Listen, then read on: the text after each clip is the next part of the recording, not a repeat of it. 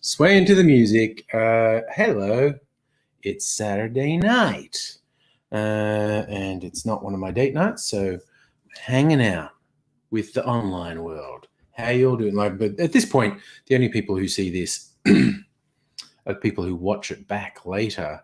So hello to you. If you're having this on as some oral wallpaper, maybe you're doing chores around the house, cleaning up, that sort of thing. I've been told people often like to have a little voice in the background while they do things like that.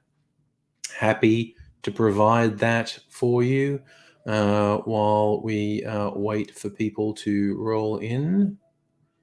That's interesting. I'm getting a little thing saying, oh, there, my connection's wavering in and out. And I think it's settled down now. So hopefully my Wi-Fi router has calmed down because it would be a little bit of a palaver to get a cable and connect it to my laptop. My laptop normally does well enough on Wi-Fi for these streams. So hopefully it will continue to do so. Just almost completely clear ice. I didn't temper it, which is to say leave it at room temperature for a while, and it cracked a bit, but that's barely visible. And this was the end bit, so it's actually got some tiny little end air bubbles in it you might be able to see, but it's fairly clear. Magic clear ice makes the drink sexier.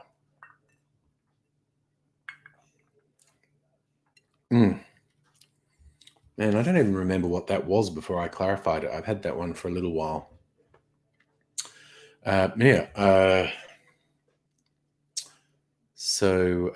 Yes, I don't know what I'm drinking. A concoction, anyway. And I think tonight I'm going to experiment with my chocolate whiskey, try and find the right beverage to have with it. Silumi and Chris, hello to you. How are you? Hope, well, I know it's Saturday night for you, Salumi. I assume it's Saturday morning for you, Chris. Hope it's treating you well, whatever you've been doing. And cheers and hello. Saturday night, I have a few drinkies. Probably not. Actually, I was pretty responsible last night, as opposed to, I don't know, the previous Friday night, where I was not even slightly friggin' responsible previous. Oh no, Salumi, weekend plans fell to shit. Guy woke up feeling like a cold, so he's going to get COVID tested. Bummer. Well, I hope you can reschedule, or that he gets a quick result from the COVID test. But even if he gets a negative test back, it is, I think people really look at you like you're a plague bearer if you sniffle or cough these days, even if you know, you had a COVID test, so it's only a cold. Earthcrow, hello. Chris, you doing all right? All right. Something's been difficult. That's probably just the world at the moment. There's always something being difficult in this world of ours. We can just kind of hope to keep it to a manageable level of things that are troublesome. Trying to keep them under some sort of control in this world. So Salumi is keen to rebook. Told him if he's not well, better off resting this week. Yeah, that's a good sign. Wanted to rebook. It's another thing. Look, I made.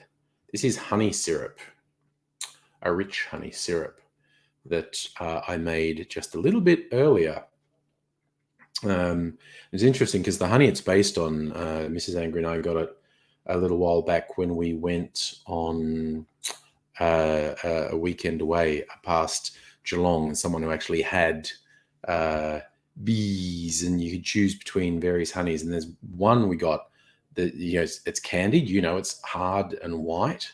And so, yes, I just added some boiling water to it to melt it and came up with a nice rich honey syrup that I've never made honey syrup before, actually.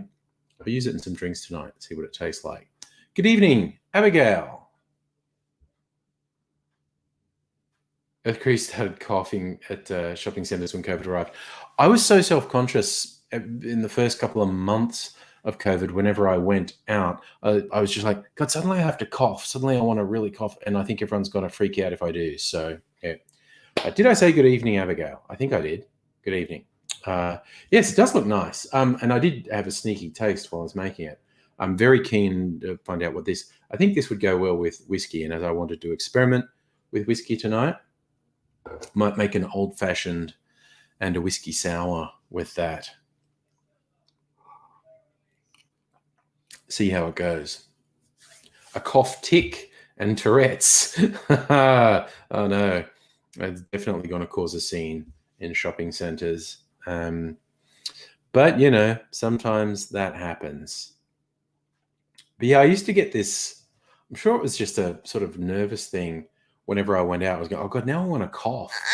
I want to cough and sneeze, and everyone's going to look at me like I'm a plague bearer if I do that. And I'd get really self-conscious about it. Not so much anymore. Not that it's completely gone away, but I don't do it so much anymore. So, and also people are a bit less worried these days. Although now at the moment, because there's a scare with the cases in Western Australia and the guy who flew from Western Australia to Melbourne, which put 200 people on the flight as close contacts. I think, wouldn't sort of swear to it on a stack of Bibles, but I think everyone on that flight has been tested and come back negative. Yes, I'm really confused about this particular leak from hotel quarantine. I just feel like, and I can't believe people are still doing this. I just feel like the hotel quarantine wasn't being run properly. Like the whole thing with the person being, some people being positive in hotel quarantine. They've tested positive. Some people have tested positive for COVID in hotel quarantine. Call me crazy, but at that point, I would make the assumption that every person in the hotel has been exposed, and I would maintain that assumption until I got conclusive evidence to the contrary. Namely, people returned a negative test. That's still not foolproof, but that does not seem to be what happened. It's like, well, we tested you when you came in. While you've been here, other people have tested positive. We're just letting you go because you tested it. So like, no, on the day someone's supposed to leave, you should at least do one of those rapid tests, which aren't completely reliable, but it would at least give you an indicator. I mean, I think when those tests in error, they tend to err on the side of a false positive, which is better than a false negative. That just doesn't seem to have happened. And I can't understand why. Hello, Celtic King. Yes, Abigail. I did actually say call me crazy, so that is fine. Possibly also right, but yes. So Feds hit back. West Australian Premier's demand for greater Commonwealth assistance prompted a comprehensive smackdown from the federal government. Mark McGowan's regularly complained about lack of federal help. ramped up his criticism on Saturday. They've had a third community case. Gowan says states unfairly shouldered cost and risk of hotel quarantine, despite it being a federal responsibility under the Constitution. Factual statement. Commonwealth has facilities designed for uses such as quarantine, but they don't want to do it, he said. Federal government issued a swift rebuke saying states agreed more than a year ago to manage hotel quarantine.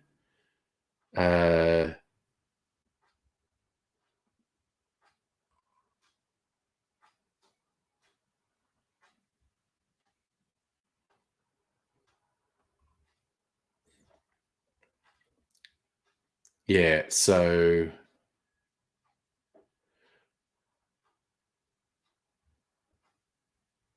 yeah, it's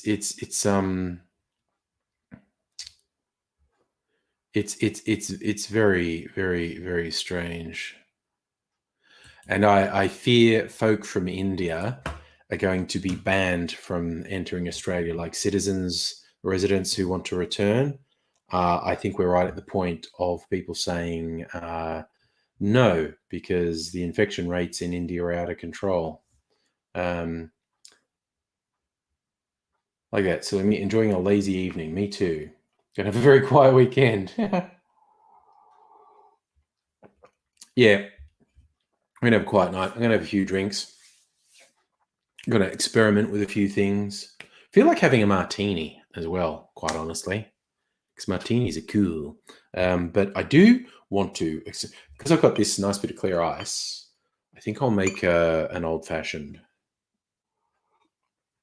I'll be 10 minutes in and I finish that. I should say, okay, I'm going to make an old fashioned and then I might slow down. Then I might intersperse with water. We're going to try and be responsible. Okay, so, yep, my mixing glass is over there. I just got to get my receptacles and I'm going to make an old fashioned with the chocolate. I want to find the right drink to have the chocolate whiskey in, something that shows it off, because I haven't had it yet. And it's less than brilliant on its own. It's not awful, but less than absolutely fabulous. Where's my stirring finger? All right, I'm going to do it the easy way. So get my mixing glass. Actually, I was going to do the little ice, but I might crack some ice into it, because why not?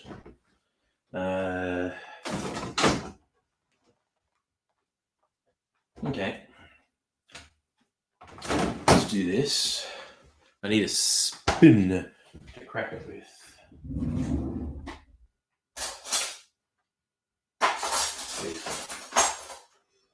Good heavy spoon. Gotta crack some ice into my mixing glass. I don't know if this counts. This might be too harsh a noise to be ASMR. Various, thinking of cocktail ASMR. Oh, that was pretty successful for me.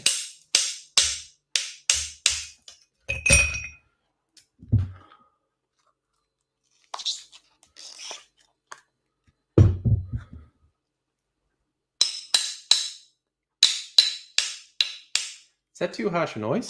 Is anyone wearing headphones? Oh God, I dropped some of that. That was less successful. All right. Ice in my... You like the cracking ASMR? Nice. Okay. Okay, I'll just put this back. Now, for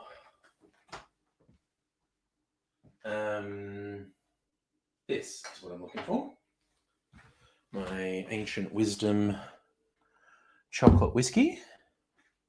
Spin. Oh, bitters. Oh, maybe I should do chocolate bitters. I think I've got chocolate bitters here.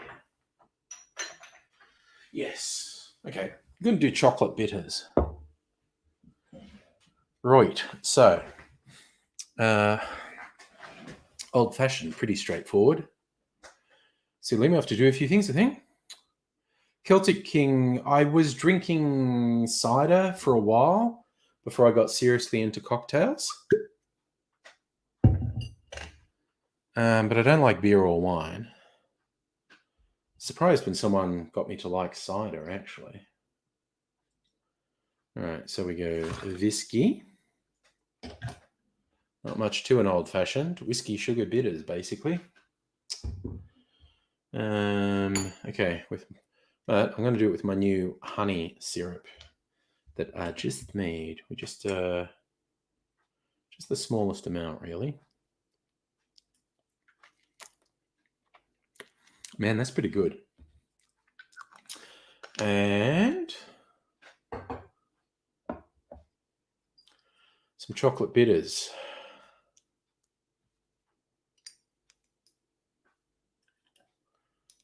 That might be enough. Little dash of chocolate bitters. Celtic, you love Guinness. I definitely don't. More ASMR, stirring ice.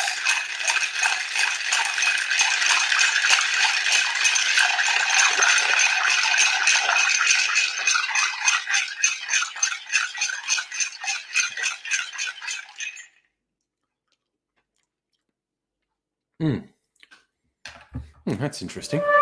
All right. Oh, I forgot my Hawthorne strainer. I think it's in the dishwasher. Yep, it is. All right. Hawthorne strainer. Right. Just want to keep this ice out of my drink.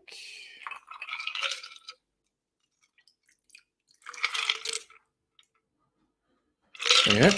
That's pretty simple. Don't have an orange. What I really like with an old-fashioned is a bit of orange peel. Just peel a bit of orange peel and spritz the oils over it and drop it in. Is nice. Abigail, your spoon's too big. The mind boggles the context for that, but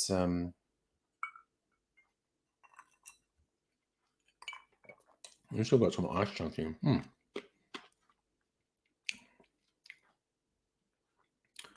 That's interesting.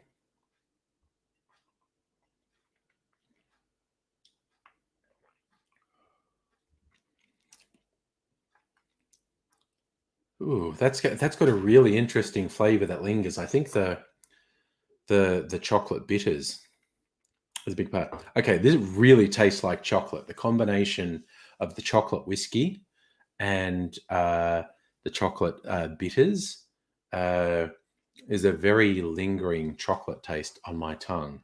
Ooh, little reflections on my face from my Hawthorns, my metal strainer. Bit of a music video. Abigail, live in a bucket. Fair enough. Could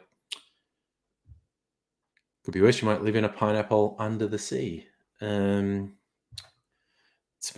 SquarePants. I was it one that the kids used to always watch, Phineas and Ferb, a Disney cartoon, which was actually pretty funny and had just really quite cute, surreal elements to it. Again, my kids' generation got to grow up on some cartoons that just had a real serious dose of surrealism and absurdism in them, which I quite like. Okay, I'm absolutely failing to get the references. I think, Abigail, I feel that's all a reference to someone. Tuesday's coming. Have you got your jacket? I feel like these are all references, and I'm not getting them. But things go over my head all the time.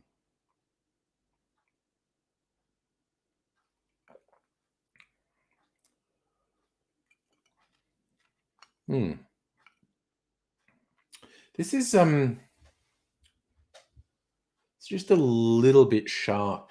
This I think I prefer my whiskies smoother, but for the love of God and all holy, my anus is bleeding. That's cool. Yes, Earthcrow, surrealist cartoons like Adventure Time and Regular Show and uh, Phineas and Ferb's a bit straighter than those, really. Um, oh, Earthcrow, Angry Beavers was a weird one. That's kind of pre my kids' generation, actually. That's more like early 90s, I think. Now I want to look it up. I want to look up Angry Beavers animated series ran from where to where? No, 97 to 2001. Okay. I just think they were too young. Like my daughter was born in 97. They're more into the stuff that uh,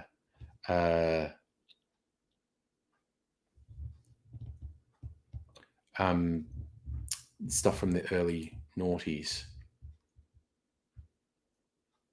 Earthquake, you came across them with your eldest, born in 97. Yeah. I did see some Angry Beavers. I didn't watch a lot of it, though. Um, I think what I did really like was Invader Zim. Did Zim run? 2001 to 2006. Yeah, that makes sense.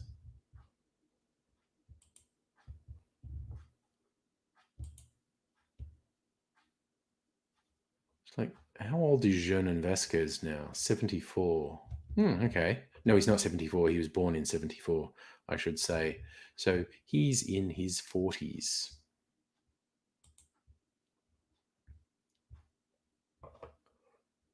There you go.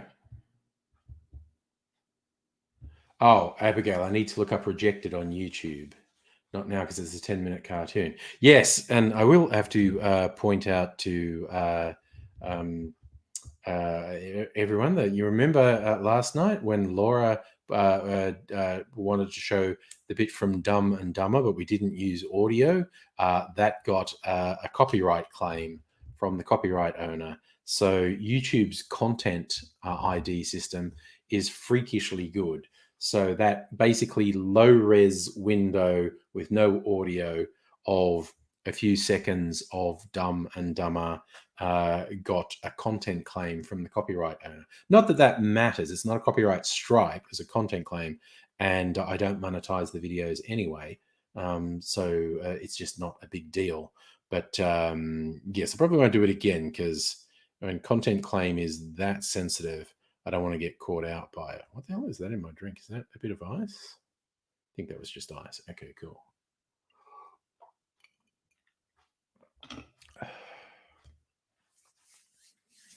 Mm. So this makes a reasonable old fashioned. It's just and it's the chocolate, I guess. The chocolate gives it a slightly bitter, sharp edge. Like so, yes, real cocoa and real chocolate has that bitter element in it. So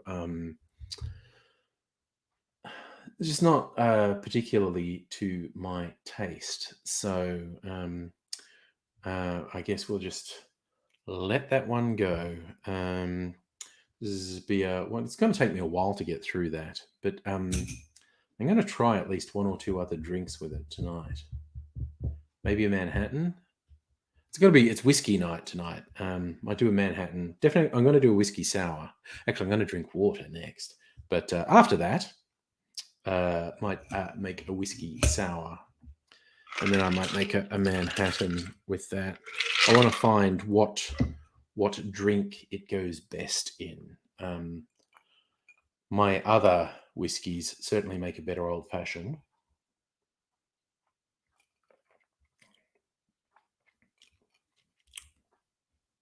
So yeah, it's not terrible. It's just not great. And because some of my other whiskies make a truly great old fashioned, so we really notice when something's not as good.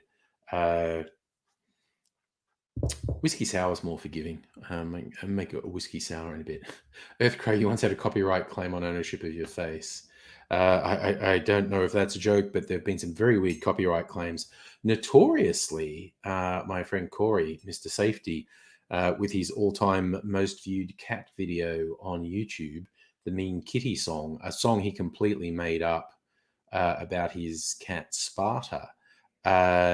He got a copyright claim from Viacom, the scumfuck company, that tried to sue YouTube for $1 billion and failed because there was no merit whatsoever to their claim. But it was like an absolute 100% spurious claim. It was as these companies should pay a price for it. So, Echo, you literally did have it happen. You had to write why you owned ownership of your face. That's pretty full on. That's pretty full on.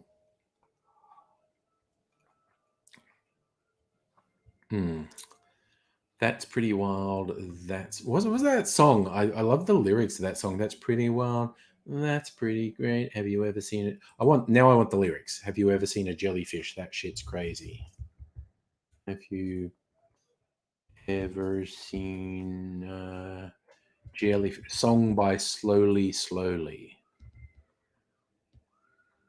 Lyrics. So the chorus is, that's pretty wild, that's pretty weird, right? That's pretty strange. Have you ever seen a jellyfish? That shit's crazy. Speaking of absurdism, that's a great absurdist lyric. I really like it. And I finally saw the video for it a while back. It's this really quite strange, very hipsterish video for the song. Yeah, I just like those lyrics because they're just very weird. Have you ever seen a jellyfish? That shit's crazy. But really, have you ever seen a cuttlefish? That shit's crazy.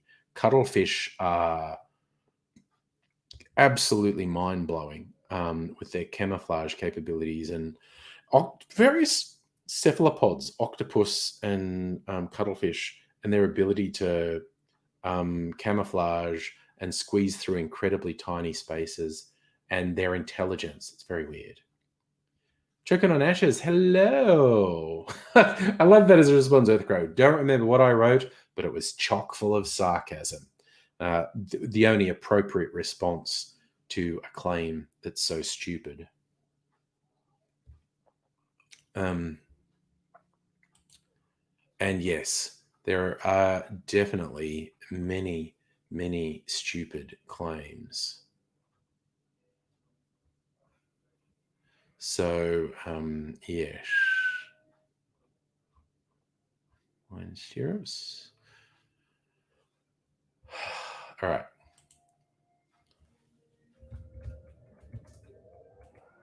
See if anyone has an interesting recipe. Celebrating Whiskey Sour Day in style. I mean, it's pretty similar. Yeah, 3/4 of an ounce lemon juice. I actually like it with slightly less lemon juice. And I think I'll make it with my honey syrup because I just want to use my honey syrup in everything tonight. Trying it out, and some egg white. I think there's some pasteurized egg white in the fridge that I will use. Hey, Salumi. But I'm going to finish this. All right, now I'm just going to be responsible because that's 2 drinks in the first half hour. I'm just going to drink some water so I don't get out of control.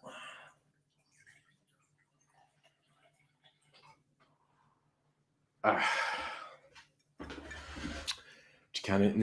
my ice is really, well, you can see it. But in water, you can see there's a few little bubbles on the bottom of it. But it really disappears in water.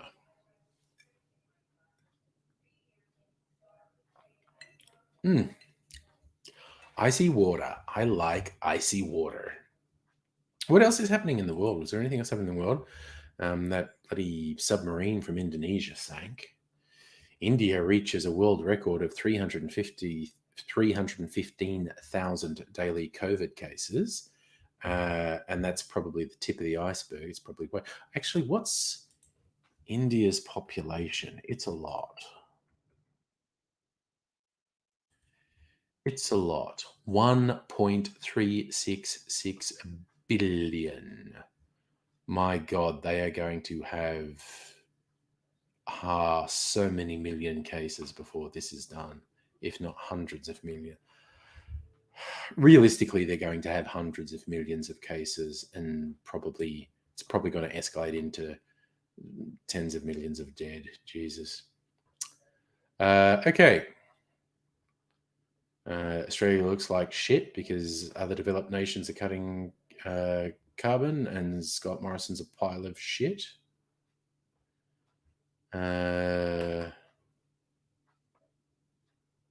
This is fun. Victoria Police to probe corruption claims over slug saga that closed catering company.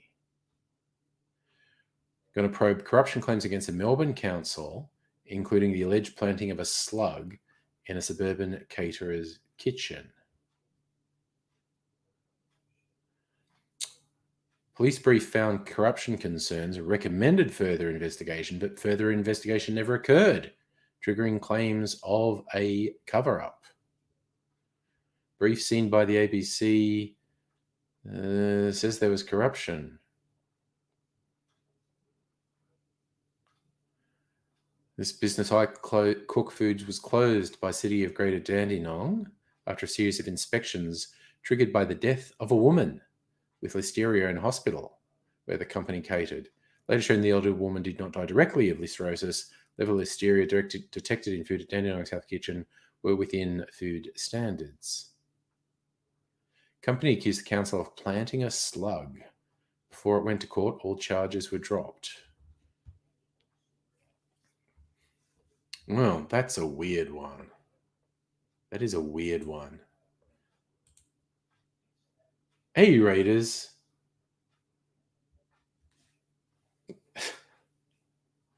The I Cook Food saga is going to take down Andrews. Seems like it's a Dandenong Council issue. Corruption.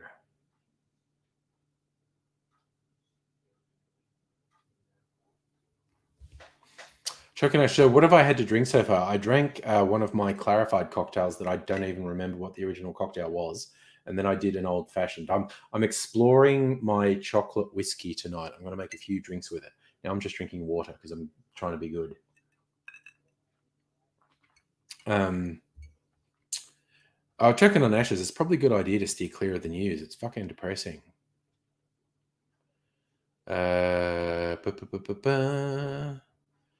Some crashes.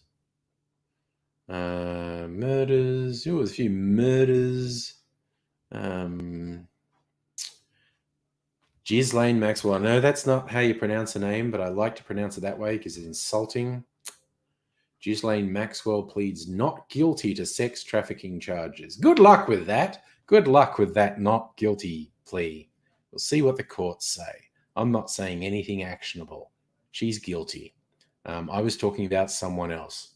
No, I wasn't. I was talking about someone in Minecraft. Ghislaine Maxwell in Minecraft is guilty of child sex trafficking in Minecraft.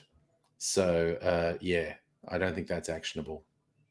Local school near me, everyone apparently, with this person who came from Western Australia and had COVID-19, someone on the flight had kids who went to this school and whatnot. And so all the parents from kids at this school got a thing saying you need to isolate.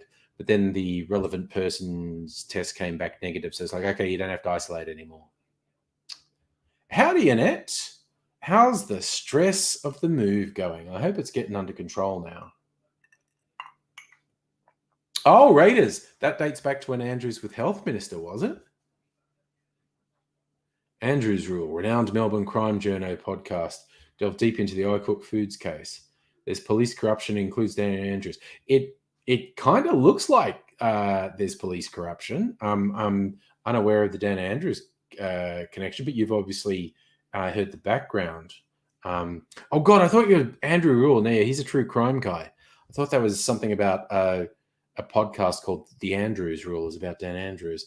Um, yeah, we'll see what comes out of that. But yeah, there's an investigation at the moment into corruption charges. So, and Ghislaine was whose own hoity-toity background fueled herself and everyone else thinks she's something better than it. No, she. If there was such a thing as placing bets on court cases, I would bet her court case is not gonna go wild. Chuck and Ashes, you want to catch up with the True and On podcast? Used to listen to avidly about the Epstein case and conspiracies. Yeah, it's weird. And yes, but like you, Abigail, in regards to allegations of police corruption, I am shocked Pikachu face. It's like, really? Police corrupt? Perish the thought. My word. Who could have conceived of police being corrupt? Just anyone who's ever dealt with police. Earthquake won't corrupt police. Oh God, New South Wales is industrial scale corruption in both police and politics, both sides of politics. And make no secret of the fact I am like pro-Labor, anti-LNP, but they're all fucking corrupt in New South Wales. That's an interesting observation, Earth Crow. Over 5,500 youth have police records despite not having committed crimes. Police do love their power. They do love exploiting their power. Well, it's always a dodge thing to give police new powers because they will exploit them. And there's a podcast, a fairly well-regarded podcast called True and On, and it looks into Epstein and other things. But yes. So, Raiders, you're saying the Vic government launched a food company, provide food to hospitals, wanted I cook food. Ooh, okay. If that was what's behind it, then it definitely needs to be exposed. So a government-backed food company wanted I Cook Foods out of the picture. Well, it looks like it's getting a proper corruption investigation now, so we'll see what happens. Oh, it's nice. Earth. Greens MP Shoebridge is trying to hold the government and police to account. Good luck with that. They've notoriously been unhappy with people who do that in the past. Oh, God, choking on ashes. The number of people shot in the US and police either turn off their body cams or won't release the camera footage. The police have these bizarre rights in the US of the body cam footage, being able to withhold it and even edit it. It's surreal. But, my wordy. Yeah, at Raiders, it does seem like the slug was placed deliberately. From the little bit I just read, it doesn't seem like there's any doubt the slug was placed deliberately to incriminate the company. See if there's anything else interesting happening. No. Let me see anything. Looking for anything interesting. Oh my God, these stupid fucking gossip stories involving the British royal family are so fucking contemptible, and they're so full of shit. Here's this headline. Kate Middleton's uncle calls Harry and Meghan Muppets and says he doesn't believe a word of Oprah interview claims. Shut the fuck up, you toadying, shit-sucking, inbred fuck. Yes.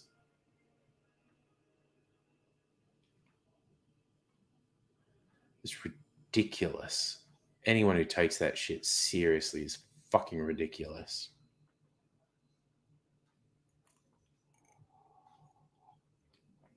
Ugh, it's just ridiculous. All right. Okay, good tip. There's a podcast worth checking out if you like crime stuff. Andrew Rule's podcast, Life and Crimes. And there's an episode called Slug in the Guts. There you go.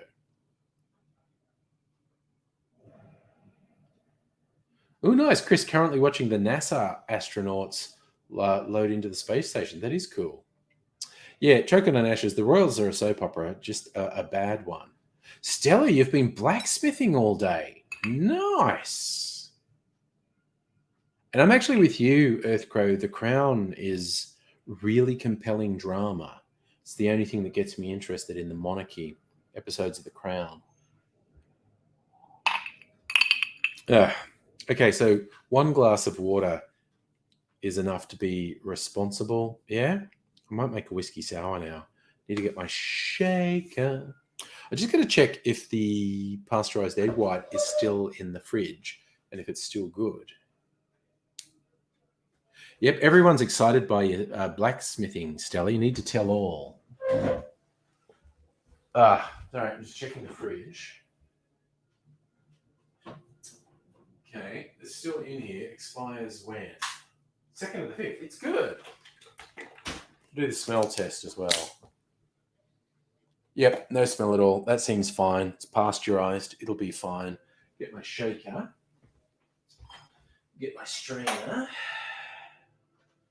That's pretty well. That's pretty strange. Have you ever seen a jellyfish? Just need to get some lemon juice out of the fridge.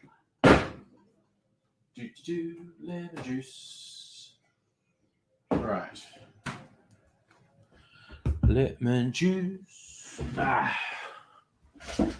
So, Stella, you made a bottle opener and a fire poker. Nice.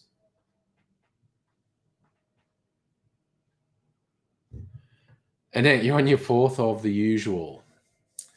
I like that, Abigail. Your response to the blacksmithing is to be impressed and a little horny. Nice. And you're knackered, Stella. Yeah, well, blacksmithing's hard work. Right. Drain off that water. Reuse this ice. I'll put it in the shaker. Gonna make whiskey sour. Right. So, whiskey sour, whiskey sour. All right. So, again, I'm going to make it with the chocolate whiskey. Determined to find the right drink to really show this chocolate whiskey off.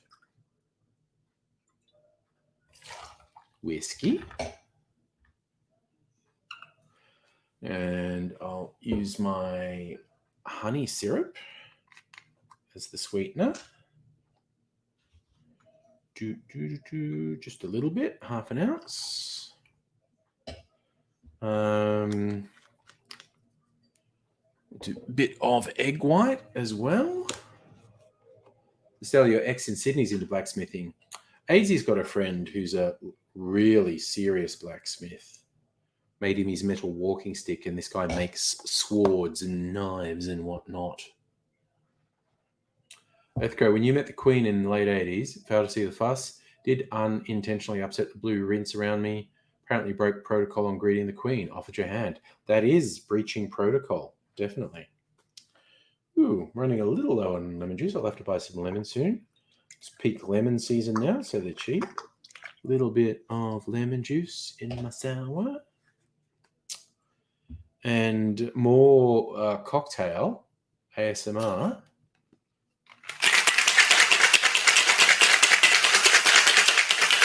I should have done a dry shake for the egg white. I forgot.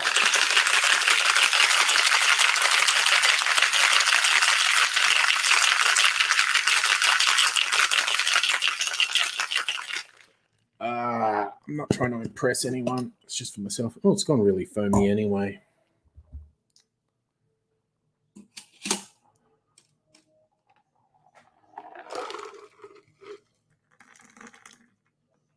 Alrighty.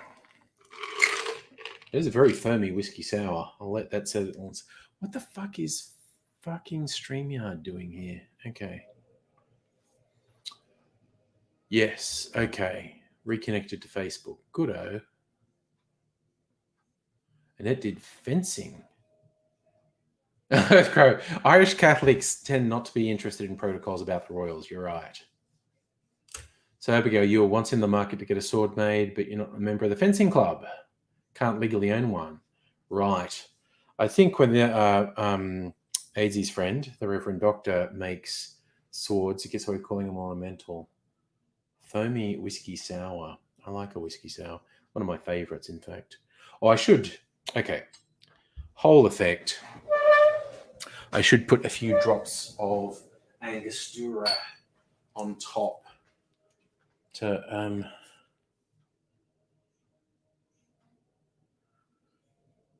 come on.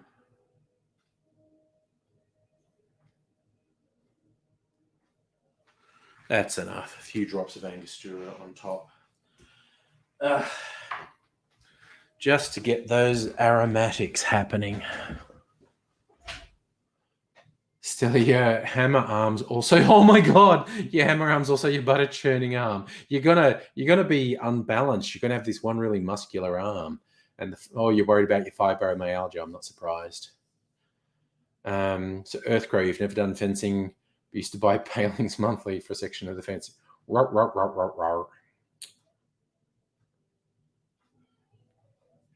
Yes, Annette. That's the protocol. The lady of higher status offers a hand first, and there's no one higher status than the queen. Aromantics. Well, the aromantics are allowed to get a look in as well, Abigail, but I'm going for the aromatics. Little bit of bitters, you know.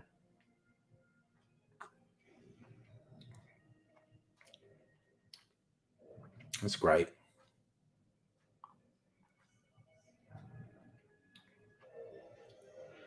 Mm. Mm. Mm.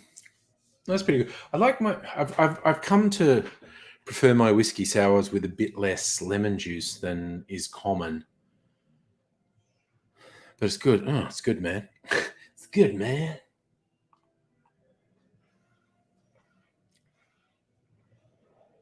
Yeah, that's good.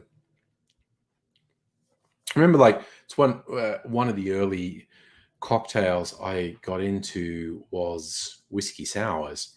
You make them properly, like with whiskey and fresh lemon juice and a sugar syrup and some bitters. And I found out like whiskey sours had a bad reputation among Americans because their introduction to whiskey sours was some cheap, shitty whiskey and this bottled sweet and sour mix they sell in the US, which is just some really gross syrup. And so a shitty whiskey with a shitty sweet and sour mix, and they think that's a whiskey sour. And it's like, no, then you make them a proper whiskey sour. And first they don't recognize it. And they taste it and go, no, this is not a whiskey. Yeah, no, this is a real whiskey sour. You idiot.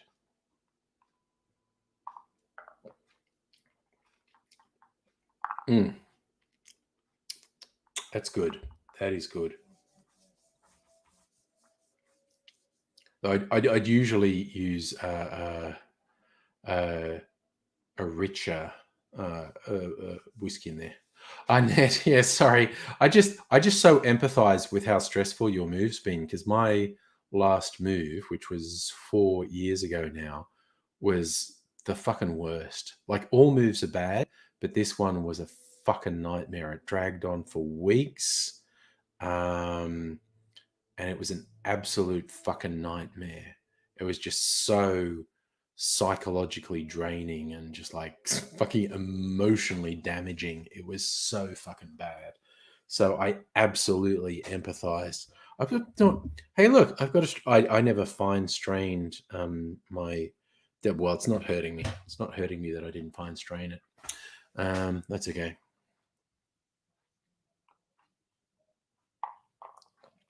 Mm. Okay, so we're shaping up on the first hour, and I've had the 3 drinks. I maybe should slow down. I don't feel that drunk yet, but then I'm going to hit this tipping point, and we'll see. All right, I think the next one we'll make a Manhattan or a Sazerac.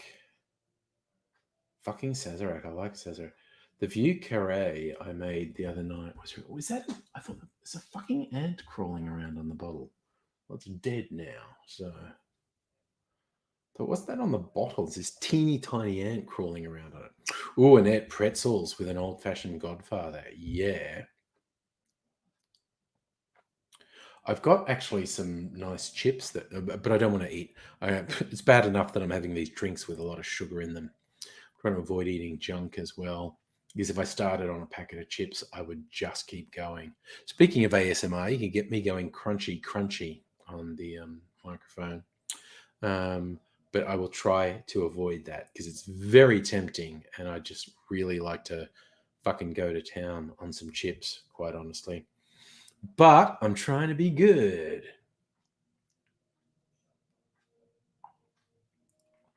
Mm.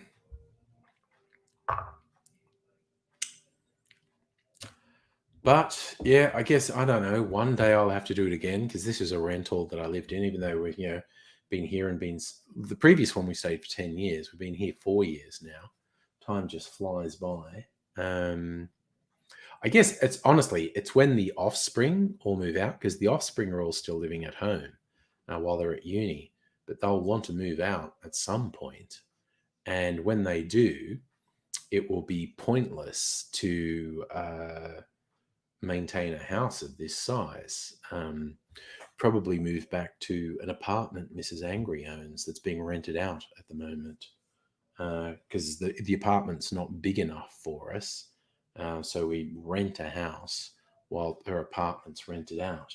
When the offspring all move away, we will probably move into that apartment.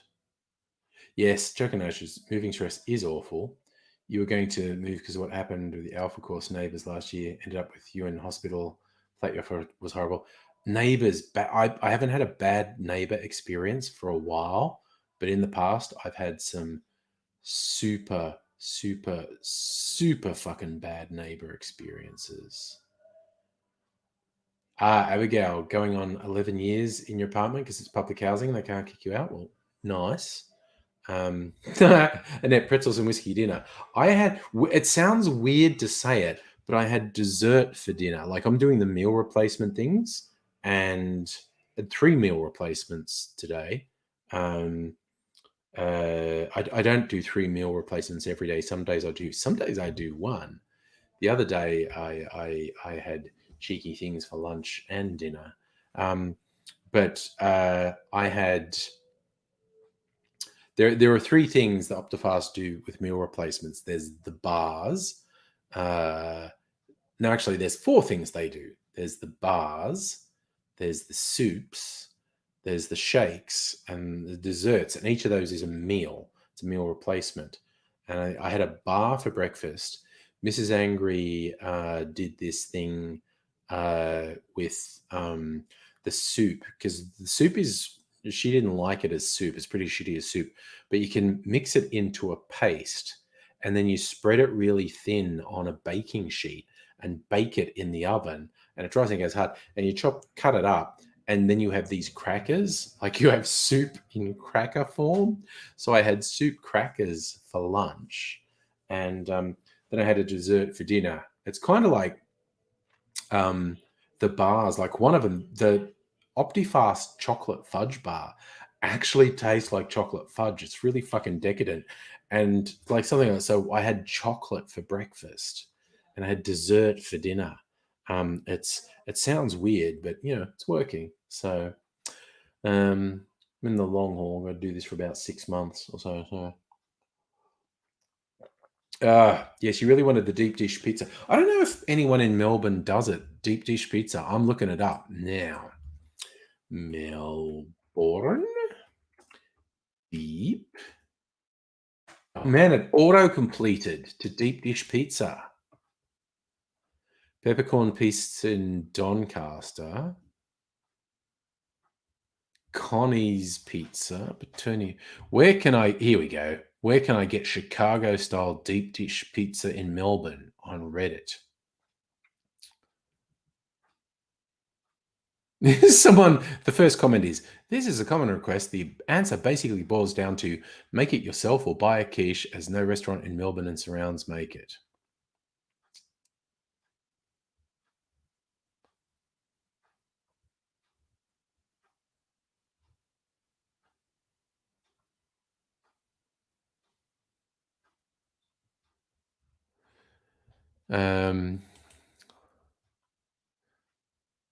Someone taking the piss saying Pizza Hut do deep dish pizza. They call it lasagna.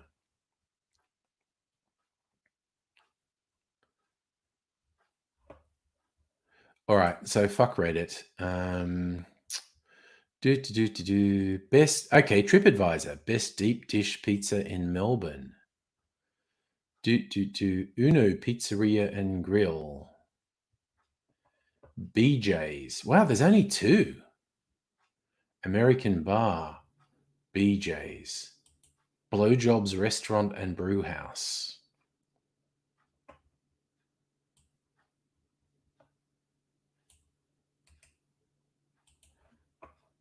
BJ's. Well, yeah, there you go. BJ's Restaurant. Where are they? Buy $50 e-gift card. Get a $10 block. Block. You cannot fucking know anything about me. Fuck you. Block. BJ's. They know what they're doing with the name BJ's. Definitely. Why BJ's? Because everyone likes BJ's. That's why BJ's. Family pizza feasts, family dinner, appetizer. This is actually, that looks a bit like. Okay, let's look at pizza. That does look like a deep dish. I just want to know who does deep dish in Melbourne. BJ's favorite. They actually look like they are deep dish pizzas.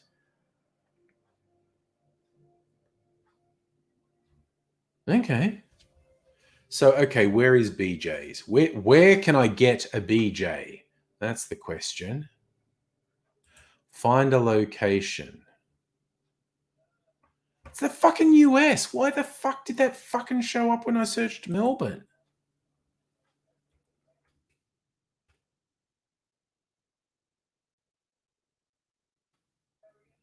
Oh, for fuck's sake. The internet has failed completely.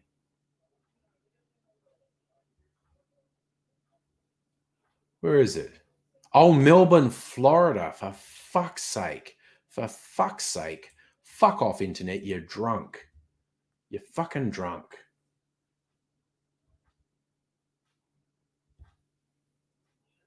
Fucking see, you were on the right track, Stella. Chris, you got it. It's Melbourne, Florida. It was Melbourne, fucking Florida. The internet can fuck off. It's drunk. Hey, Alexander. Hello. Yeah, Alexander, I'm always looking for a BJ. So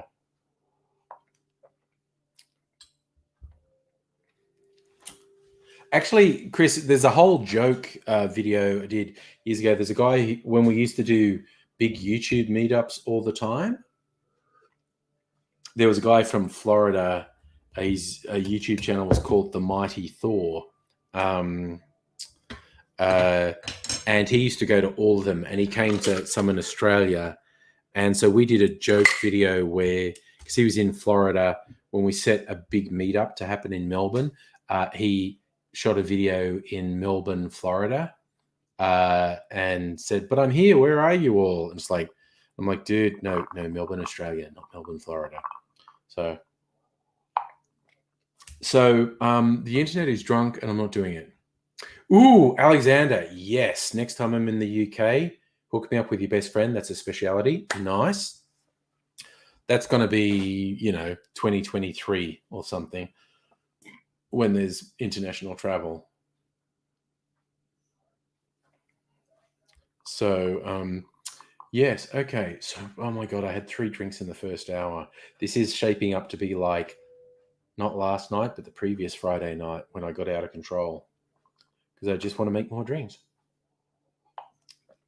3 cocktails in the first hour is not really a good look. Or is it? Is it a good look? So, whiskey, eh? Actually, I'm intrigued. If I go to Difford's and just put whiskey as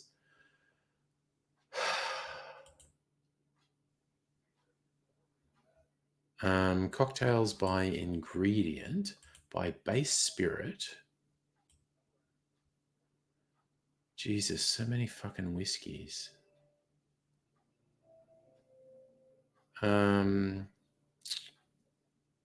Scotch whiskey blended. What does it say? Because a lot of Australian ones, a madurodized, old-fashioned, penicillin. Perfectly straight blood and sand. That's interesting. What's that? What is a perfectly... Oh, fuck off. Seriously.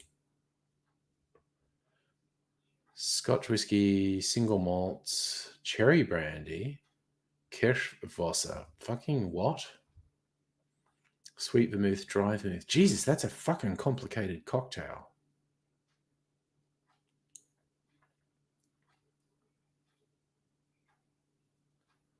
Orange juice. I don't have any fucking orange juice.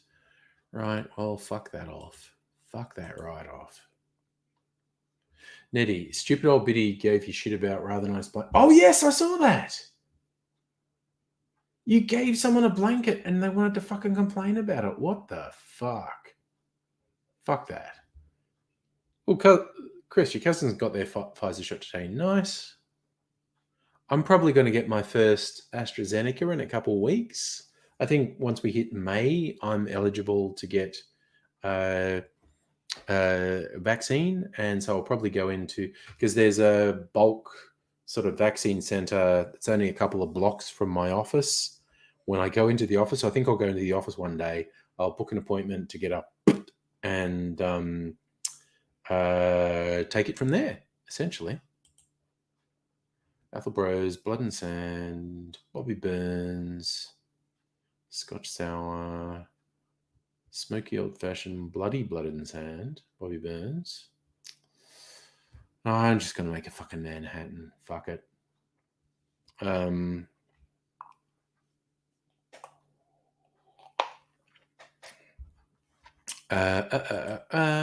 Let's look up what's classic Manhattan. My typing is really bad and I mistyped it. Manhattan.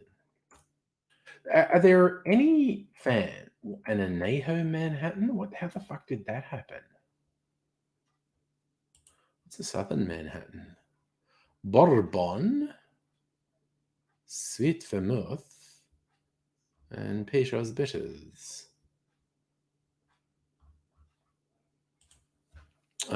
Manhattan.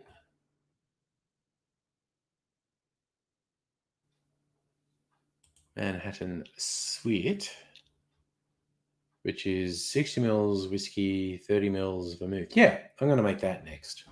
I'm going to do a fucking Manhattan. See how that works. Yeah, Chris, I don't know, work from home. Fucking commuting is bullshit. But it's remarkable. Just I'm 13 months into working from home and I never want to go back to the office. But we'll see what happens.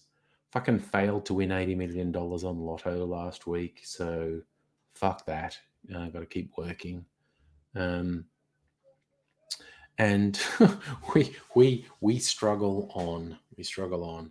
Want some more ice for my mixer because the Manhattan is stirred. And that stupid sport. Oh, right. I wondered who we were talking about. The person you gave the blanket to. Fuck people who cop a fucking attitude when you fucking give them something. Seriously. What the fuck? People.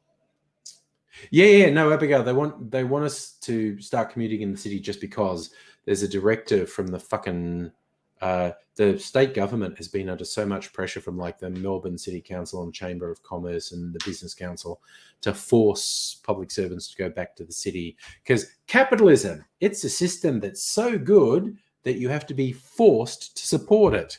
But no one's doing it. I don't know. I suppose I'll get used to it again. It's just, I don't know what's this year going to be. Who knows what this year's going to be? Fucking, trying to predict anything is a mug's game. Annette, you're a Manhattan fan? Oh, I've got a really nice sweet vermouth. The Maid and I, an Australian sweet vermouth, is so fucking good. So I'm determined to find the right drink for this chocolate whiskey. Because it's not bad. It's just not great. And I probably had high hopes for it. So I'm going to make a Manhattan with it next, which is just whiskey, vermouth, and I'll put a dash of bitters in as well. Love it.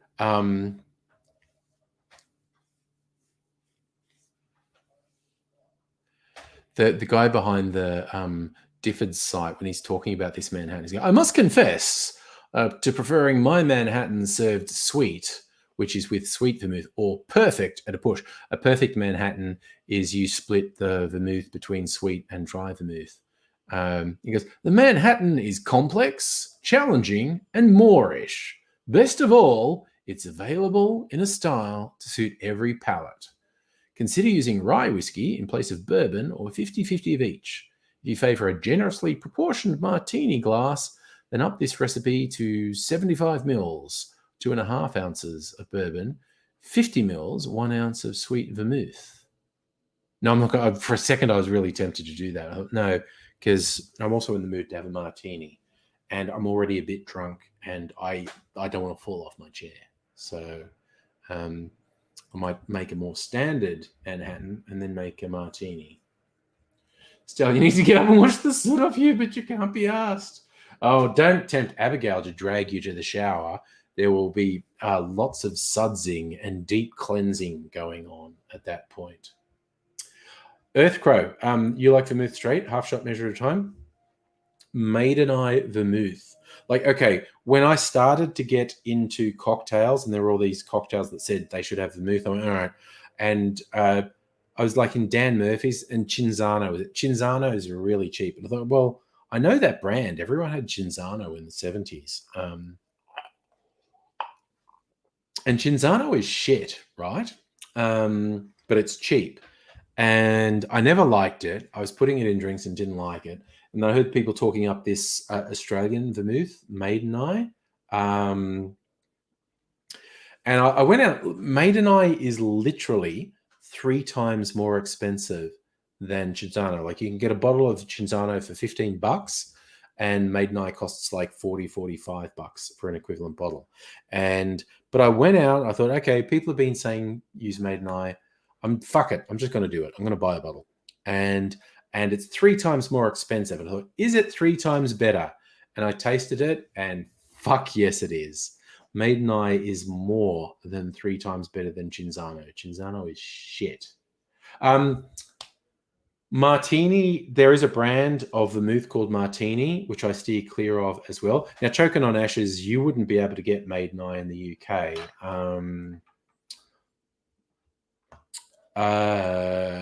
What's a good one? Oh, let's just fucking search. What is a good brand of vermouth? Because Noilly Prat. There are a couple of good French vermouths.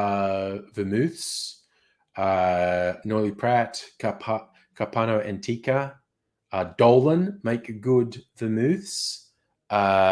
These are all better than the Martini and the Cinzano ones. I'm just going to put it's Maid and I. That's the... What the fuck? Fucking StreamYard. It's got a problem with... So that's the Australian brand, Earthcrow, Maid and I. It's really good. They do a sweet, a classic, and a dry. So whatever your taste is. I've got the sweet and the classic open at the moment, and I got some little bottles to replace them when the big bottles are gone over sweet and are dry. Oh my god! Okay, I'm completely on board with how smutty the chat's getting with bloody Stella wanting Abigail to do some sudsing and Abigail being straight up to be in there for the sudsing. I actively encourage the chat to get all steamy. So, okay, it's 9:10. I feel like I can make another drink now. I'm a little bit drunk. I am a little bit drunk. Yeah, Earthcrow, like Dan Murphy's carries Maiden Eye. So it's down to your taste. Like I said, it is 3 times more expensive than Cinzano, but I don't often drink the Maiden Eye Vermouth straight, but I could. It's really fucking nice. It's really fucking nice. I am now going to have some Maiden Eye Vermouth. I'm going to make a Manhattan. Okay, Chris, I'll do some water. All right. You're the boss, Chris. You're the fucking boss. I'll have a glass of water before I do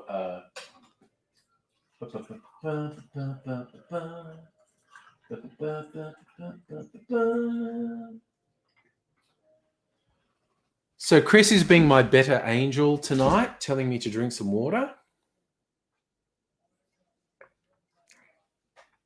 I think the water reservoir might need... Oh, no, it's okay. It's half full. Just wondering how low the water reservoir's got, because young Mr. Angry likes to keep hydrated as well, so I need to keep it up. Oh, gosh, choking on ashes, want a massage. Very little human contact in a year. Yep, it can be difficult. Stella's up is getting naked and wet. Okay. All right. That's just the thing that's happening.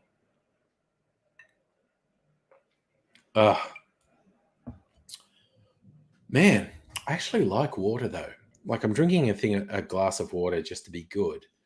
But I like really cold water with ice. It's good. This has probably got a little bit of residue of my whiskey sour still in here. I couldn't be bothered to get another glass. I don't know if there's anyone who's been hanging out live streams long enough to remember years in the past, I used to do live streams on a platform called Blog TV. And I do remember a couple of times as a joke, because I was drinking a lot of Pepsi Max during these streams, and I needed to take a piss, and I don't want to leave. So sort of below camera view, I'd piss into an empty Pepsi bottle.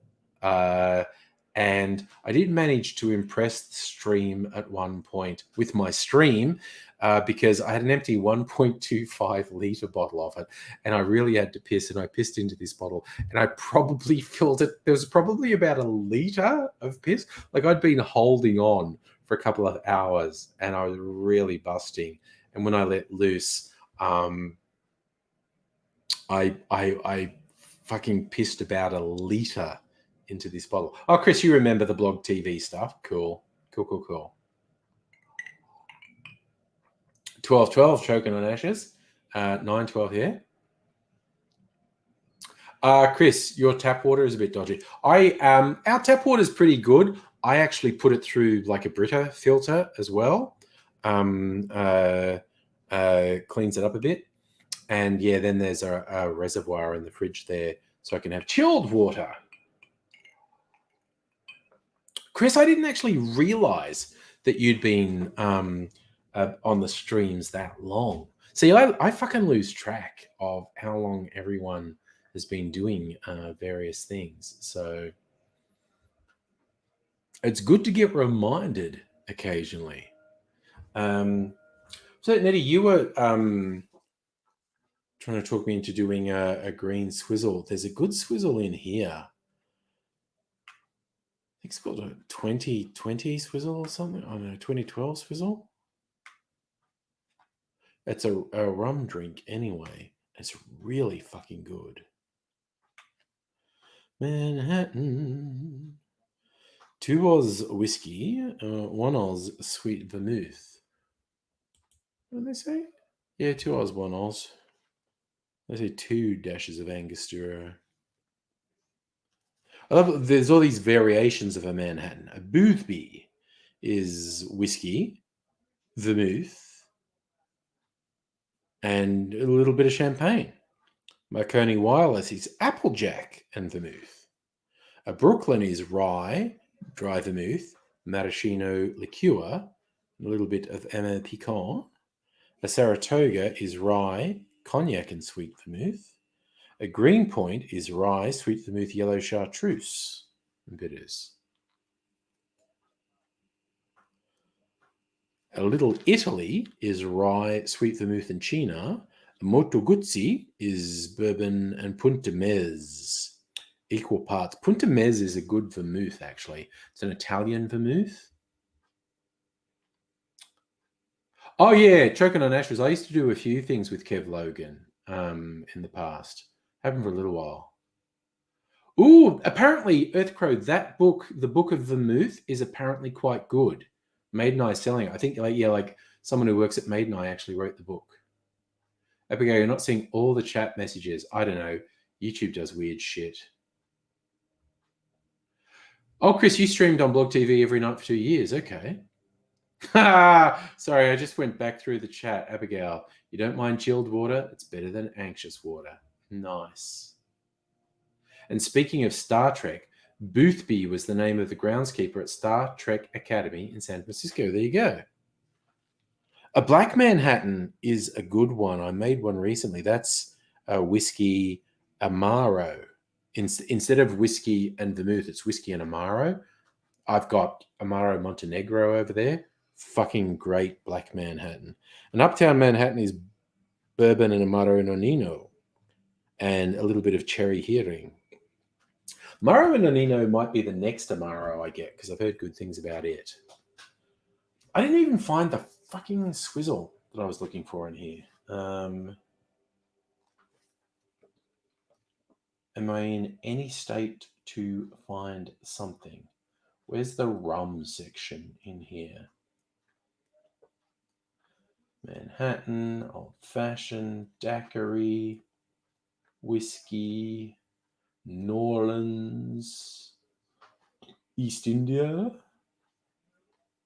sherry, Southside, absinthe, the flip and the fizz, brandy, sidecar, orgeat, champagne, 20th century, drinks of God, gin. Where's the fucking rum one? Is that it?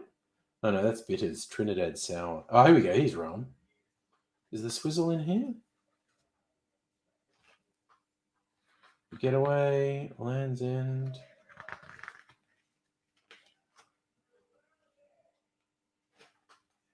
Honey Fritz.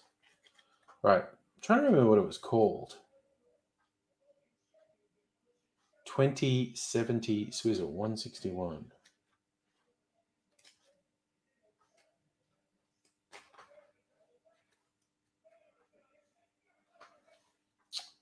Okay, it's weirdly enough, it's called the 2070. Oh, Silumi, you're off to, oh, wow. Watch House Moving Castle and Eat Your Feelings. Great movie, and eating is also great.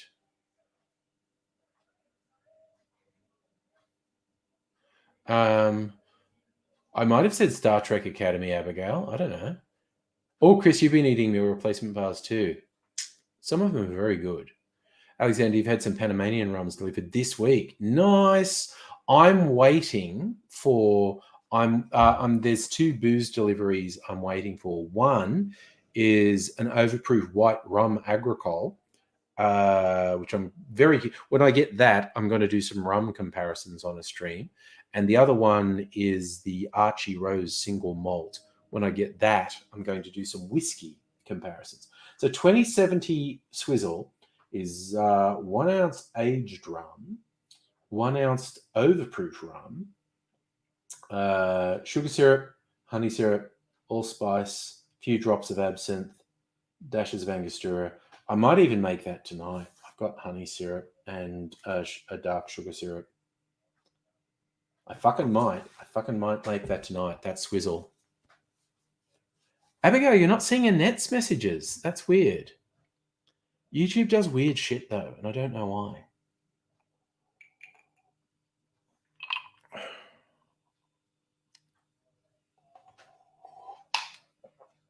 If you've ever seen the Whiskey Tribe on YouTube, and if you haven't, I recommend you do because they're very good. The guys from the Whiskey Tribe.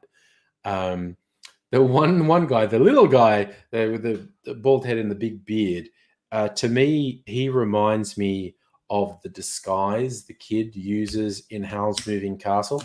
Like sometimes when he answers the door in Howl's Moving Castle for particular cities, he has this disguise where he's like a dwarf with a huge beard.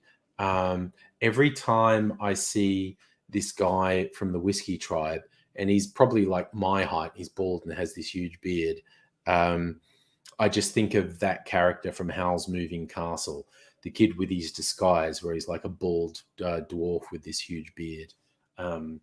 Maybe that's just me. I don't know. But I think that's, I think he's a dead ringer, actually. All right, I'm going to put this egg white back in the fridge. Ba-ba-ba-ba. Right, you bloody well right.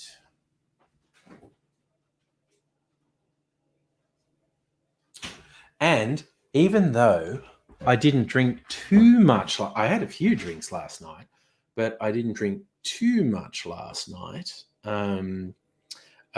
Angry did inform me I snored a bit, which I was felt bad about because I went to bed. I didn't sleep on the lounge.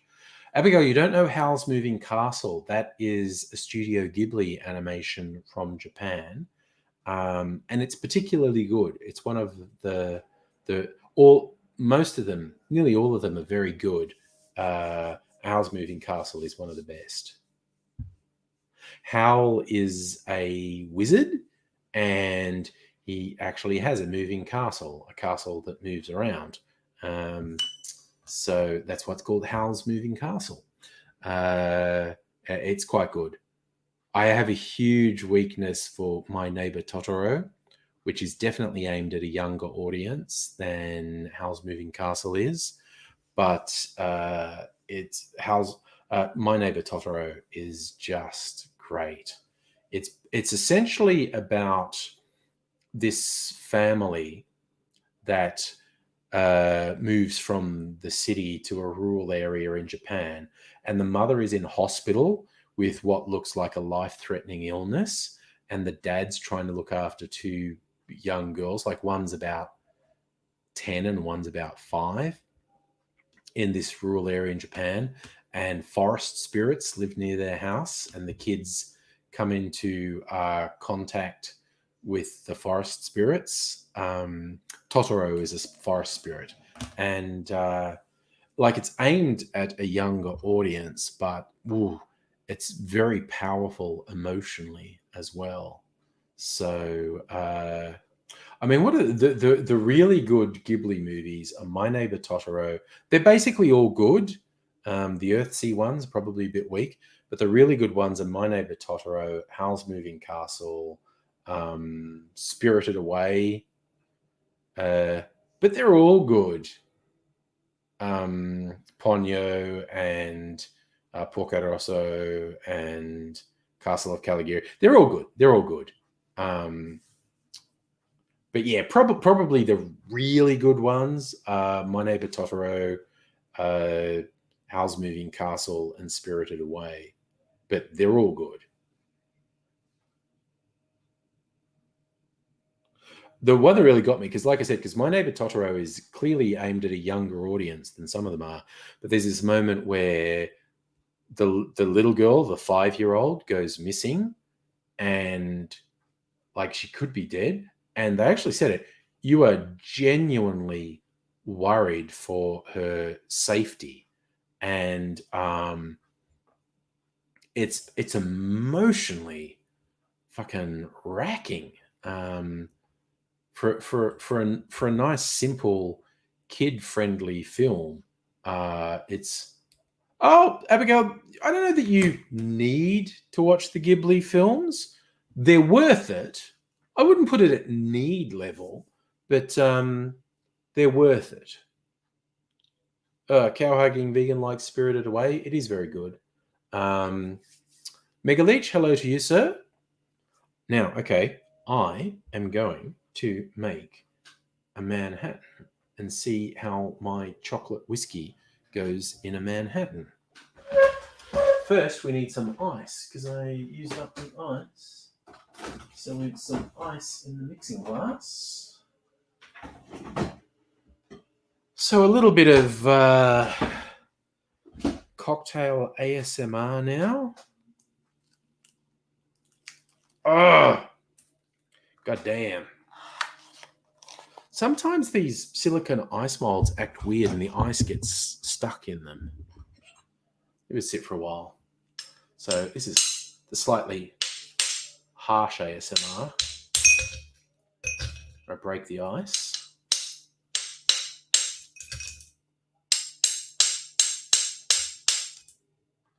Come on, you bastard.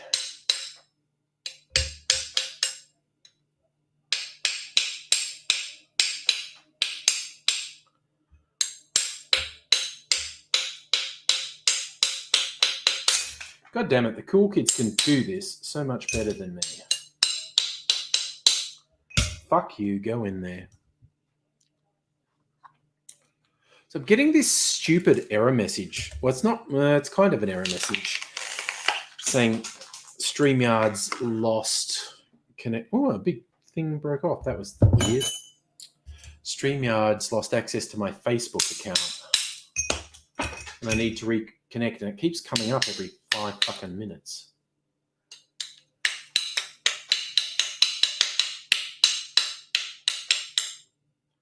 Fuck it. I can't be bothered breaking that up any smaller.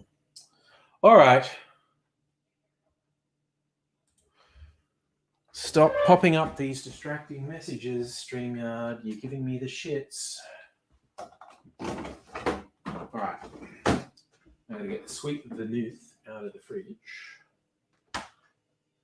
Sweet vermouth from the lovely people at midnight. Abigail, next Saturday night, going to live stream you watching a movie you haven't seen. Tell your friends. Oh, that sounds good. What have you decided what movie yet? I've got the fucking stoves buzzing at me. You probably can't hear it, but it's really distracting. Just need to hit a button and stop that fucking stove. Right. You bloody well right. I'm going to use a little bit more of this chocolate whiskey from the Yarra Valley. Put that in there. And this is a very Australian Manhattan. So my Australian in Manhattan, the Crocodile Dundee, aka the this is a That's Not a Knife. 1 ounce of vermouth. I think I'll put another bit of okay. Oh, I should have thought of this sooner because I'll crack the ice now. Oh, you know what? That's fucking fine. That'll do. I was going to put a fresh piece of ice in here, but it'll crack, and I'm not ready. 1 dash of Angostura. I'm going to put the chocolate bitters back. So either going to be, Abigail, you're going to watch Fast Furious 1 or Twilight 1. I've not watched either of them either. So,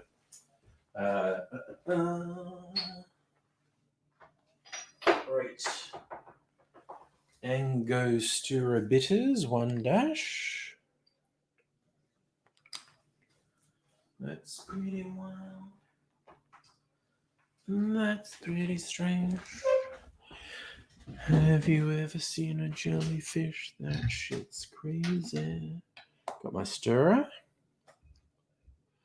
In order to successfully ice, yes, you need to stop, collaborate, and listen.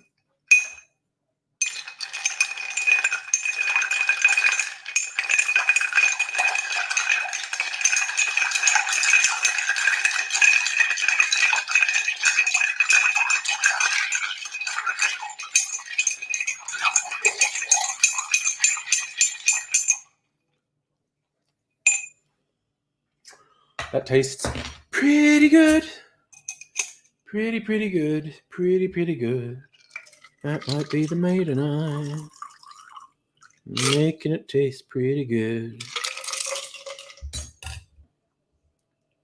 That nice sort of red from the red vermouth. It's not really the glass you'd normally put Manhattan in, but I don't care. Mind you, I'm planning on making a martini, and I'm going to do that in a martini glass because I'm fucking classy.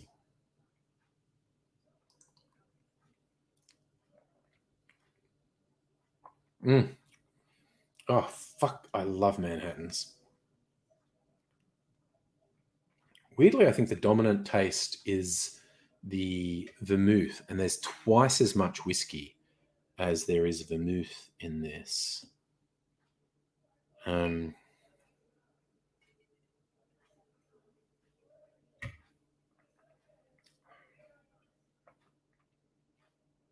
It's really fucking good. Man. Yes, that is. It is very reminiscent of a sex toy, Earth Crow, cast of famed bartender Gary Regan's finger. With the balance. Ooh. There we go. It's very nicely balanced.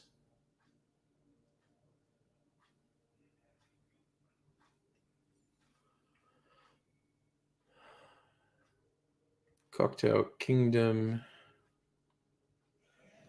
And it's I don't know if you can see it, it's got a cock on there, aka a rooster. Cowhacking Vegan, you're at the Bleeding Heart shop on Saturday. Nearly bought some vegan booze to down during live streams. I'm not sure what would classify as vegan booze, in fact.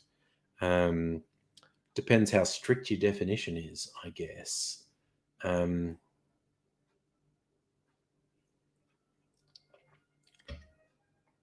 Oh, fucking hell.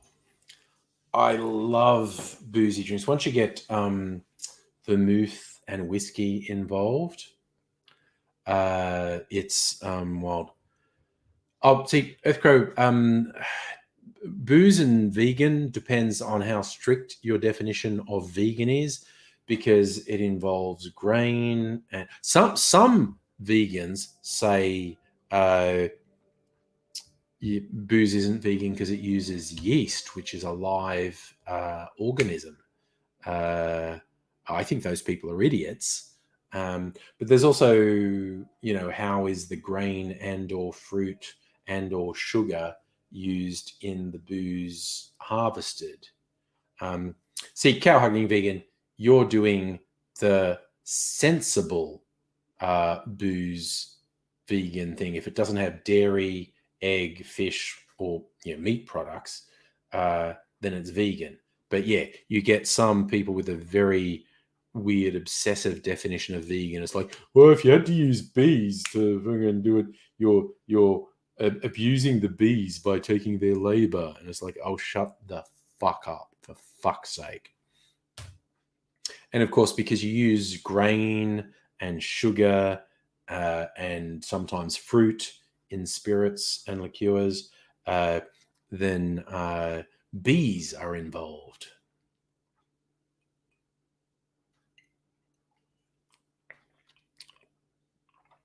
It's only really obsessive vegan types who would find most booze to be a challenge on the vegan front. Obviously, you got cream liqueurs. They're using milk and cream and whatnot.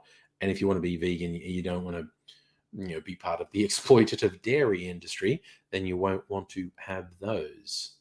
That's an interesting one, Cowhacking Vegan. Fish bladder is often used for filtration. Lawsy, that is not a thing of which I was aware.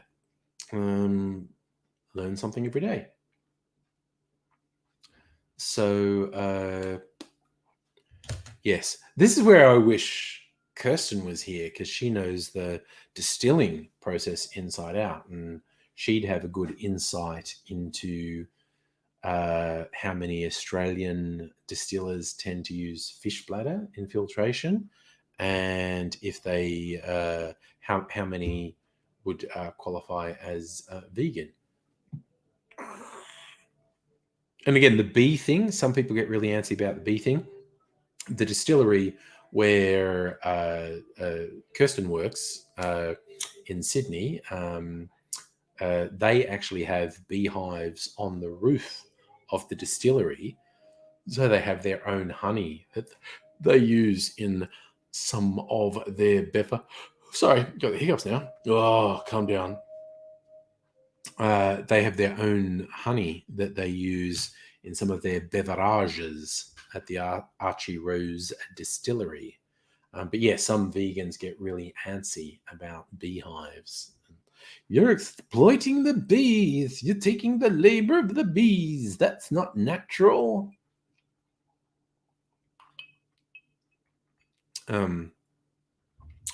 But those are the people who give vegans a bad name, quite honestly.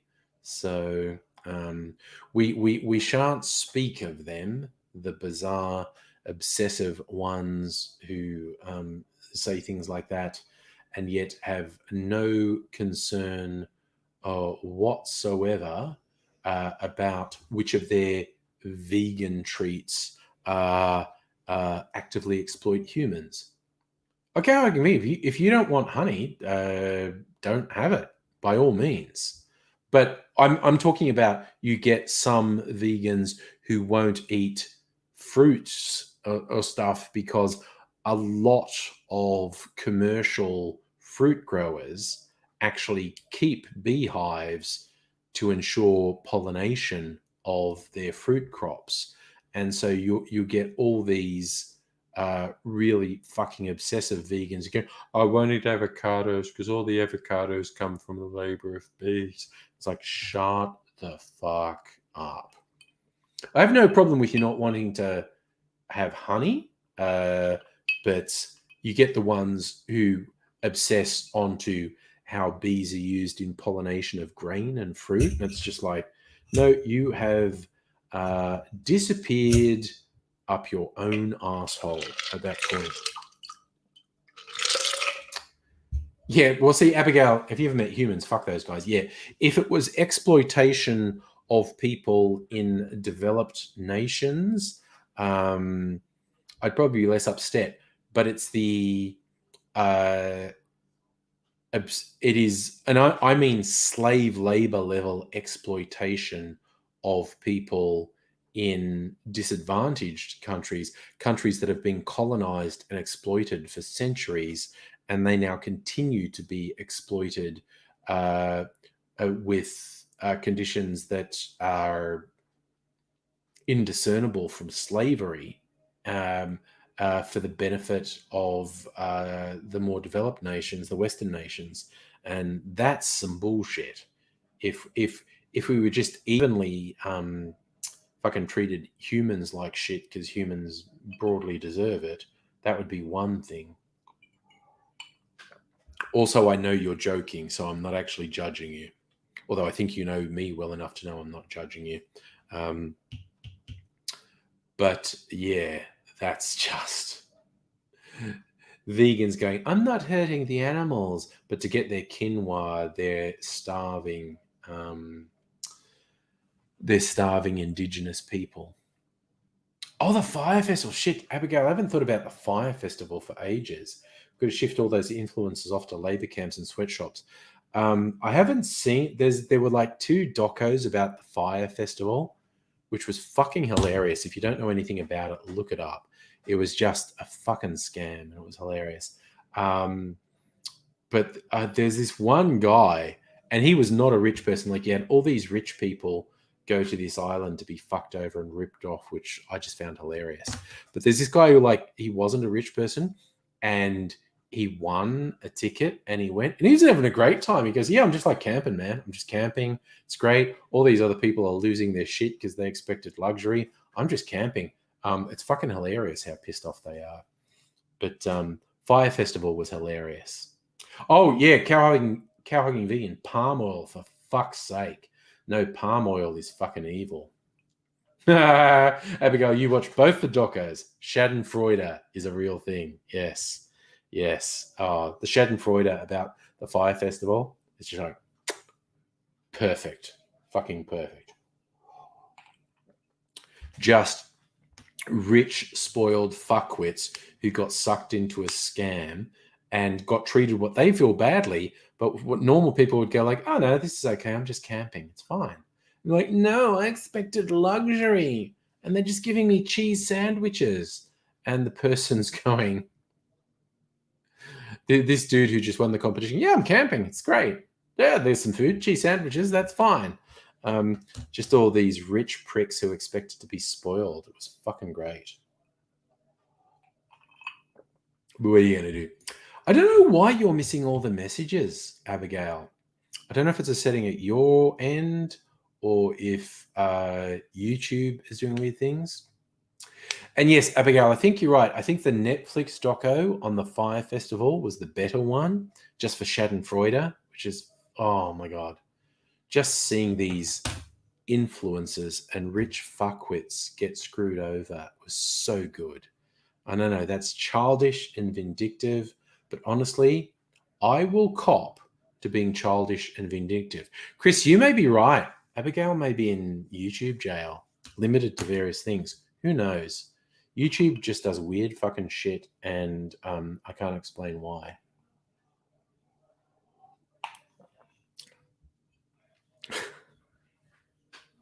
I almost want to see, because I've been on YouTube so long and I've tried to help other people, and AZ and I made a video about this once, but you get all these people that go like, why can't I don't have, I'm not a YouTube superstar.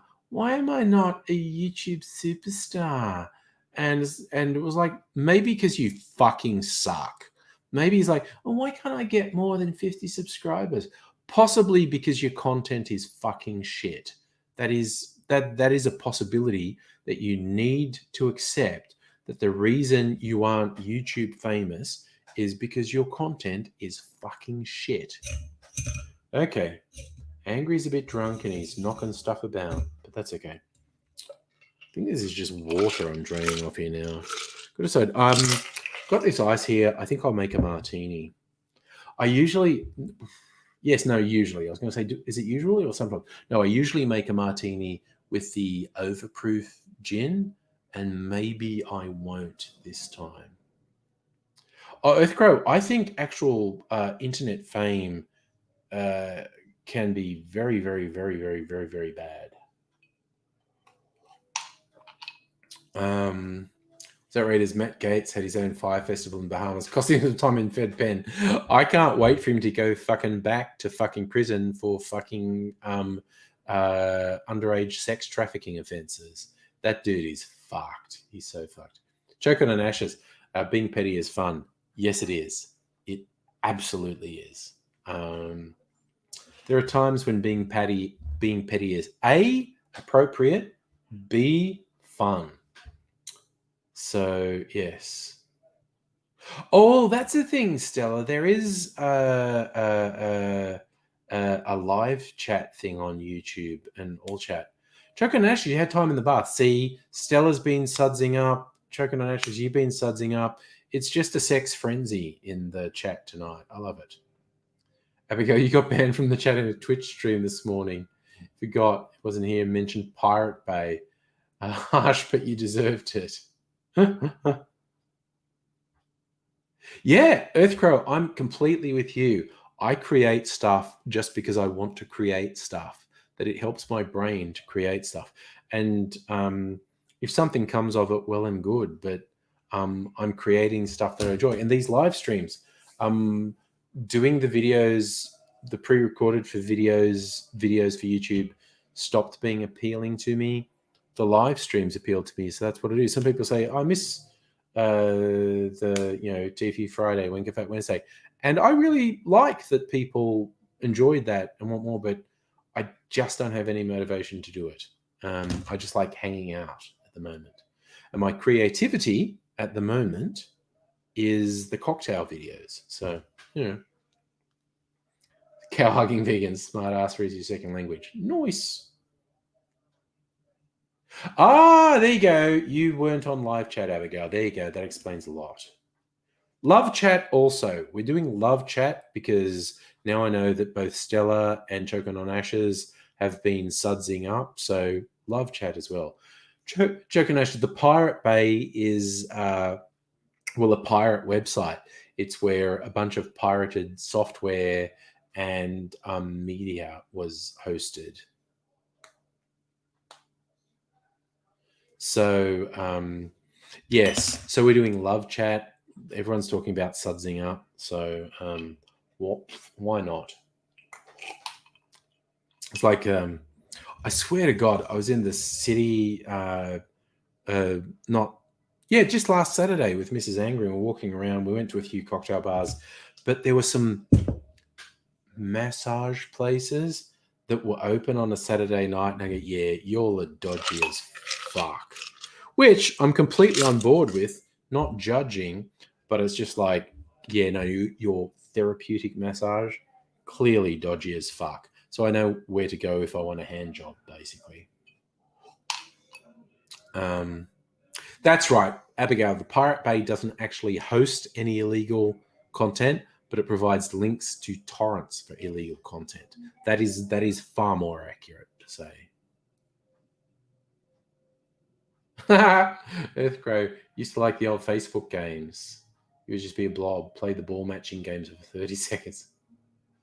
Yes, okay, Abigail. It's look, it's not just you and Stella in horny jail. I think we're all in horny jail, quite honestly. Right, 9:46. I think I only had that one drink in the second hour. I had 3 drinks in the first hour, and then I think I only had that one drink in the second hour. I'm gonna do a what I'll do is a split do I want to do a split martini or just one of the gins I haven't used for a while? Okay, I'm just gonna go look at the gins. Maybe the finger lime. I think I've mostly used up the finger lime. If I can free some fucking shelf space on my this stuff here, because I've got more booze coming, so I need to free some space up. I'm going to see if one of the gins is almost empty. I think I've used a lot of the finger lime gin. I'm going to look. Ooh, okay. Sorry, I just stood up. I'm reasonably drunk. Let's go. What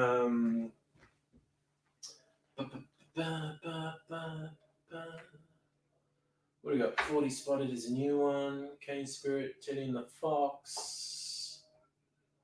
Macadamia. Did I finish the finger lime? I thought I had finger lime gin here. Tequila. I actually finished the finger lime. I didn't realize. Oh, macadamia. I'm going to fucking do a macadamia. Fuck yeah. I'm doing a macadamia gin-based martini. Let's ditch the sweet vermouth. And I might do Coca Americano, half an ounce. I am going to make a really fucking gin-heavy martini because that's the way the professionals do it. And I'm doing a fucking martini glass. Okay? Where is my martini glass? My sexy lacework martini glass. All right. So.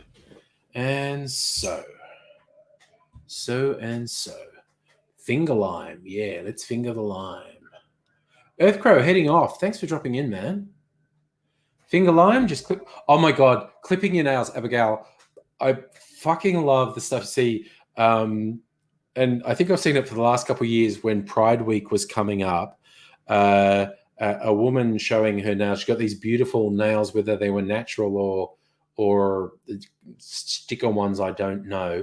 But these beautifully sculpted nails, and there's this rainbow blending across with these beautifully sculpted nails, and then 2 fingers on one hand are clipped short, and it's like ready for Pride Week, and the number of people's going like, It's a shame that those two nails broke or whatever. And it's like, no, you are missing the point about being ready for Pride Week. There's this beautiful rainbow nail polish and just these two fingers that had been clipped short. And I honestly, I found it so funny because it really sorted the normies from the pervs, basically.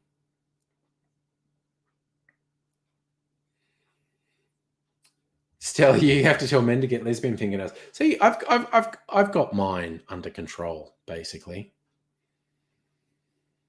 Oh man, this fucking Jesus, Applewood's macadamia gin. It's, oh my god, it smells so fucking nice. I'm going to town. We are doing 2.5 ounces of gin, and put that back on. Cokie Americano. If you ever the James Bond thing of saying when he wants the Vespa Martini and he goes 2 parts gin, 1 part vodka, half a part quinoa. This particular drink, Cokie Americano, is possibly the closest thing to the early 20th century quinoa, which isn't made anymore. Although the people who used to make quinoa make one called Le Lait Blanc, which they say is the same, but other people say no, it isn't. And fuck James Bond, it's stirred, not shaken.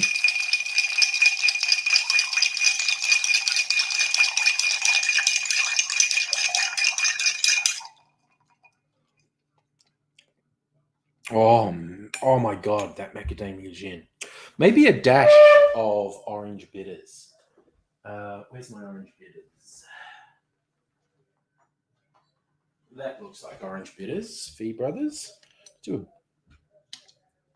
just a dash of orange bitters.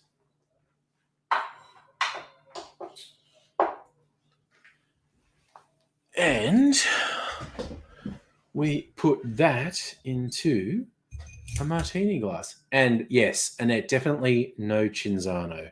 Cinzano is fucking terrible.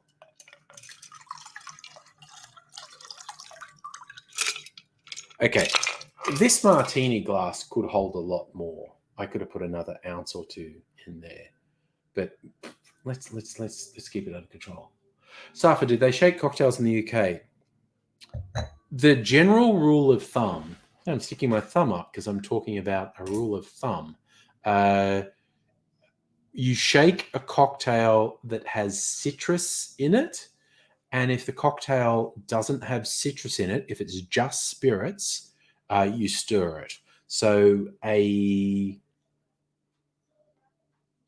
martini, which is just spirits, you stir. Like of the cocktails I made tonight, an old fashioned is no citrus, stirred.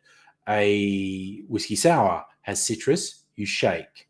A martini, just spirits, so you stir.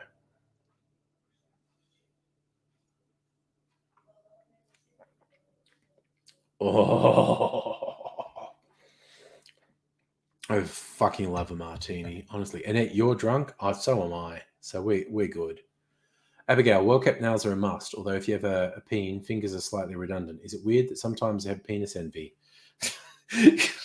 considering what you did, that might be a bit weird, honestly. Oh, no. Okay, I get you're being far too generous if you have a peen, fingers are redundant. No, peen owners who don't use their fingers and other body elements are not putting full effort in, quite honestly. And yes, Stella, good call. Too many penis owners don't know how to use fingers properly. So,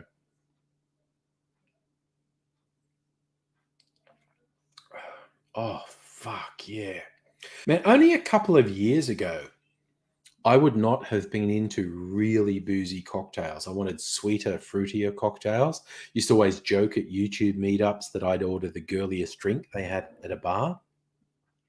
But in the last couple of years, it's like my palate's changed and I've got more into boozy cocktails.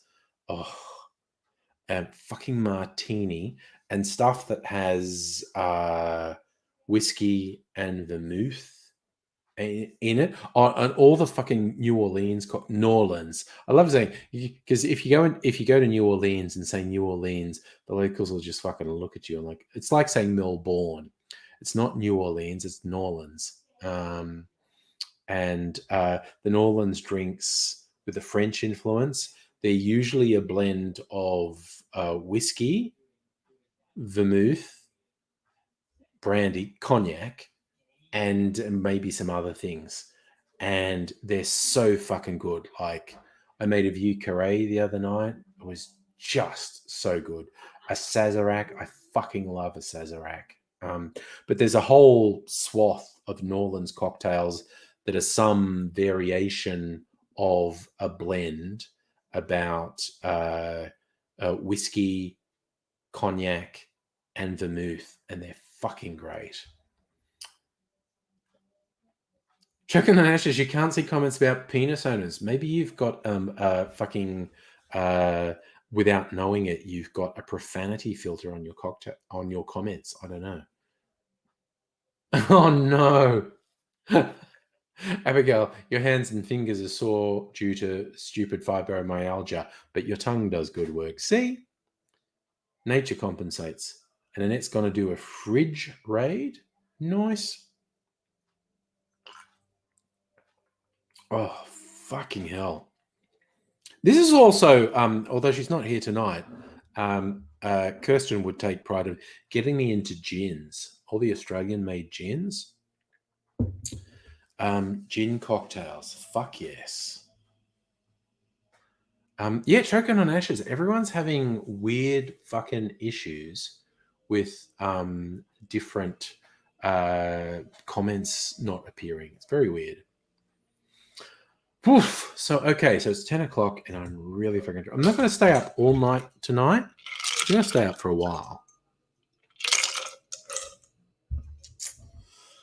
Oof. Like, if I really want to push myself over the edge, I'll make that 2070 swizzle because I fucking love that drink. It is really good. Chris is seeing all the naughty comments. Suffer, is it cold in Melbourne? Let me look. I don't feel cold and I'm only wearing a t-shirt, but I had, although the heating switch, we have timers on the heating switches off this time of night because normally we're in bed, snuggled up in blankies, so you don't need heating. The cats complain, but you know. Temperature, where are we? Bomb weather, Bureau of Meteorology. 12 feels like 13 and like raining. Fucking raining. It's raining for the next couple of days. Minimums of, wow, that's really consistent for a couple of days. Minimums of 11, maximum of 18. So we're having minimums of between 9 and 11, and the 18 is really, and then 19 and 20. Oh, next weekend might be nicer. Sometimes we get nice weather right into May, particularly with climate change. But nice, Abigail. You don't mean to brag, but you're going to because you're once called a goddess for what your tongue can do. That's not even a humble brag. That's just a straight out fuck yeah, Abigail, the sex machine. Safa, am I going to wake up at 5 a.m. for Anzac Day? No, I fucking am not.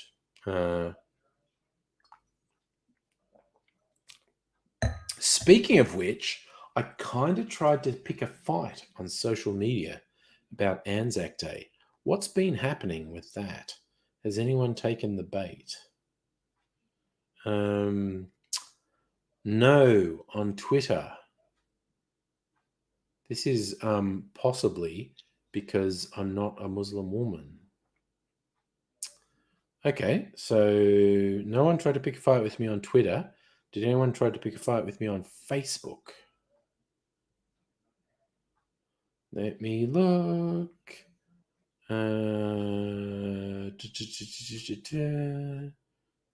Video.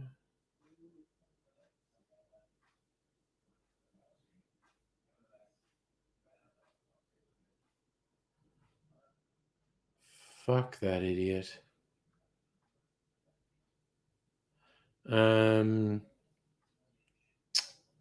So No comments. No. It's okay. No one picked a fight with me on. So I tried to pick a fight. Fuck off. Sorry, I'm just looking at people. Fuck off. No. No, I'm just fucking declining a bunch of. Lives in Queanbeyan, from Queensland. What groups you in?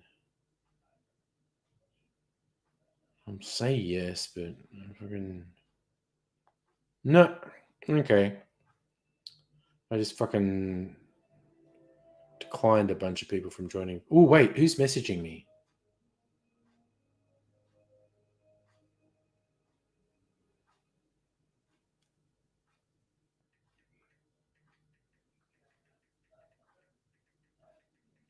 I'm actually trying to swap drinks with someone. She's got some Suze which she doesn't like, and I've got some coffee liqueur which I don't like. I think we can maybe swap.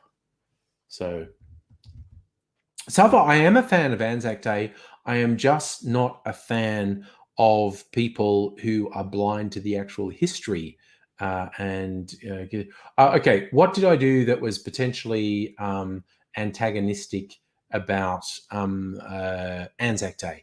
What I said is, if you want your lest we forget to mean more than live, laugh, love, you need to be thinking of everyone who's affected by war: the soldiers, the support service people, the medical staff, the civilians, the displaced, the refugees, the families of soldiers, the return service people who commit suicide at an alarming rate.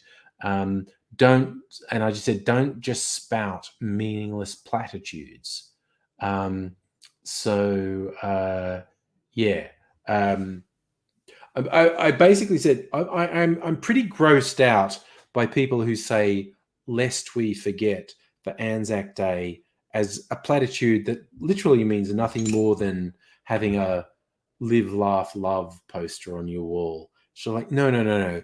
If you are going to really be respectful and care about the people who are affected by war, you need to do more than do empty platitudes like "lest we forget," because that shits me up the fucking wall. And choke on ashes, yes, I say the same thing on Remembrance Day. You've got to be real. You've got to be real about. Yes. Oh my God, Safa. The idea that there's going to be a royal commission into the rate of suicide of return service people.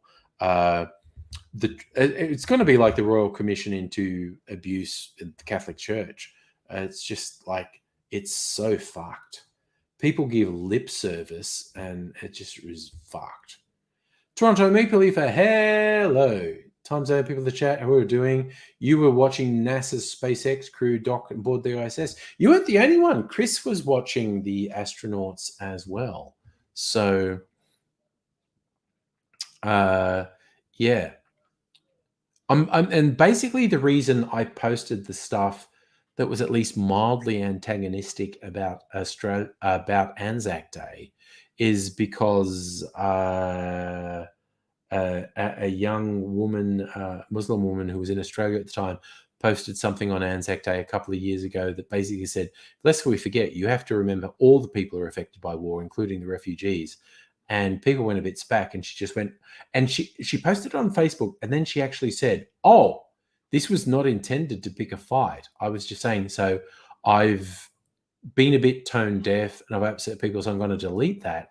But she was literally hounded out of the country by the Conservatives for daring to say, if you're going to say lest we forget, you don't want to forget about the refugees who were displaced by war as well.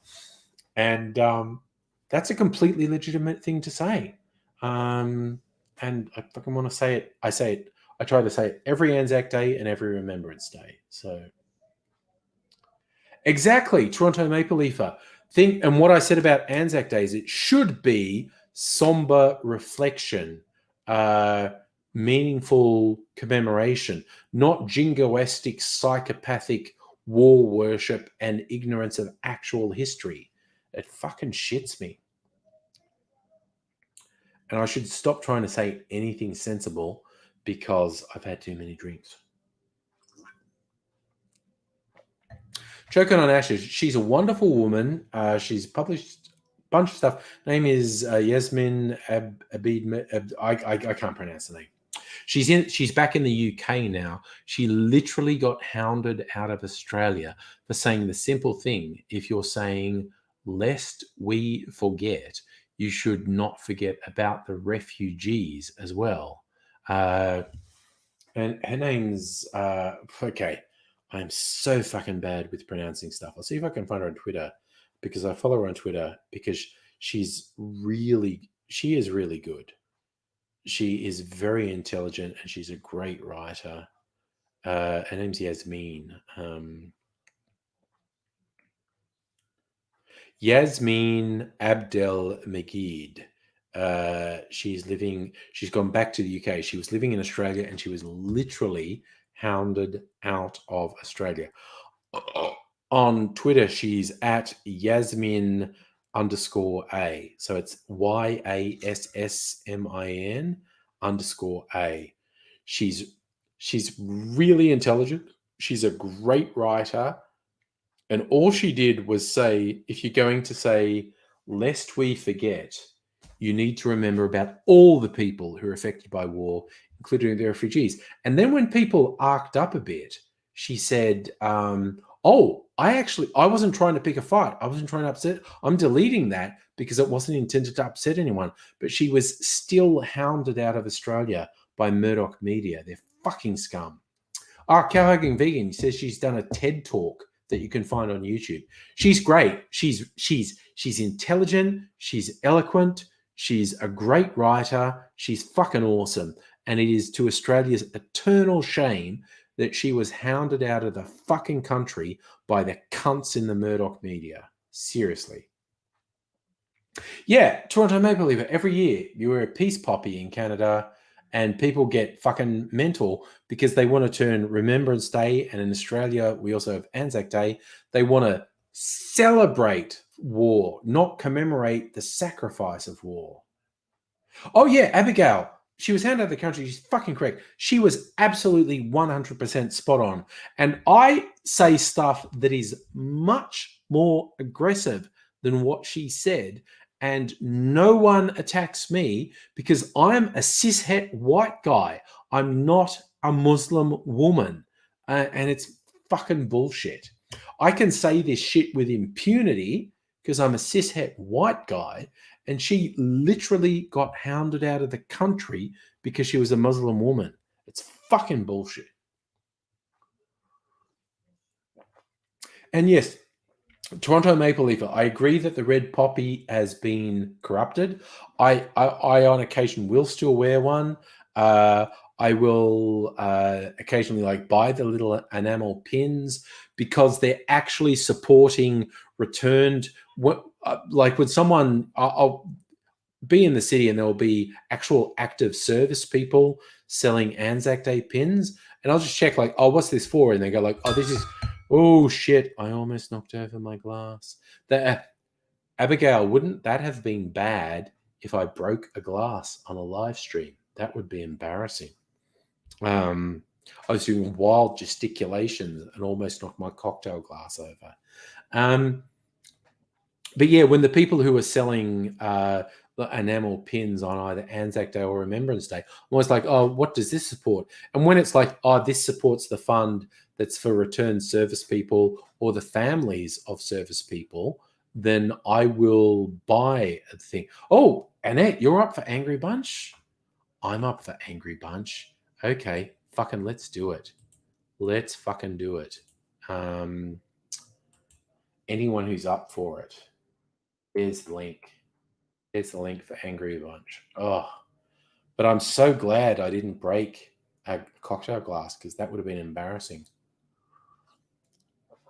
I bought this one last time I was over to Abigail's place because virtually across the road from Abigail is the Bitters Lab, which is one of the single greatest retail outlets in Melbourne. They sell literally hundreds of different sorts of bitters, all this different cocktail stuff, books, and shakers and glassware.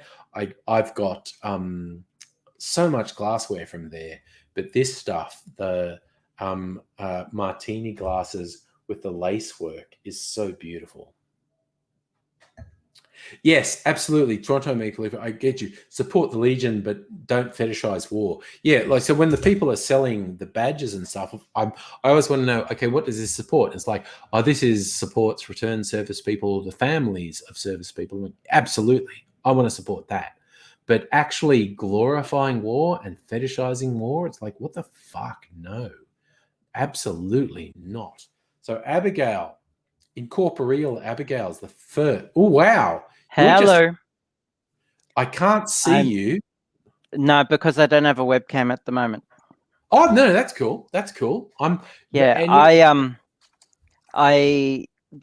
so where I live in Fitzroy, we have a Facebook group called Fitzroy Neighborhood Network. Yes. And it's pretty cool, pretty groovy. People post things they like need or community messages or whatnot. And someone posted this morning that they're getting married and their family from Perth are stuck in quarantine. Oh, so they needed to stream the wedding, and they had no idea what they were doing. So I lent them my microphone and my webcam, and they got it all set up, and it worked brilliantly for them. And fucking great. Was really happy to help them out. And they're going to return them tomorrow. So I'm incorporeal today, and I don't know why it's made my screen orange. But it is very orange. Strange. And Nettie's joining us too. Hi, Nettie. Hi. Now you're grey. Okay, you went from orange to grey. Grey's better. Grey's better? Yeah, I think I like grey better. I could technically use my phone if I wanted to, but CBF. No, exactly. The fact that you donated your webcam for someone to stream their wedding. Oh, that's so to their relatives. So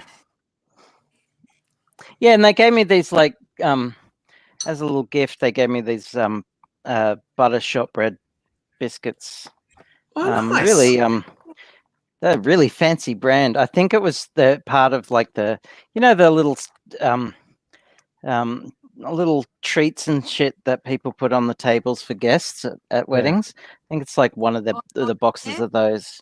Nice. It was really, really. I didn't ask for anything, and they did that for me, so that was really nice of them. Nice. So I just noticed. Yeah. I just noticed Rukasan joined the chat. One of my very old school YouTube bud. What did you miss? Dude, we've been going for a couple of hours, so you missed a bit, but don't worry. Stella's joining us. Stella! What are we seeing there, Stella? Oh. I just thought I'd show you what I made in blacksmithing. Nice. These are the hooks that we made in the first class. Yeah. So they're pretty cool. That's the bottle opener. Nice. Yeah. Have you used it yet? No, not yet. I only made it today. So. Okay. And this is the fire poker. Cooled down. Well, that's a fire poker. Nice. Wow, that is so cool. It's a ram's head. It's a dragon. Or is it a dragon? It is a ram. A ram. The lighting. Okay. The lighting is not very good, but little ram's head. Awesome. No, that's excellent. Wow, I am so hot for you right now, Stella, that you can do that. Yeah. That's so awesome. Yeah, we all are. I'm just saying. He looks a little bit high, but whatever. No, that well, it's all the smoke. He's been smoking too much. True. So yeah, I just thought I'd show you. Cool. Thanks for showing us that. That's so cool. That is excellent. That is not too bad for a first go. No, He was very much into blacksmithing. At least it was for in the late 90s and early noughties. So if anyone's interested in a blacksmith in the masculine form, then let me know and I'll pass your number on. Oh yeah, and also yeah, okay. In Melbourne, a mutual friend of Aidsy and mine, the Reverend Doctor, is a very serious blacksmith. He's got a spot in like Yarraville. It's an industrial area, and he blacksmiths. He does like he made Aidsy's metal walking stick when Aidsy needs.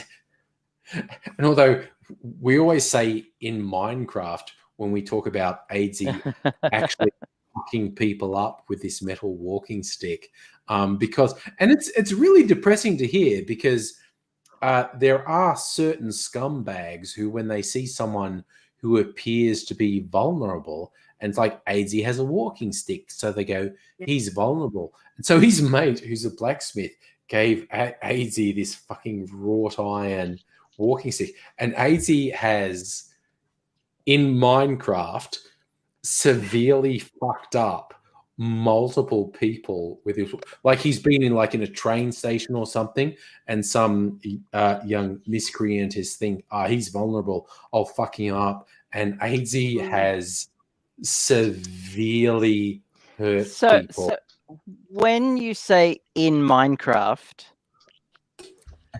you mean metaphorically in Minecraft? I mean not legally actionable. Yes, because if I just said, allegedly. One time at Footscray Station, some young miscreants just thought they were going to mug Aidsy, and he badly fucked them up with a metal walking stick. That would actually be a crime. So I say Aidsy in Minecraft. Would it though? Yeah, like defending yourself. I used to live in Yarraville. And, so did I. Yeah, it was the first time I ever saw someone put into a body bag. Oh my god! Yes. Wow. So, I know Footscray and Yarraville. I know where he's coming from, and I have to say there was at least one time where I wish I had a wrought iron fucking walking stick. Yes. No, Aidsy absolutely did it at Footscray Station in Minecraft. Yes. The way he tells it, it's like he's at the station and he's got a bag and he's sitting with Steph, and some fucking crackhead comes up to him and goes, "What's in your bag?" And he went, "Nothing." "No, what's in your bag?" "Doom." And the guy's like, "Fucking what's it?" And then shit happened, and the cops ended up there, and it's like, "Did you go too far?" And Aidsy's doing the leaning on his walking stick. "I'm just a frail, crippled invalid." And this guy's lying on the ground with a broken nose and blood going, "Fucking arrest him!" And Aidsy's going, "I'm just a poor crippled invalid. I don't know what happened to him." I swear to fucking God, if Aidsy is in a bad fucking mood and someone does the wrong thing to him when he's in a bad mood, it's going to end so badly. Although this conversation has inspired me, and Abigail, you'll appreciate, I now need to make the staff of the Grand Nagus. Oh yeah. Nice. Yes. That's a lot of metal though. That's like the head of that staff. That would be a lot of work. Yeah. Something to aim to. That is great. I approve. Yeah. I used to have this green velvet dress that attracted such people. I really wish that I had a wrought iron walking stick to go with the green dress. Oh yeah. Because I had a couple of guys sitting with me one time going, she won't cause you no trouble. check her out. She was always in no trouble. I'm like, fuck. And they go, yeah. Anyway, I missed my stop and went on to Seddon because they were getting off at Yarraville. Yeah. No. Yeah, that was scary train line back, like 20 years ago. Yeah, it's fucking gentrified now. It's gentrified now. It was gentrifying even then at the time, but still, there was still a lot of ex-cons getting off at Yarraville Station to get on the booze and cause mischief. Yeah, because I lived in Yarraville like 20 years ago, and it was just at the cusp of being gentrified. Everywhere from Yarraville through to Williamstown was just being gentrified 20 years ago. But 80s, I had a boyfriend in what was it, Laverton? Yeah. Laverton. Oh fuck yes! Everything on the west, Laverton, the whole western part of Port Phillip Bay was in the 80s and 90s was rough as fucking guts, but it's all gentrified now. Yarraville was such a cute little community. I was there in 1999. Yeah. Mostly, and it was a really sweet, cute little community. But every now and then, a bit of Footscray would bleed down into Yarraville. Yeah, and you'd have to miss your stop because rapists are getting off at your right stop. Yep. You get that weird bleed from Yarraville, Seddon, Footscray, and now Footscray's been gentrified. Footscray's like the most hipster suburb in Melbourne now. When I moved to Melbourne like 23 years ago, 24 years ago, Footscray was still fucked up. But now Footscray is one of the most gentrified hipster suburbs in Melbourne now. It's got Victoria University there, so that helps. Yes, I worked. Always helps to have a uni in the vicinity. Yep, I worked at VU for like 6 to 12 months, and really? Yeah. I considered going there, but at the time, I think it was around 2001. It was still pretty rough around there. And I had some friends living there, and they're like, nah, you don't really want to come here. Not really. 2001 Footscray was rough as fuck. But now, the last, say, 5 years, Footscray has become one of the most desirable suburbs in Melbourne, which is weird because if you were in Footscray 20 years ago, Footscray was rough as fuck. So where do all the bogans get displaced then? They just get pushed further and further west. Sunshine and they just keep getting pushed further west. My kids tell me that bogans are not bogans anymore. They're eshays. Have you heard of eshays? Yeah, I've heard that. That's the newest term, eshay. Yes. Yeah. Oh, the eshays are kind of different to bogans, in a way, but they're like the new bogans. They're the ultra-violent bogans of Gen Z. Yeah. And they're they're just dickheads. Sorry? I kind of think of them as the Chats. Have you seen that band? Oh yes. No. The band the awesome. Chats. The band the Chats are like a joke version of Eshay Bogan's shit. Yeah. Okay. On Smoko, so leave me alone. Yeah. I'm on Smoko. I just want a pub feed. The Chats are pretty funny.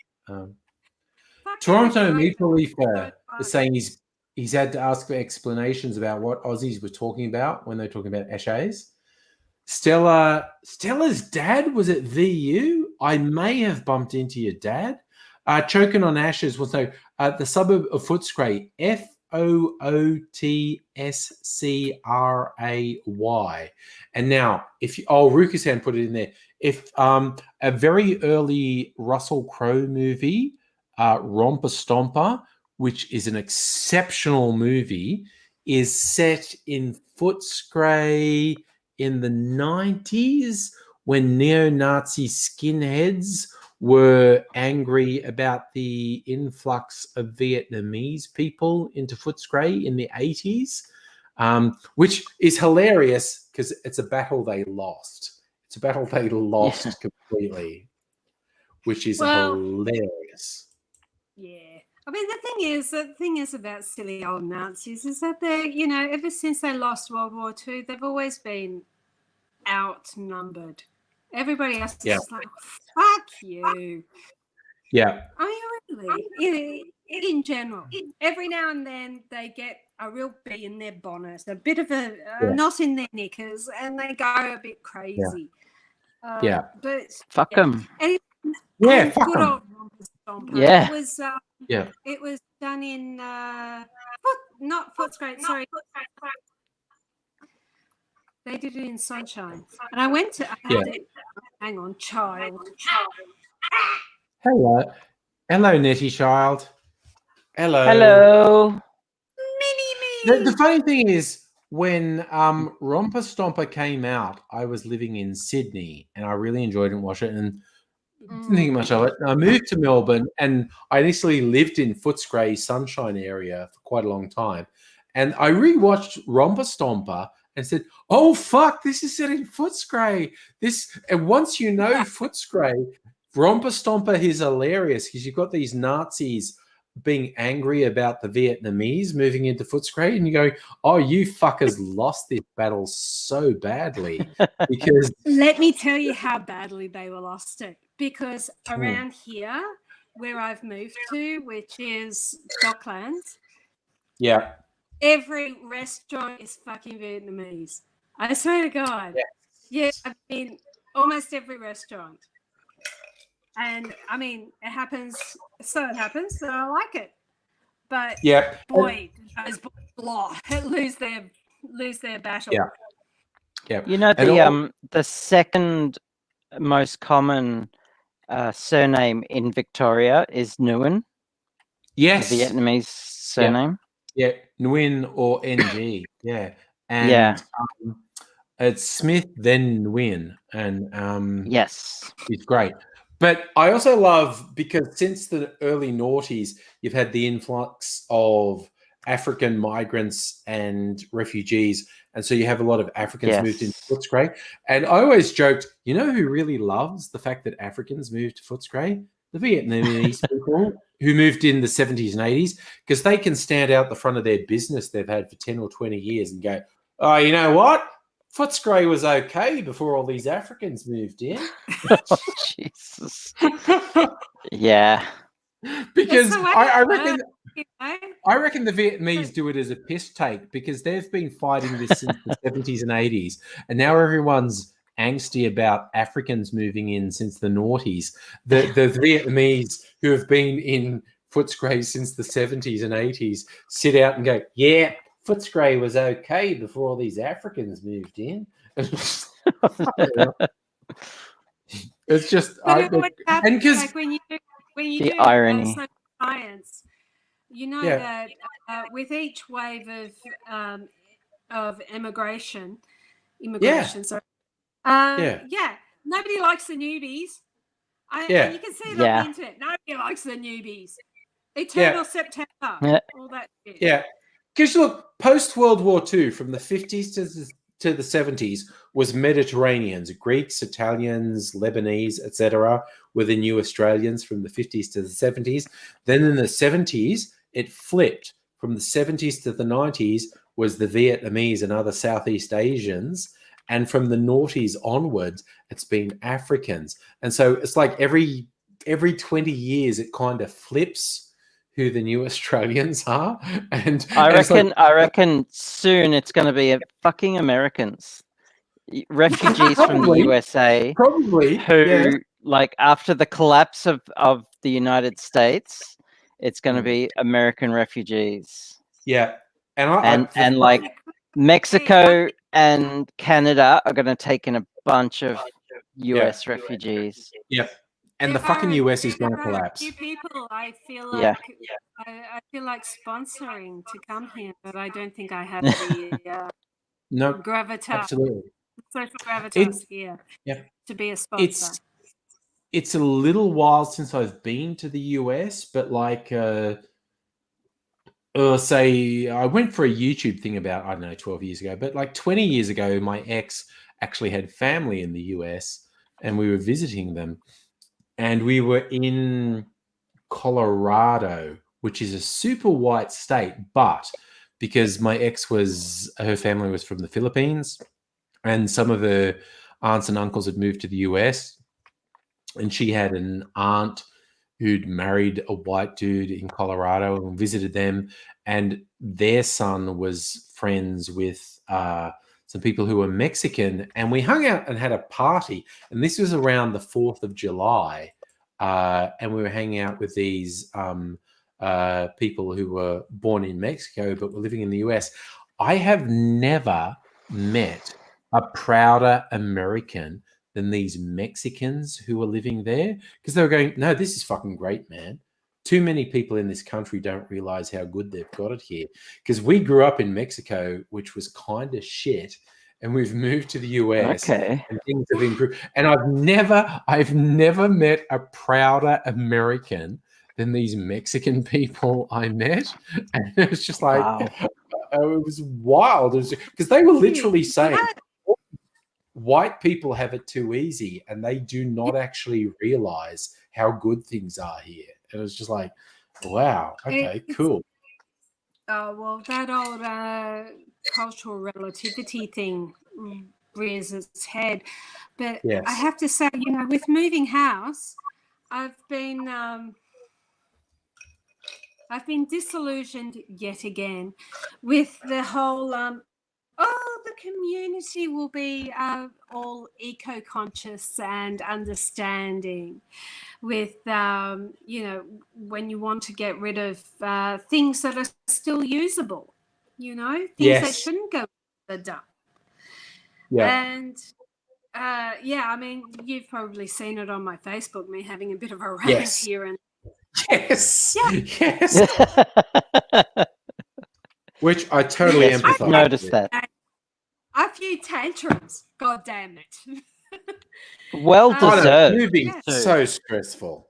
Yeah, moving is the worst. Moving is stressful, but you want to do the right thing. You want to you look at your stuff and you go, okay, this is too good to throw out, and yet I shouldn't bring it with me. So you want to give it to someone. And you guys obviously have come around and helped me with that. You've claimed things that are pretty cool in your own world. But this woman came around and claimed a red blanket, which I think is actually a pretty good blanket. But it's got some holes in it. It has been on the ground, so maybe there's a few grass fronds on it, and maybe a little bit of fur from one or two of my cats. So I don't know. Anyway, she threw it out. Oh, fuck! Oh my God! Because she had to tell me. She had to send me emails about it, and then she had to come to me on the Good Karma Reservoir network and say, "Oh, you should tell people about the condition of the things that you're giving away, because I was very disappointed I had to throw it out." Oh my God! Wow, fucking choosing beggars just do my head in. Like, what do you want for nothing? Fuck. Yeah, fuck off, Jesus. Yeah. You should post that on Reddit. There's an entire subreddit called r/choosing beggars for shit like this. Like, some of the stories, just people wanting something for free and just making demands, getting upset, you name it. Yes. It's hilarious. Yeah. If it wasn't just such a sad indictment on humanity, it would be hilarious. Yeah, absolutely. And I Jesus. had been wondering why perfectly, still usable items had been left behind.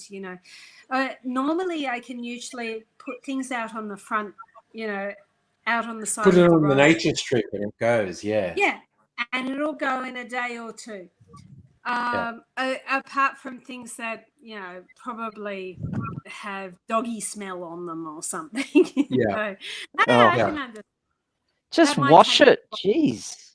No, I know. Just fucking. I got wash given it. a skirt once. I got given a skirt, and it was like it smelled disgusting with cigarette smoke. And that, like, if you know me, you know that cigarette smoke just triggers my autistic brain, and it actually causes pain. But all I did was wash it. Did I just wash it for fuck's sake? Yes. Yeah. Like, come on. Yeah. My favorite with stuff going out on the nature strip is when people put leather lounges or recliner chairs on there, and you go past a couple of days later, and crafters have got there, and they've cut off all the bits of leather and left the lounge. And it always, I've never seen that. Oh, it always happens around here. To me, it always I think of nature documentaries where animals die on the Serengeti and their hide is stripped off by carnivores. But in the suburbs around here, I'm sure it's crafters because they just cut off the leather from the lounges or the chairs. Such a good idea. And they've clearly got expensive.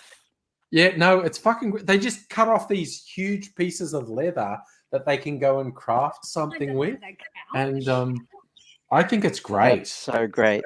Yeah, I'm gonna do that because, like, next time there's like to buy leather, to bind a book in leather costs a fucking fortune. Like, like it has to be like a really expensive book to justify it. But if I can just like find an old couch, I'm gonna do that. I'm gonna just carry.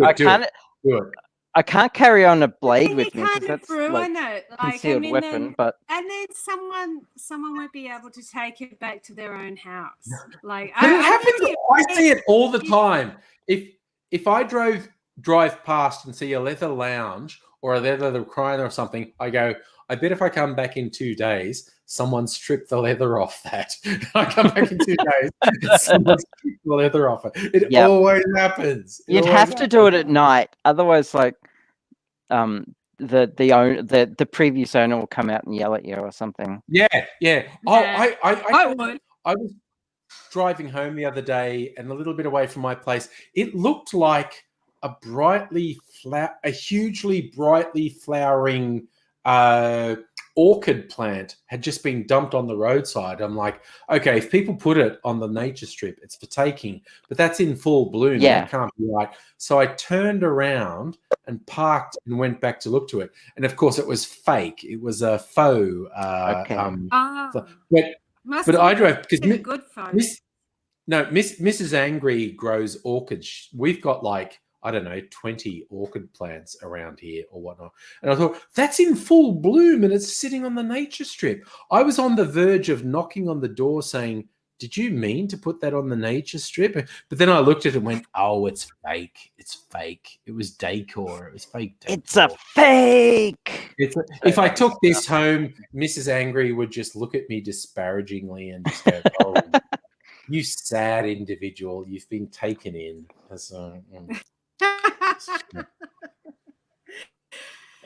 Well, next time I'm really, really pleased with my couches, which came from, I think came from Good Karma Network in Reservoir. Okay. Man, they look, exactly what they are, secondhand, but they're coming out very, very nicely. That is a nice couch. That is a nice couch. It's a nice couch. And there's another one over there. There you go. Cool. Oh, that's nice. Very nice couches. Nice. Yeah, I've done very well out of that place. Good Karma Network. Yeah. The Good Karma Network. Yeah. The last time I did it, 20 years ago when I split up with my ex and we had 2 big lounge suites. One was a fabric one and one was a leather one. And she's like, "Oh, we'll split. We'll take one each in, the divorce." And she's like, you want the fabric one, don't you? And I went, "No, I want the leather one. The leather one's better." And she's like, "No, you can have the fabric one." And I'm like, "Well, don't tell me that I want the fabric one. If you want the leather one, take the leather one. But if you're asking me what I want the leather one." But so I've still got it. It's now like 25 years old. And I find leather couches uncomfortable. Not just because even before I became like a vegetarian or vegan. Yeah. I always found them uncomfortable.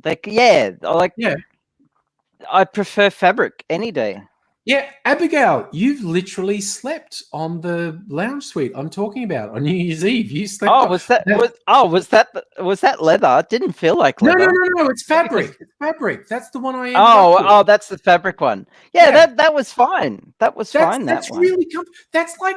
That was an expensive lounge suite. We bought it like 25 years ago. It's huge. It's still going. 2 people could have slept on that. It's large enough for adult humans to sleep on. It's great. Yeah.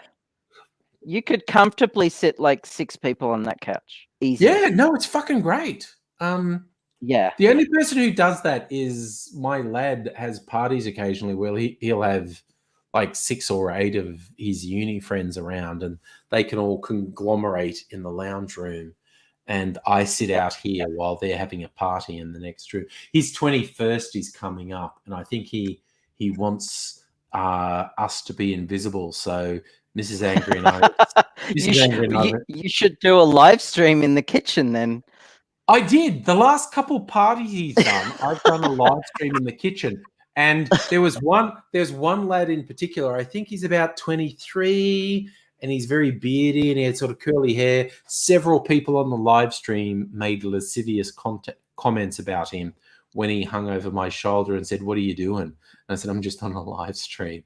And several people on the live stream went, "Oh, he's a bit of all right. Can you get him back?" So, yeah. But I've been told for the 21st, apparently, Mrs. Angry and I just have to be invisible. You've been told, have you? No, he was actually saying like, "Oh, I'll even give you money to be in a hotel room in the city for the night." But Mrs. Angry said, "I'd rather be in the house, just for the very small, you hear those horror stories of some violent psychopath gate crashing. I'd rather be in the house." So we have essentially agreed, like, sure, okay, we'll just fucking hide in our bedroom for the night while we won't uncool your party. Well, I said, I've got some nice drink dispensers. I said, "Look, I'll make a couple of punches for your party." Hang on. And then I'll... So as parents, aren't you supposed to organize the 21st? Yeah. No, we've been...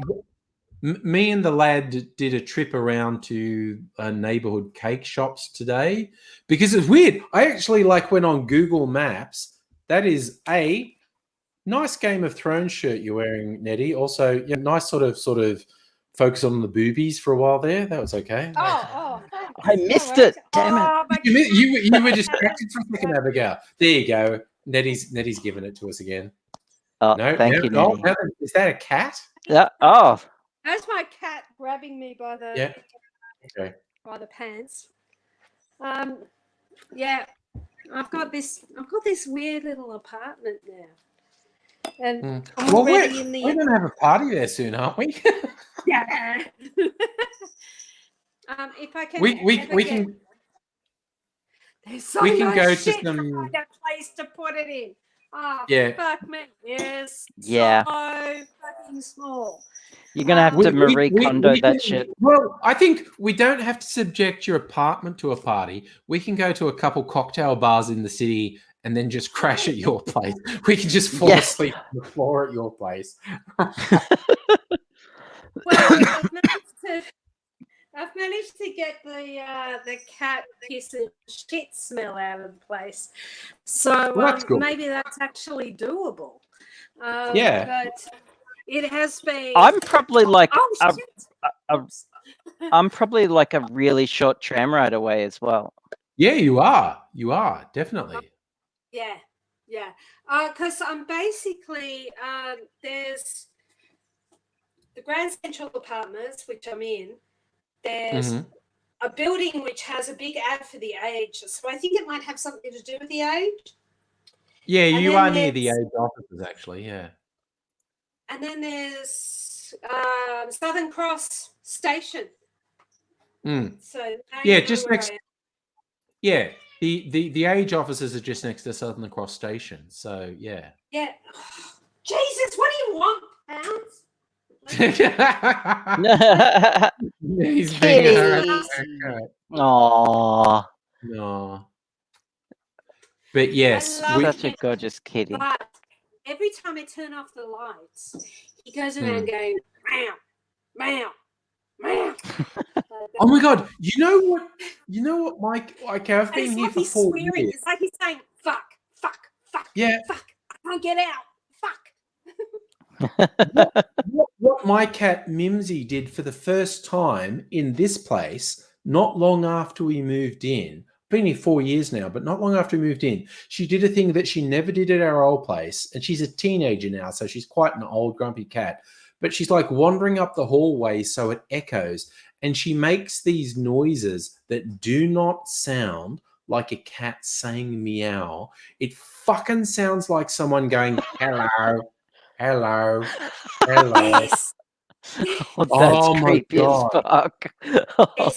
It's creepy as the first time she did it, I was half asleep and this voice in the hallway started going, hello, hello. And I snapped up like, I'll just say, what the have a big old glass of nope, thanks. And I worked out it was the fucking cat. It was she never did it. She never did it in the old house. And it fucking cats only vocalize for other species. They don't vocalize for other cats. And but they meow for humans. Yes. And like I've heard them make like barking noises for dogs, and they can mimic. Have you seen those videos on YouTube? Talking and saying fuck, fuck, fuck. I can't get out and kill a rat. That's what he's pissed about. Yeah, as soon as all the lights go off, it starts. Yeah. Have you seen those videos on YouTube of a cat walking around on its hind legs, making noises like, oh no, oh no, oh no. And I'm like, no. What? No, there are look up weird cats on YouTube. There are super weird videos. Yes, I will. I would definitely. Yeah, Stella has a point. Maybe Mimsy is maybe it's your house is possessed, or maybe Mimsy is possessed by the spirit of your house, or maybe it's just ghosts, or no, because we've got these. Who knows? Because the owners of the house are Jewish. We've got these little things on every door frame, the little containers that have some Hebrew script on them. And my Jewish friends tell me that inside each of these things will be a little scroll that has a thing from the Torah. And because it's only really Orthodox Jewish people do it, because there's a line in the Torah that says something about having this prayer on every doorway in your house. So they're on literally every door frame in this house. And so when I moved in and said, I kind of sort of know what these are, but I have a lot of Jewish friends. So I went on social media and said, hey, Jewish friends, what is this? Is this protecting me from Jewish ghosts? And they explained what it was. And there's like a little prayer scroll in each of them. And I went, cool. I'm protected from Jewish ghosts. I've decided that's what these things mean, these little Hebrew inscriptions. Jewish ghosts can't get me. That's Oh funny. no, Nettie disappeared. Oh, we lost Nettie. Okay. Oh just no, in case it's Nettie- Jewish ghosts. I know the Jewish ghost got Nettie. The Jewish ghost got Nettie. Oh my god. Oh my god. We Okay, spoke just in ill of case- the Jewish ghosts. No, the Jewish ghosts went, well, we can't get angry, but Nettie doesn't have any of those scrolls. So Yeah. God, my place doesn't have any of those little scrolls either. That explains a lot. Jewish ghosts are like the Jewish ghosts having a field day in here. My old house only had one on the front door, and it was really funny. After we'd been living there for Oh, because years. you live in the Bagel Belt, don't you? No wonder. Oh yes, I live in the Yeah. suburbs that were immortalized by John Safran in his song Jewtown. And Yes. from East St Kilda Bench- through the Caulfield is the Bagel Belt, and it's just Yes. Ben Shapiro can't haunt you. Exactly, Ben Shapiro can't touch me. But my old place, which was in East St Kilda, only had one on the front door. And after we'd been in there a couple of years, my landlord visited, and he just realized this thing was on the door frame, and he went, "Oh, you don't want that," and took it off. And I'm muttering under my breath, saying, "No, what you mean is you're a fucking Gentile. You don't deserve that." And but this place, it's on literally every door frame. We've got one of these little brass things with Hebrew script on it. And what my Jewish friends tell me is there is actually a scroll. There's a prayer scroll inside each of them. So is it removable? Like, yeah, or is it like embedded in the wall? No, you could just unscrew them if you wanted to, but I don't want Jewish ghosts in the house. So, of course. That just goes without saying. This so loud. You'll have to call. You'd have to call the Jewish Ghostbusters then. Jewish ghosts. I've got to stop saying it so loud. Literally, all my neighbors are Jewish. If I go walking, because Mrs. Angry and I like to do. Most days we like to take a walk around the neighborhood, around the park and stuff. If I wear my hat, and if I'm wearing an overcoat, it makes me look Jewish. So I get particularly around Passover and Hanukkah, I get these weird Jewish guys proselytizing to me because they think I'm Jewish and they want me to come to their synagogue. Nettie's back. Nettie's back. Oh, I haven't got my glasses on. Hang on. I've got to give them a little clean. We thought the Jewish ghosts got you. I was just talking about Jewish ghosts when you disappeared. When I was knocking on doors for Greenpeace, yes, I went to a place that had little iron crosses all across the top of the bottom. Sorry, the top of the little. What do you call that? The door frame. Molding around the front door. Yeah. And I was just like, okay, I'm too superstitious for this. It just had a vibe, you know? Yeah. And it was one door I didn't knock on. That's fair. I was seriously, when I lived in East St Kilda, which is even more Jewish than where I am now in Caulfield, we occasionally get J-dubs coming around, and I would get offended on behalf of my Jewish neighbors. And I'd be like, you motherfuckers know how Jewish this neighborhood is. So you coming around here is really fucking rude. And I'm just like, no, that's not cool. I mean, I'm sitting here being atheist telling you Maybe they thought, you know, they at least believe in Jehovah. Let's see if we can push them to believe in some extra. Yeah. Sorry, I was just noticing the smutty chat again.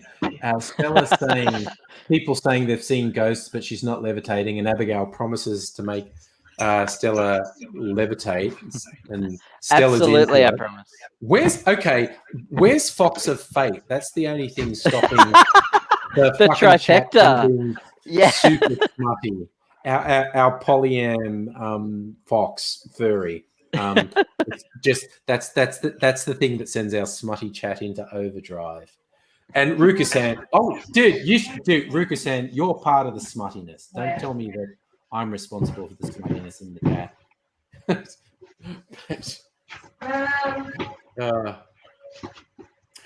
Yet again. One around somewhere.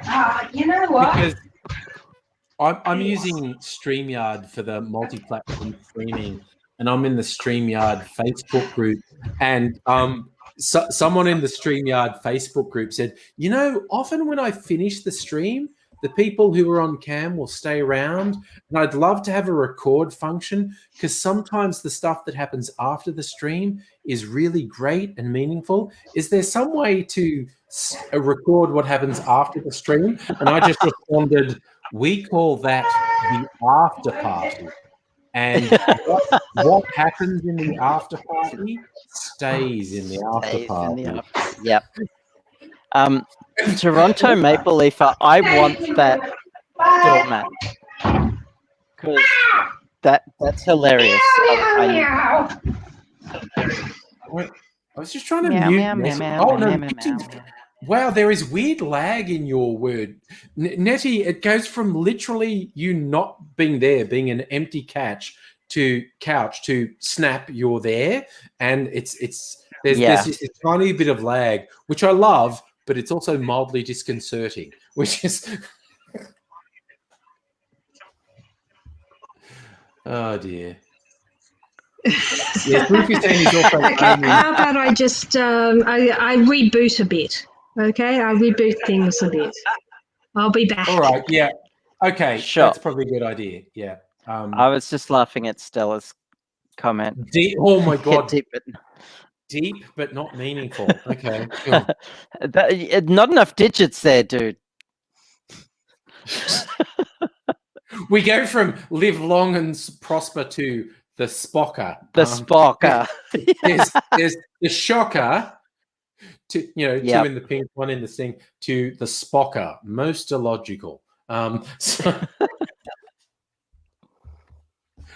Okay, Nettie's coming back. All right. What? Oh yeah, there's definitely a lag. There you go. You're back, Nettie. Oh, that's better.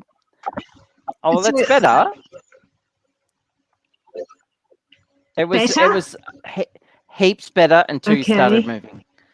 And then there was this lag, and I think is it are you on Wi-Fi? Are you on like mobile broadband or something? I'm on fiber. No, you're good. Yeah, I haven't got NBN here. I've got fiber broadband. Bollocks. You're okay. I don't know. It's just the frame rate. I don't know what I've got here. Yeah, the frame rate, rather than being 12 to 24 frames a second, is about 4 frames a second. But that's fine. We're fine. The audio is mostly okay. The audio is fine. Yeah. Yeah. I mean, I'm at 0 frames per second here. Yeah, so you're all audio. Yeah. I'm in a blank void. I'm actually... What's the okay. time? Well, I'm in a... Sorry, Nettie, what? It's a bit like that, isn't it? Yeah. Sorry, Nettie, what? Yeah.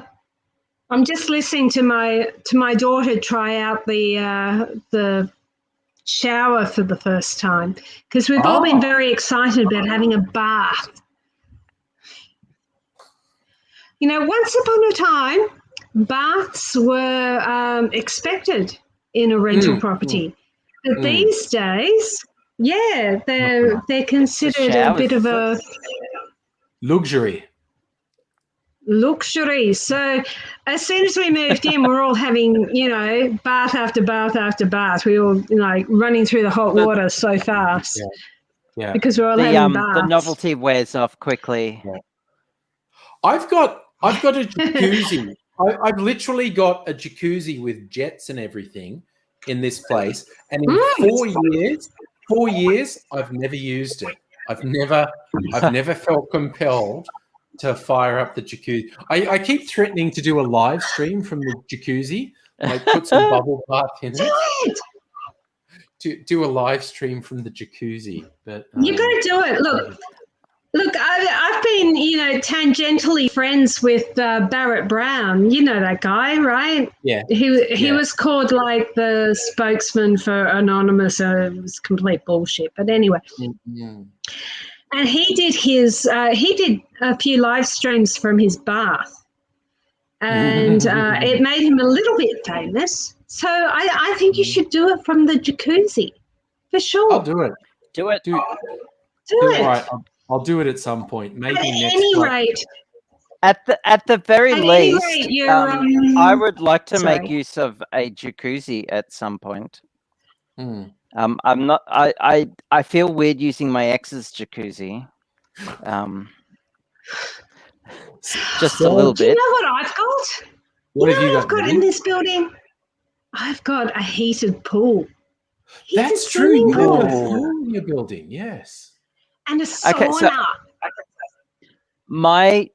so I have a friend who has an outdoor spa that can, like last time I saw it, there were 5 people naked in it.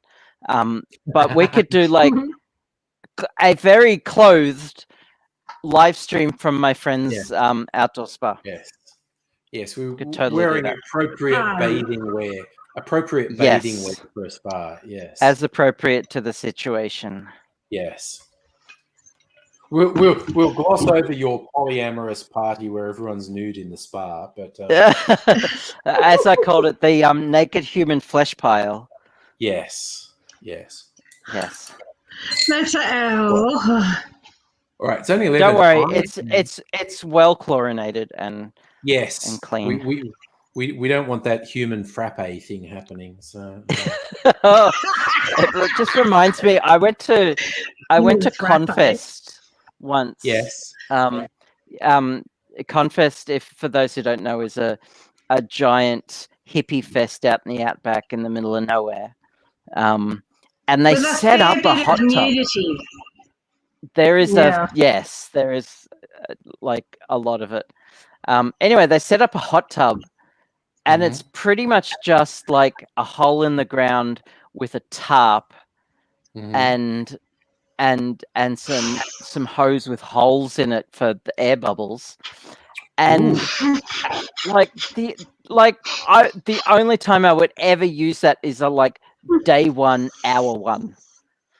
Because the diseases you would catch from it by the end of that long, it's a 5-day thing. No thanks. No, a hard pass. My ex, who is like my bestie, really, he's also the blacksmith I was pimping for you guys.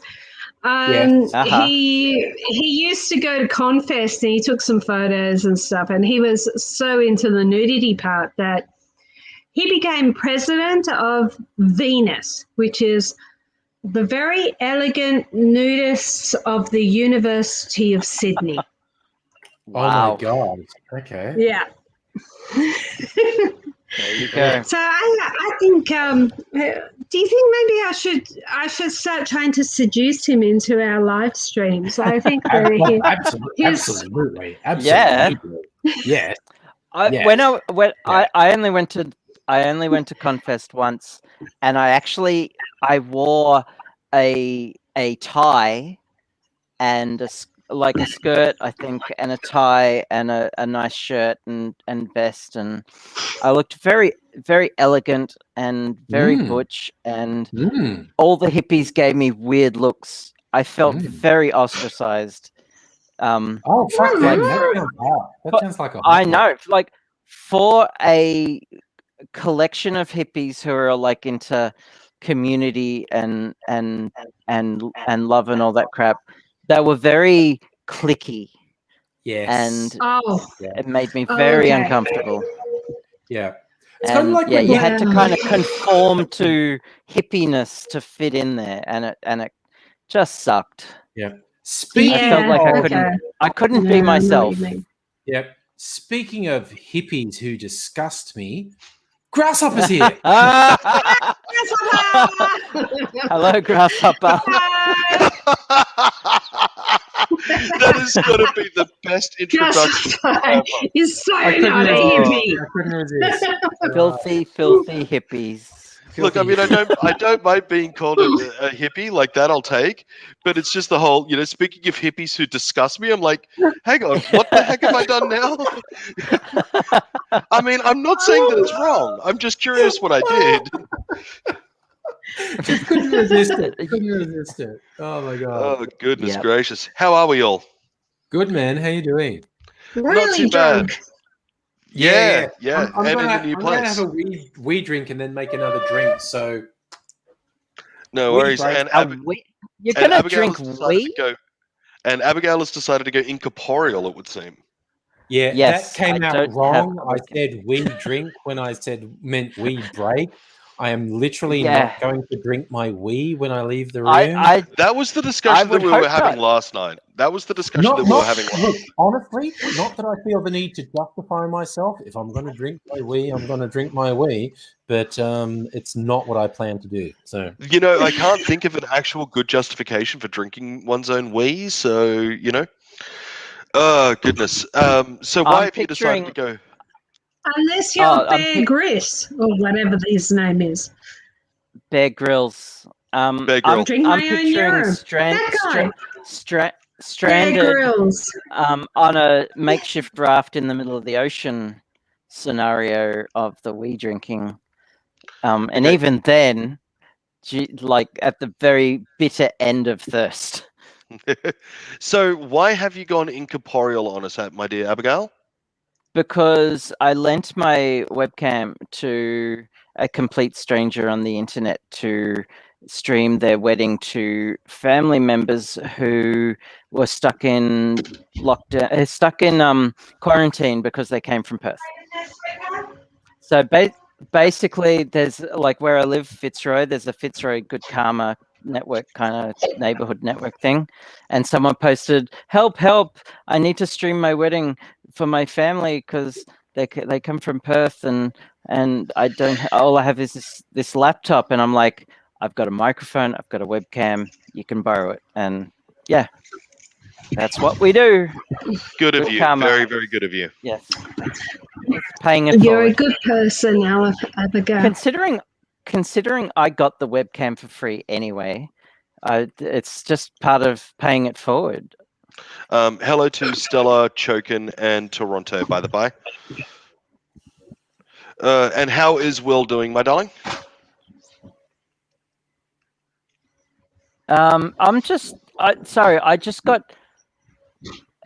got distracted by Stella's comment about pumping seawater up your ass. What? And absorbing fluid that way. Pumping seawater up your ass. So my first question is how? Just with a enema. Just pump it up there. Okay, so you're stranded on a makeshift raft in the middle of the ocean. Right. Oh, and you've got an enema kit. No. Yeah. Salt. You would absorb too much salt. Toronto Maple Leafer is right. You would absorb too much salt. Yes. Okay. So seawater enema. Seawater is not safe, but you only need a couple of things to make seawater drinkable.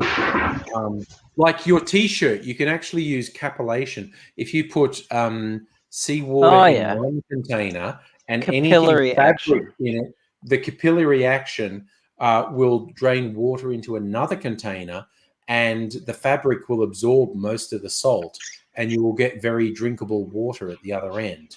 So you need two containers and a T-shirt. Why not try out by the time it gets to if it's in the middle of the ocean and it's sunny? Well, there's ways. Yeah, there's ways that you could do it using a solar still, and you'd have no water. Yeah. And there is ways to do it with fire where you have absolutely no salt. I think the one that Stella was talking about, there was an instance where Bear Grylls had set up something or other on a raft when he was struck out on sea or whatever, and it was catching water, but the problem was it was also catching a lot of parasites from like bird poop and all of those sorts of different things. And apparently if you drank it, it was going to make you sick, but you still needed to get the hydration. So straight up the rear end, and you get the hydration, but apparently less chance of being sick, which would require more research than I'm willing to give into that topic to find out if true or not. Yeah. Yeah. I'm sorry. Requires further investigation. And all I thought about was that one episode of Man vs. Wild where Bear Grylls got stung by a bee and had an allergic reaction and ended up looking like Benedict Cumberbatch. Have you ever seen that meme? No. Because his face swelled up, and okay, I'll share the screen. Seriously, Bear Grylls got stung by a bee and had an allergic reaction, and he looks like Benedict Cumberbatch. Look at that picture.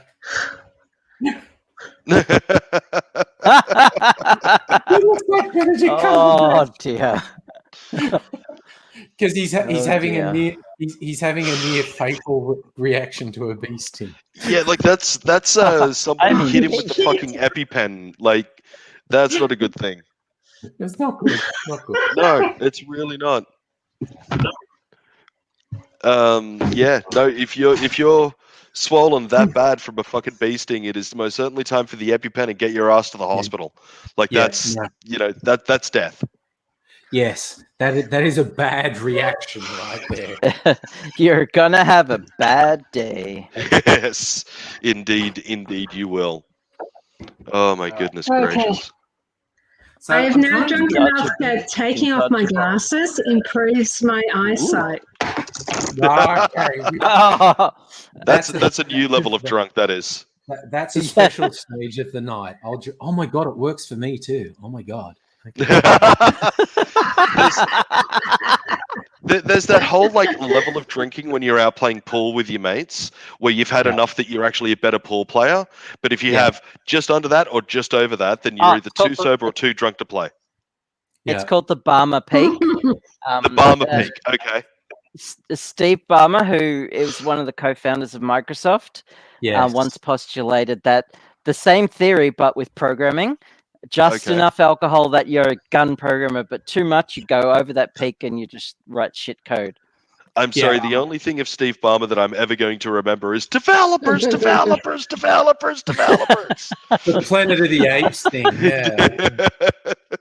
Ballmer, he was wild because the 80s and even into the 90s in Microsoft was the wild fucking West. It was this incredibly valuable company. But the core people in it were lunatics. They were getting wasted. Like in the early days in the 80s. Look, one of the lead programmers, I don't remember his name.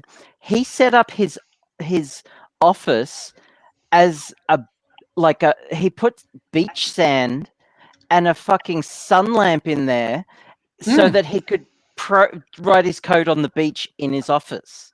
Yeah. It was nuts. Anything went. Like in the early days, Gates used to take everyone to strip clubs after they'd been coding for 70 hours straight or something. And then to liven things up, he would just pay the strippers to come back. Oh, I'm going to have a party at my place and there's a pool and I just want you to swim nude in the pool and I'll pay you $5,000. And the strippers are like, yeah, hell yeah. Hell yeah. And so all these absolute nerds are sitting in the pool going, because they were never they didn't know what to do, but they just socially awkward. It was mad.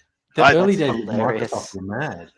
Like if I had like early days of Microsoft money to my name, why not? You know.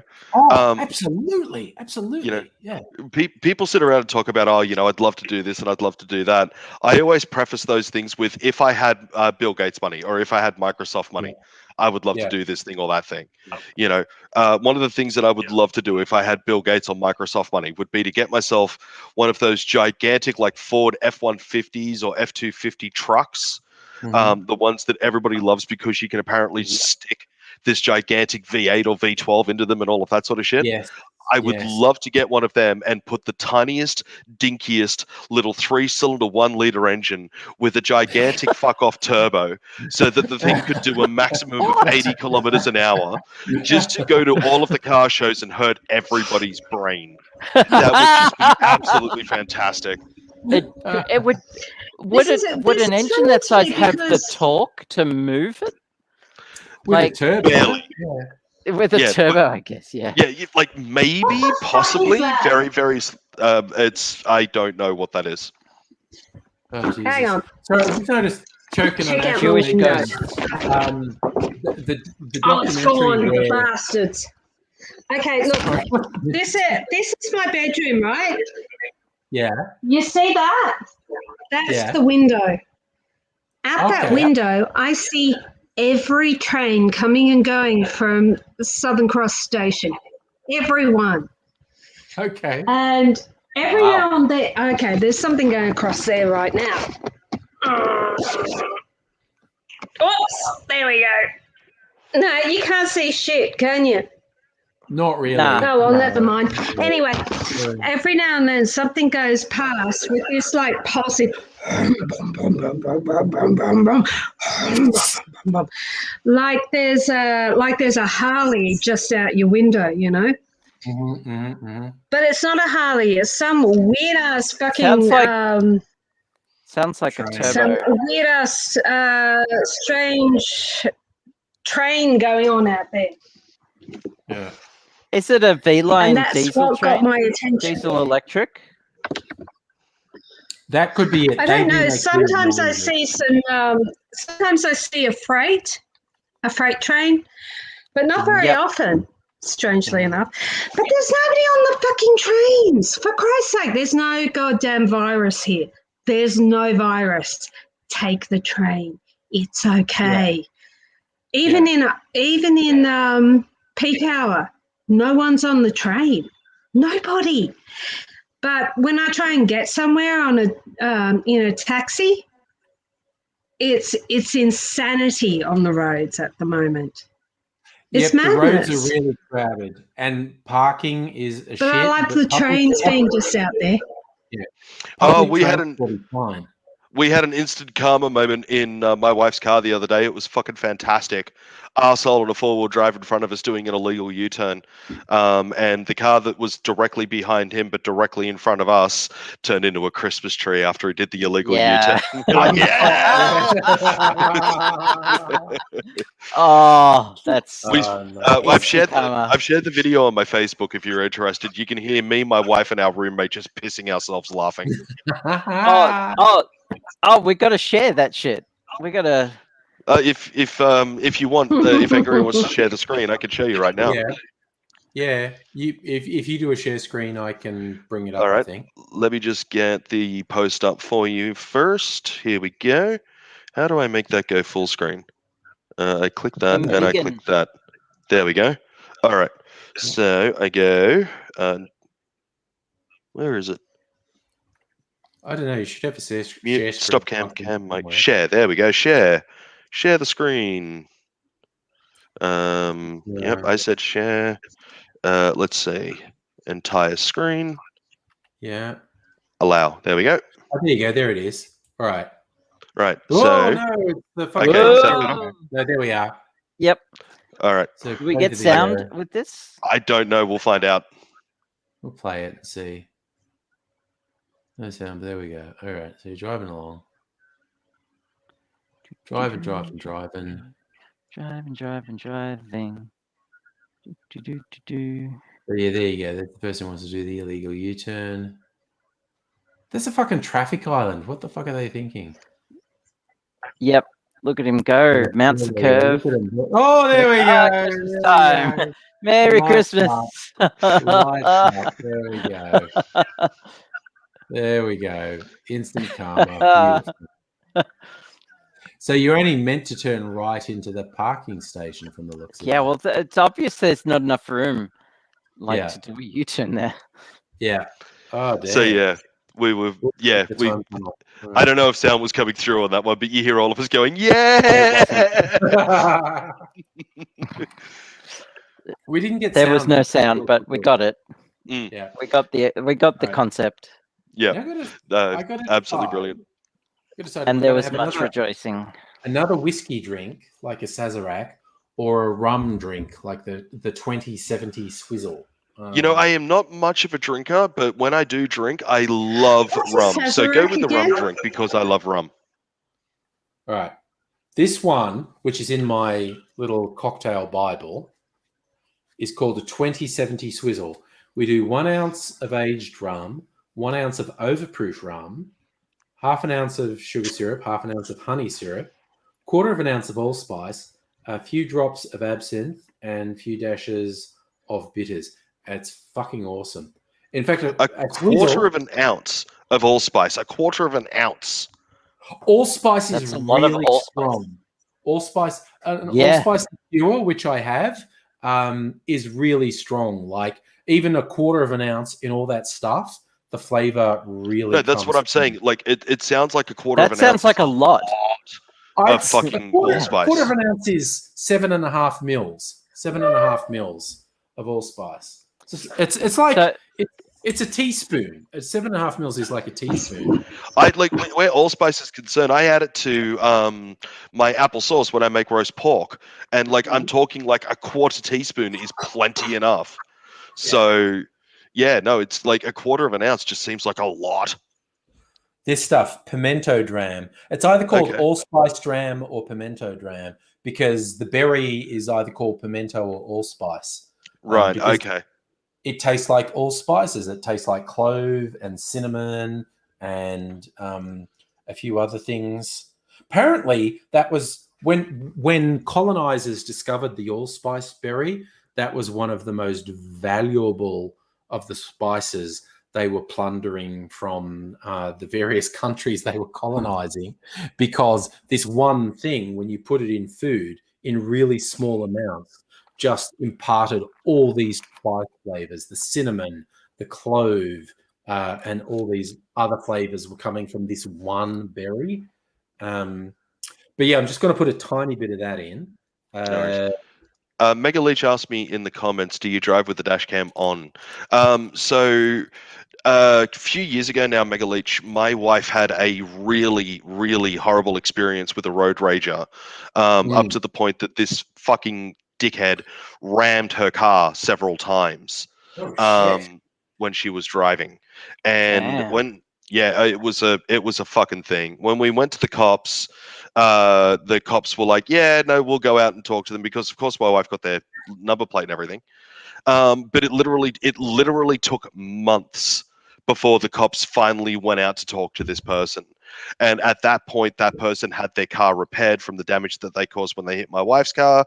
And they turned around and said, we didn't do that. They did that to us, and blah, blah, blah. And it just became a he said, she said situation, and nothing ever eventuated from it. So my wife was like, no, never the fuck again. I am getting front and rear facing dash cam. So if it happens again, I've got evidence. Good idea. Good idea. And it wasn't long after that I had a run in with the same person. Oh, shit.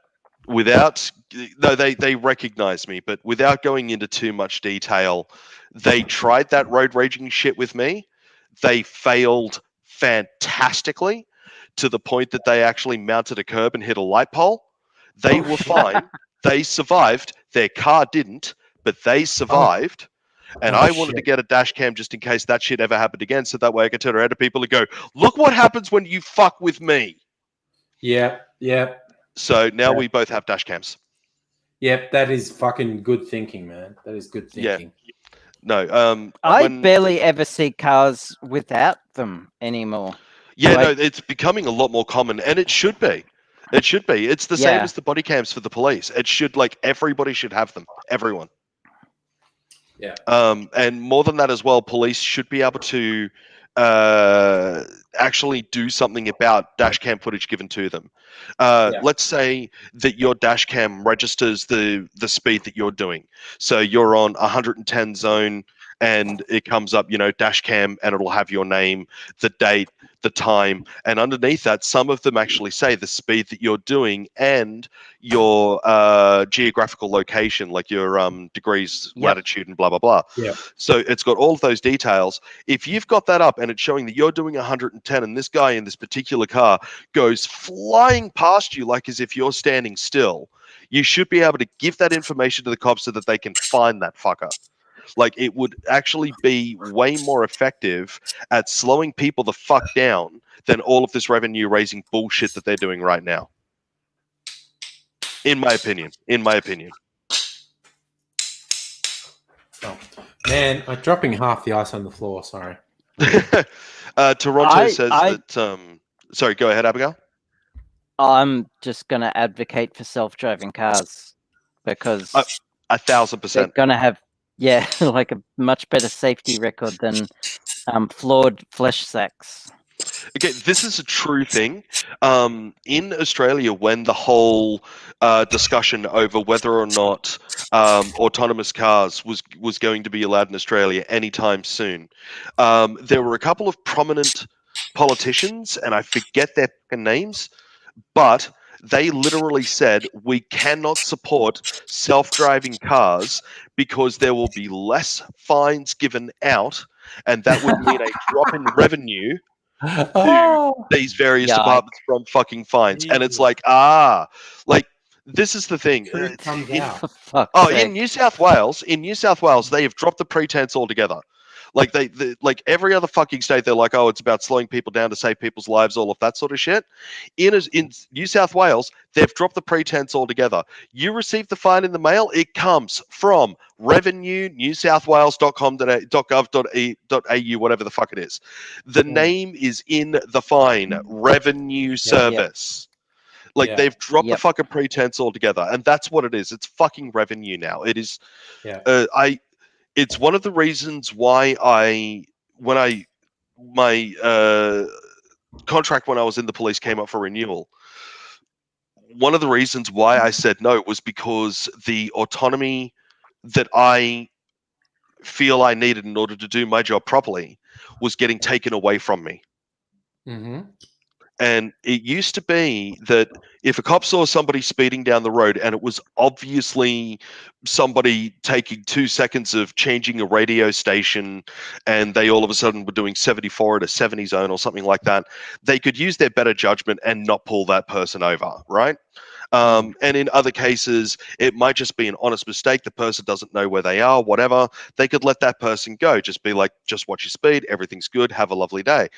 They cannot do that anymore. Now the cars, like the police cars themselves, have got this whole radar system and this number plate system. They read your number plate and the radar reads you going over the speed limit. The police officer has no ability to write out that physical ticket anymore. It is in the system and it is going to get sent to you. The police officer has to pull you over and let you know that you're going to receive the fine. They no longer have the ability to say whether or not they're going to give that person the fine. All of that decision-making has been taken completely out of their hands. And I stand very firmly against that. Yeah. Well, it's like, it's New South Wales is going a bit crazy. We had the opposite in Melbourne when the express, and this was years ago, when the expressways between Geelong and Melbourne were open, the upgraded expressways. Oh, look, we've got a guest in the background. Hello. Oh, that is my brother. Hang on just 1 second. I'll be right back. Yeah, but we had when the expressway between the upgraded expressway, which is like 4 lanes each way, between Melbourne and Geelong was opened. There was all this publicity, like, okay, it's open, getting used to it, and the cops, the government was saying there are speed cameras all the way along this expressway. We haven't switched them on yet, but you need to understand they will get switched on. There's 100 kilometers an hour limit, and you will get pinged, okay? And there was a whole publicity thing about, okay, we're switching them on soon. And then there was like, okay, on Monday, the speed cameras will be switched on. And in the peak hour of that first Monday when they were switched on, like literally thousands of people got pinged for speeding. And the head cop went on TV going, what the fuck is wrong with you? We spent weeks telling you. Why are you doing this? It was the opposite of we're revenue raising. The cop said, we spent weeks telling you don't speed because these cameras are getting switched on. And we switched it on, and in the first peak hour, surprise Pikachu face. We pinged thousands of people. What the fuck is wrong with you? And it's just like, yep. It was weird because there was so much. That's hilarious. But the copper was just like, oh, you know what? If you're just going to do it, if you're just going to speed, even though we warned you, fuck you. We're sending out all the speed. Yeah. that weeks of warning, yeah. Yeah. All right. No, so if you lovely people will excuse me, now that I've helped fix my brother's iPad, I am out of my peach iced tea, and I need to take care of that. So I will be right back. Sure. So Nettie's come back with what looks like strawberries or something, but you're on mute, so I'm not sure. Just waving. Chicken. Chicken bits. Chicken bits. Got to decide how I'm going to serve up my swizzle. How do they recommend you do it? I'm just going to consult the Oracle. In a Collins glass with lots of ice. Okay, I'm supposed to. All right, I'm gonna get a glass and fill it with ice because that's how I'm supposed to serve this drink.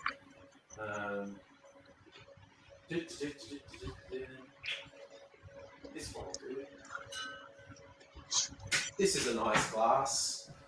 This is a sexy glass. I'm gonna fill it with ice. Oh, that's sexy. Sexy glass. Fill it with ice. Are you sexualizing glasses again?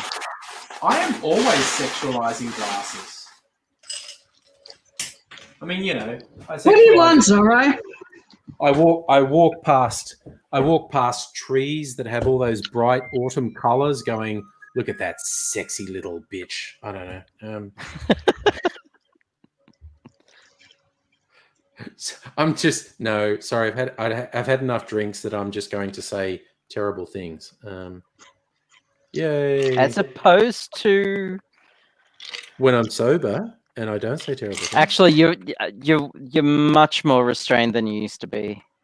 To be fair. I didn't always sexualize that things. That looks fabbo. That looks really very extra.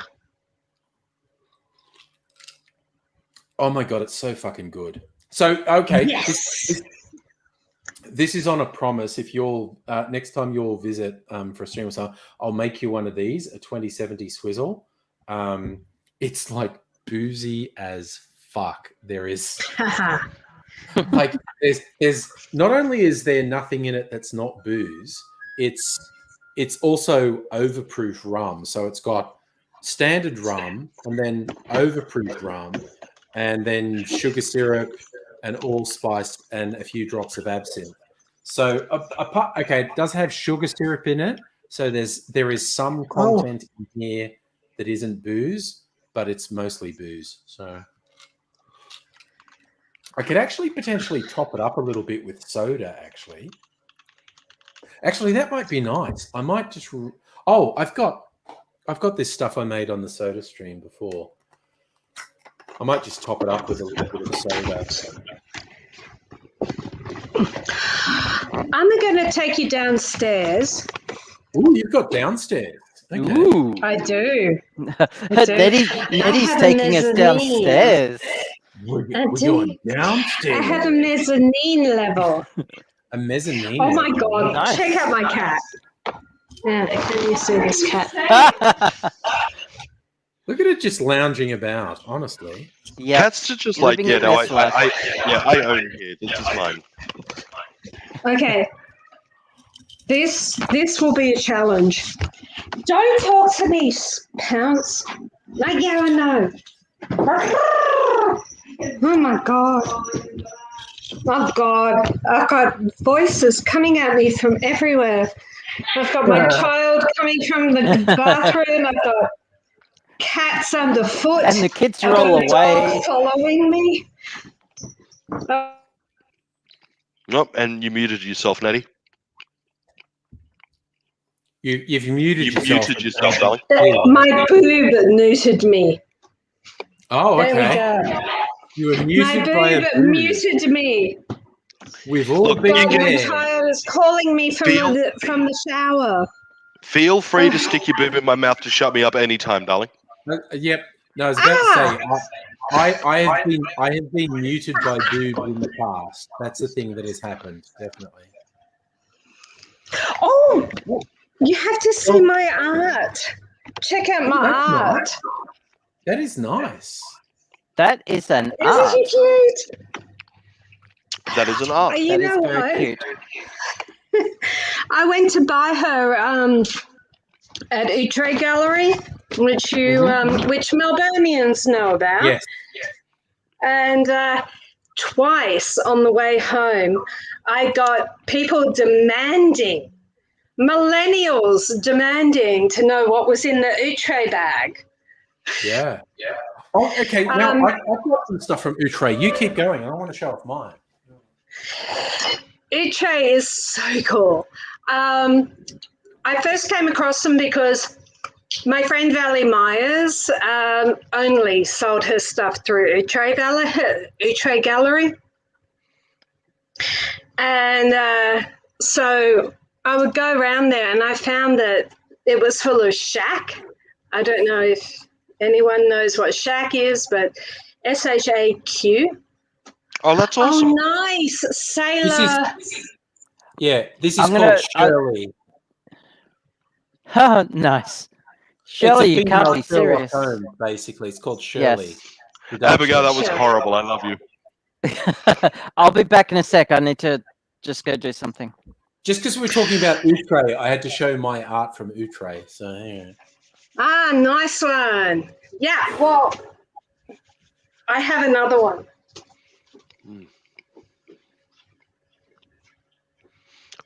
You're talking to the one person whose artistic abilities go to being able to draw stickmen, and bad ones at that. So I'm not going to have much of a commentary on this.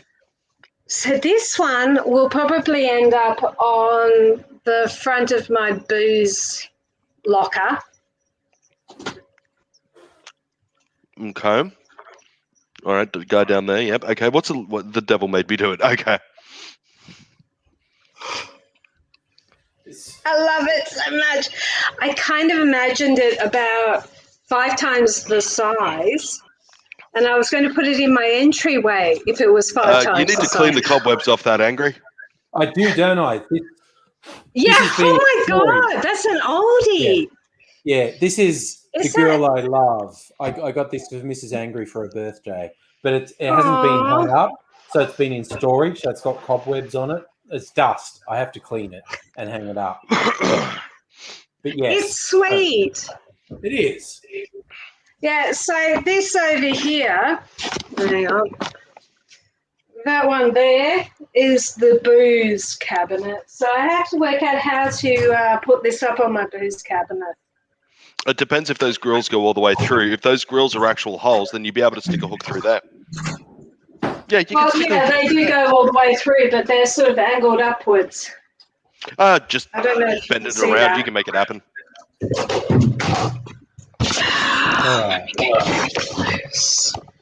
There we are.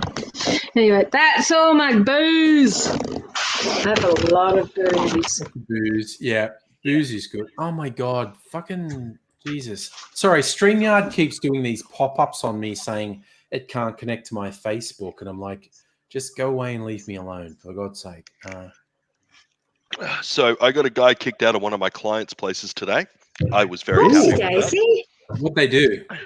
They walked in there wearing a shirt that they had made and were wearing it in earnest. They meant it. Derek Chauvin did nothing wrong. Oh, get fucked. And for those who don't know, Derek Chauvin is the cop who murdered George Floyd. Yeah. Yep. Oh, yep. Jesus. I was like, when I turned around and I saw the shirt, it took a couple of seconds for my mind to click it together. Yeah. And I turned around to him and said, Derek Chauvin is in the cop in the States that just got charged. And he's gone, yeah, man, yeah, no, that complete miscarriage of justice. And I went, that is not a miscarriage of fucking justice, dude. He murdered that guy. No ifs, ands, or buts. That's fucking murder. Like, how can you possibly say that he did nothing wrong?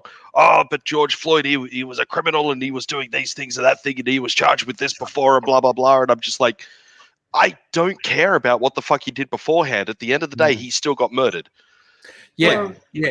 It's the thing you need to get through to people. You're like, cops aren't meant to murder guilty people either. This isn't fucking Judge Dredd, They're meant to arrest people, not and Judge the person is then meant to face trial. It's actually illegal for cops to murder people who are guilty of a crime. And George Floyd, at that point, was not guilty of a crime. Oh, Jesus, crap. Nettie. What the hell? Sorry, I'm just going to mute that. Oh, you're back. Thank you, Nettie. Thank you, darling. Whoa. Yeah, just mute that while you're doing that part, darling. That was loud. It sounded like you were having robot wars there, Nettie. I don't know what was happening. I was just pulling a plate out. Wow, sorry. That was the most dramatic plate removal I have ever heard. Oh, can I tell you a quick funny story, Angry? You go for it. Do you remember years ago when the Nettie, could you just hit mute because I'm echoing? Thank you, sweetheart. Thank you. When the Jeff Dunham Ahmed the Dead Terrorist thing went viral for the first time. Oh my God. Yes. Okay. Yes. Okay. That dates it, right? When I received that email or the link to the YouTube video or whatever it was, of course I forwarded that through to my dad, who was still with us at the time. Dad watched it, thought it was absolutely hilarious. Dad, of course, showed this to everybody that he could. He's watched it 1,000 times. He thinks it's great. So fast forward a few months after my dad has seen this, and I've come home from work one night. It's about 1:30 in the morning. I walk into the kitchen to get myself a drink, and I notice that there is a whole bunch of dirty dishes on the side of the sink. And I'm like, I'm not going to do the hit and run thing. I'm going to clean those dishes and put them away because that's what you do, So I've done all of the washing up now. My dad, of course, is dead to the world in his room, which isn't too far away from the kitchen. And while I'm doing the washing up and the drying up, I'm being as quiet as I possibly can not to wake him up. But as I'm getting towards the end of it, I've got this pile of dishes. And what I do is I stack all of the dishes when they're being dried on the side, and then I put all of them into the drawer at the same time by themselves, like as one big stack. As I've gone to pick up this gigantic stack of dishes, it fell out of my hand and hit the concrete floor in the kitchen. Oh, shit. And every single plate smashed and made all of the world in the living free, like all of the fucking noise in the living free world. It was an absolute racket. My dad has come bolting out of his room. He's wearing underwear and his shirt. That's it. Comes running out to see what all the ruckus is, sees smashed glass all over the kitchen floor, me standing in the corner going, and he just looks at me and he just goes, "Silence! I kill you!"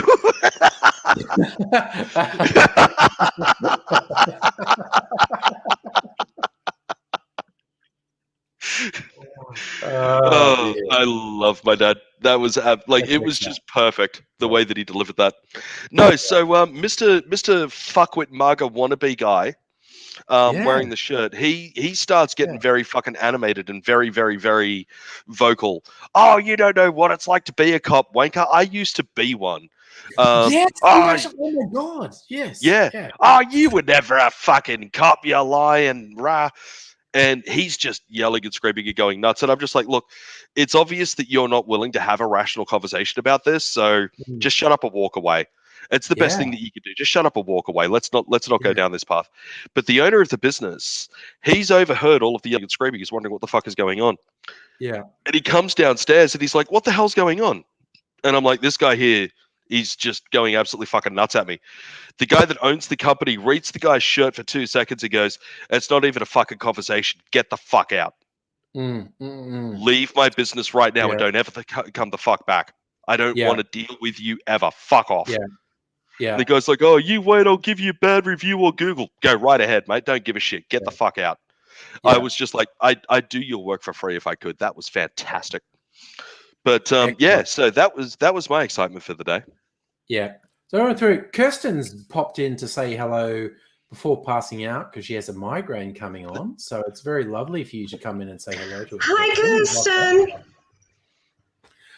And that thing you said about telling the person to fuck off, there was a great story I read. It's like, because if you've ever been into either the punk or the metal scene, there's a problem with people on the fringes of it who are fucking Nazis.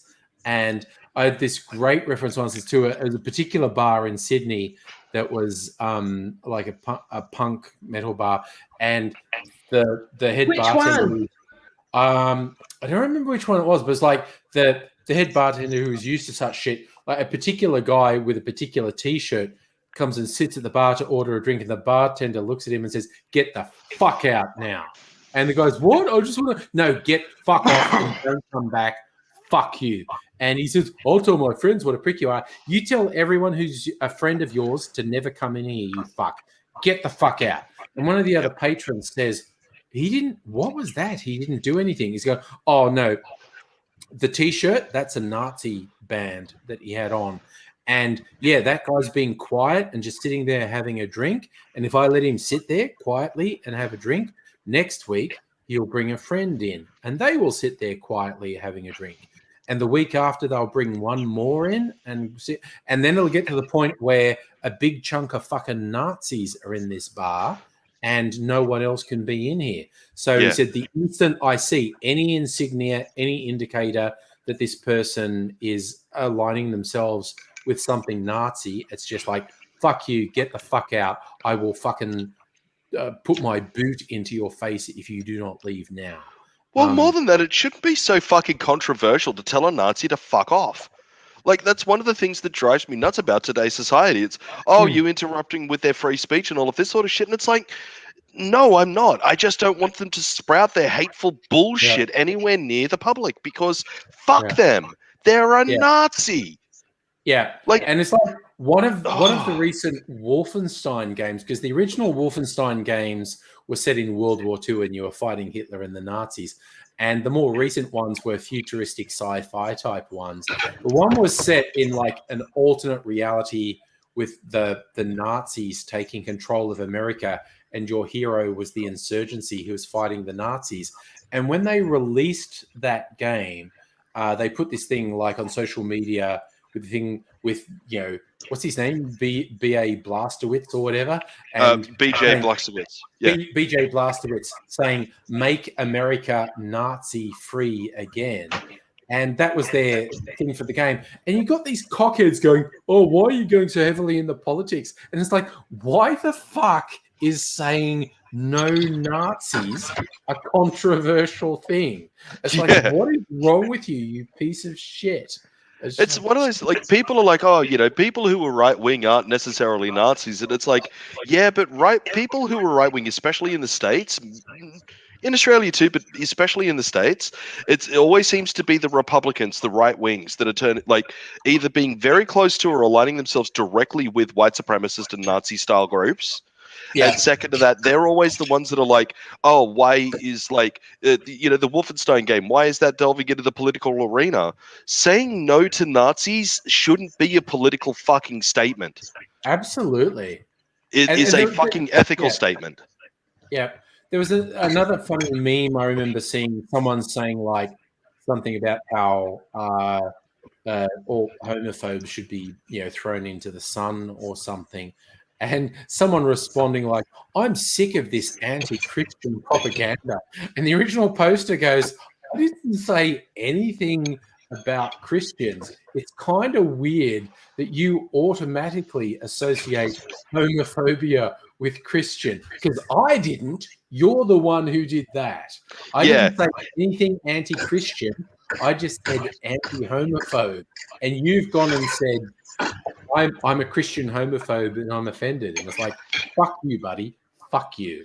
Yeah, no, it's the same with the Republicans and that whole thing as well. Like, why make it a political? Hey, Abigail, why make it a political statement? You're the one that is making Nazis a political statement. That says a lot about where you fucking stand politically and ideologically. If you're turning around and saying that being anti-Nazi is being anti-right wing, that's that says a fucking lot. Like, I am not saying.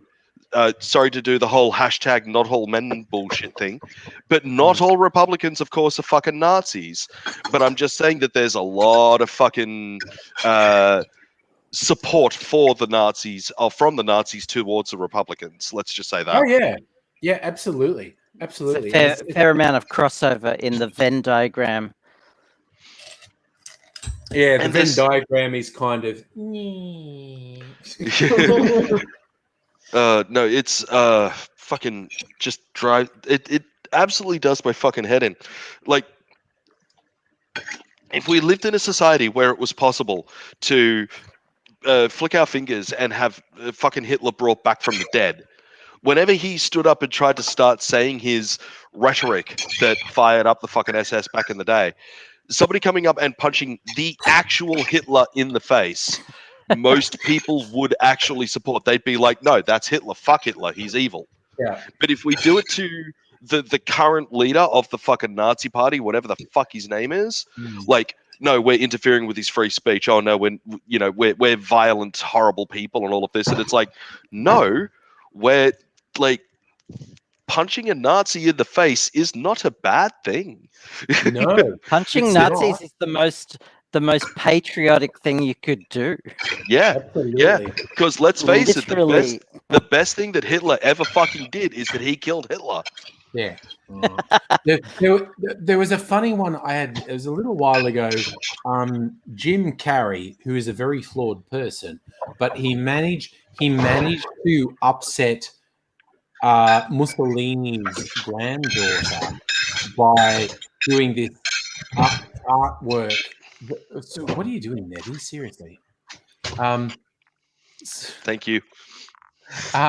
There was Jim Carrey upset Mussolini's granddaughter by doing this artwork of, Mussolini being hung upside down in the town square and whatnot, because Mussolini's granddaughter is a fascist who wants to defend the legacy of her grandfather, Mussolini. And I posted this thing on social media going, this is hilarious.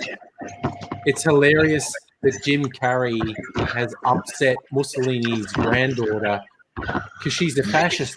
And I had some idiot pop up saying, "Oh, you say everyone you disagree with is a fascist." I'm like, no, this is Mussolini's granddaughter, Mussolini. An Mussolini actual fascist. And, whoop, there we go. Somebody in a towel. Oh man, what a time to be looking at Nettie's fucking screen. I know. Okay. Nettie's doing a whole fucking. I forgot what's that movie where you get that point of view thing where someone found footage movie. No, it's like the Blair Witch Project. Yeah, but there's one where it's like they're all junkies or something. I don't know. I've had too many cocktails. It Train Spotting? No. I haven't actually seen Train Spotting. Train Spotting is a good movie, and the sequel, which is like, 20 years later, is also good. There is this hilarious thing where the Scottish junkies end up in a pub with these people who are Scottish but are absolute loyalists to the British. Oh. And they realize where they are and they're fucked. And one of the guys just makes this whole speech where he's being really sarcastic, but he's making it like, good night, Stella. He's on the same page as the people who support the British. And it's so weird. It's so fucking weird. Stella, crash. Good night, Stella. I actually enjoyed. Good night, Stella. I'll see you in your dreams. Hello, Stella. I enjoyed Trainspotting. In so much as I enjoyed the way that they told the storyline, not necessarily the timeline itself, if that makes sense. Yes. No, sorry. My two favorite bits in Trainspotting are Ewan McGregor going into the worst toilet in Scotland and then going for a fucking swim. Yeah. And he dives into, because he's off his tits on heroin at the point. And the second bit is the dude who goes for an interview with the Unemployment Bureau. Yes! It's like, when you're on benefits, you have to show up to the job interviews and you have to find a balance between I want to look like I'm trying to get a job so I don't get cut off the benefits, but you don't want to be so full on that you actually get a job because you don't want a job. Yeah, so you take on a pile of speed so that you come across as completely insane. And he's showing up to this company that does leisure. It's like a tourism thing that does leisure planning. And he's sitting there going, yes, I love it. I want to work. It's my leisure, your pleasure. And he keeps saying all this insane shit. So all the people on the interview panel are going, this guy's kind of crazy. but what he's saying is, I want the job. But he's saying, I want the job in a way that the people who are in a position to award the job go, I am not giving this guy the job. No, I'm not giving him the job. Yep. No, my two favorite scenes is definitely the worst toilet in Scotland by far and away. Yes. And also that scene where the baby's crawling on the roof and they kind of like that was amazing. I guess I need to watch this movie. Abigail, it is absolutely worth a watch. Have you not seen it? I have not seen it. In the chat, Ruka-san says, Trainspotting is like Requiem for a Dream. It's the best movie that you never want to watch again. Thank you. Yes. Sorry. I've seen both. Requiem for a Dream was the one I was trying to remember. Requiem for a Dream is a fucked up movie. That was the one I was trying to remember. Requiem for a Dream is... in one night, I watched Requiem for a Dream and... I watched Requiem for a Dream and Donnie Darko in one night, and shit. that just fucked me. That completely fucked me. That's gonna fuck you up. That's gonna fuck you up. That is definitely gonna fuck you up. Like that should be a fucking form of torture in some places. I'm telling you. Like that's Clockwork Orange. Having your eyes. I haven't tried calling for it. Okay, go for it, Nettie. Watch those movies. Yeah. Oh god. Oh my god, yeah, no, that was Clockwork Orange. I never liked that movie. I know it's a controversial statement because so many people are like fucking Kubrick. I'm like, okay, fine, whatever. I never enjoyed it because it was too fucking violent for my liking. I disliked it. Ultra violent, a bit of ultra. That was the point of them. Yeah. Yes. You were meant to not like it. You were absolutely meant to not like it. Don't get me wrong. Like. Yeah, like I understand that, but like I can't watch it because of it. Yeah, no, that's I'm totally on board with it. Has literal rape scenes in it. Yeah, no, it's like fucked. No, fucking fucked. That movie is fucked. But Kubrick's going, yeah, I'm making a fucked movie now. It's like Kubrick was such a fucking head case. That guy was. Yeah, you'd have to be a head case to do those sorts of movies, I reckon. Yeah. No. Kubrick was. Have you seen the archives that were kept after he made Eyes Wide Shut? No, I haven't. What's the that? background. So you know the movie Eyes Wide Shut. Yeah. Oh yeah. Absolutely. Yeah. So the pre-production work that he got people to do is beyond insane. He got someone to take a photo of doors, and he had to. This poor dude had to collect hundreds of pictures of doors because Kubrick wanted just the right door for a scene in the movie. Yeah. Like hundreds of hours of just for doors. And that's just like one example of the level of detail he demanded. It reminds me about a book like that being an auteur, but that's just fucking ridiculous. There was a book that I heard about once that, like, everybody was saying it would have been a great book if the author would just calm down on describing things, because apparently at one point there, the fucking author spent like 13 pages describing the front door of a house, and the front door wasn't all that important to the rest of the fucking storyline. Yeah. They were like, it would have been a great book if it wasn't for all of that. And I'm like, I'm a huge Anne Rice fan, and it felt that way when reading Anne Rice every now and again. I was a bit like, okay, you can calm down now. Like, Anne Rice gets a bit turgid. Yeah. Yeah, just a tad. Yeah. But oh god. Sorry. Yeah, no, you were saying, like, this guy had to take like hundreds of pictures of doors and all of these sorts of different things for the pre-production work and everything. It's like, that like head case.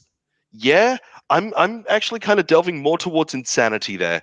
Like they say that there's a fine line between genius and insanity. I think that line's been crossed. And like someone had to, like, that wasn't digital photos either. That was film. Oh wow, okay. And he had someone print them. Like like he collected like thousands of masks for the big party scene, like hundreds, if not thousands of masks, just to get the right ones. That was insane.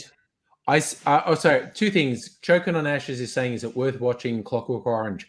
I think Clockwork Orange is a very good film, but it's incredibly confronting and violent. Yeah. And it includes a rape scene. So make sure that you're in the right headspace.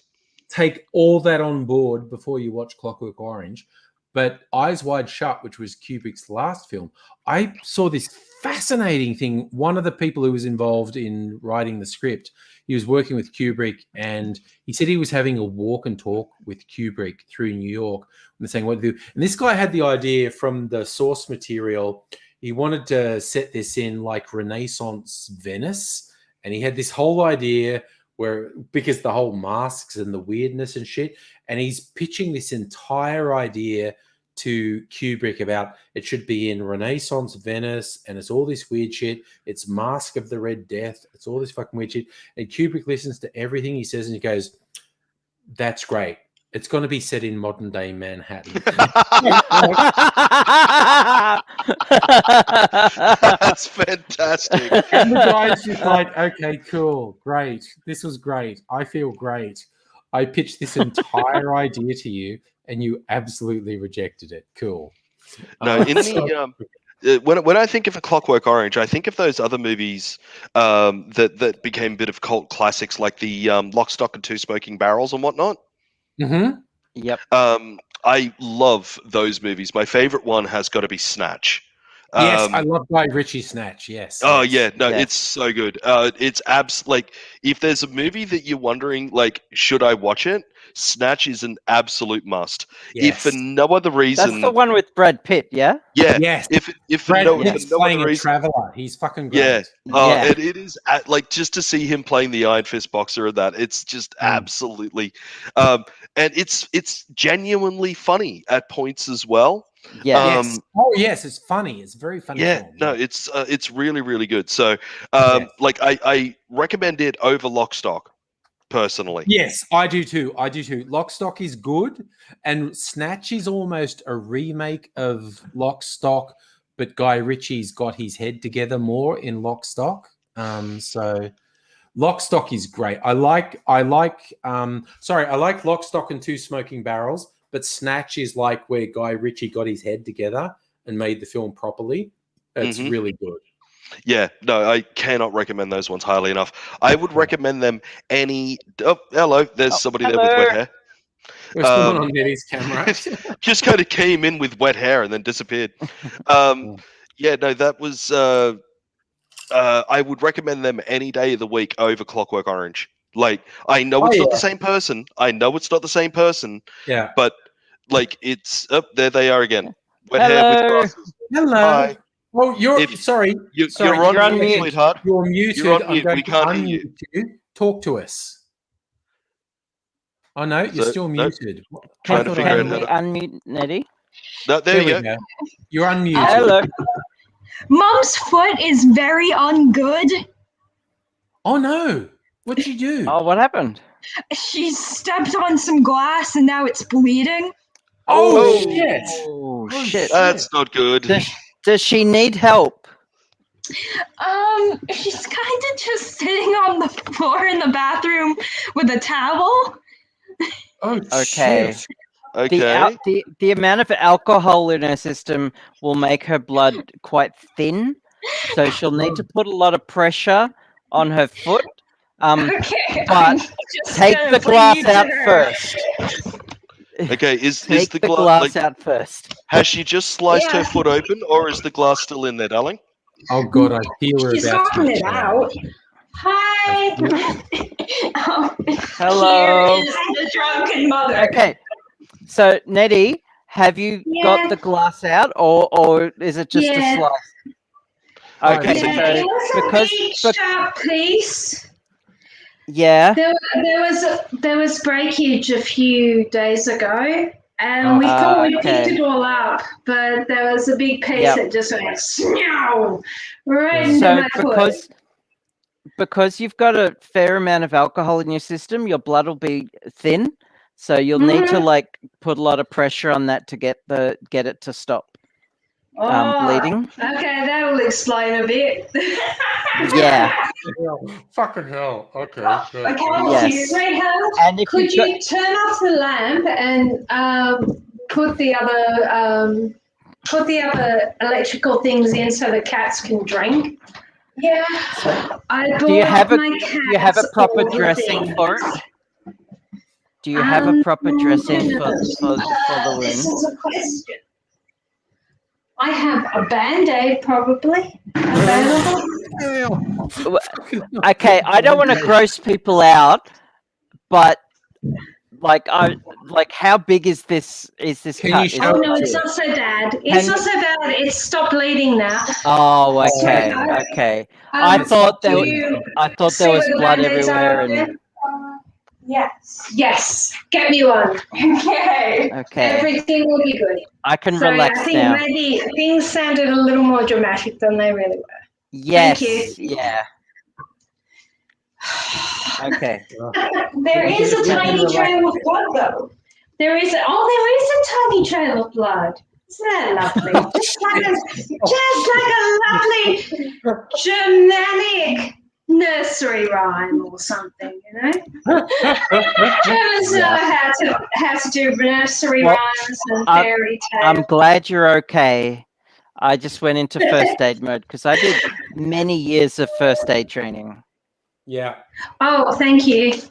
Thank you. Yes, sorry, didn't mean to alarm people. Bloody cats everywhere because they're looking for. Hey, the cats. I got my cats a fountain. Check this out. It's so cute. It's a I don't know. Is that working? You work it. I'll hold it from behind. Amazing. It's got little water things going down from here, here, and here. You can't see it on screen though, because I'm terrified that I'm going to be thrown out of the building for having stinky animals. Oh no! So I bought all the things on Pet Circle. The cat has gotten into a bag. And the cat is now in the bag. Go on, show the people the cat in the bag. Okay. Cat in the bag. I work out how to walk on this stupid bloody thing. It's just a cat in a bag. Oops, cats like sitting in bags. In a bag. Yeah, that is terrible, isn't it? Oh, yep, that is definitely a cat in a bag. There is no denying that. The cat has gotten into the bag.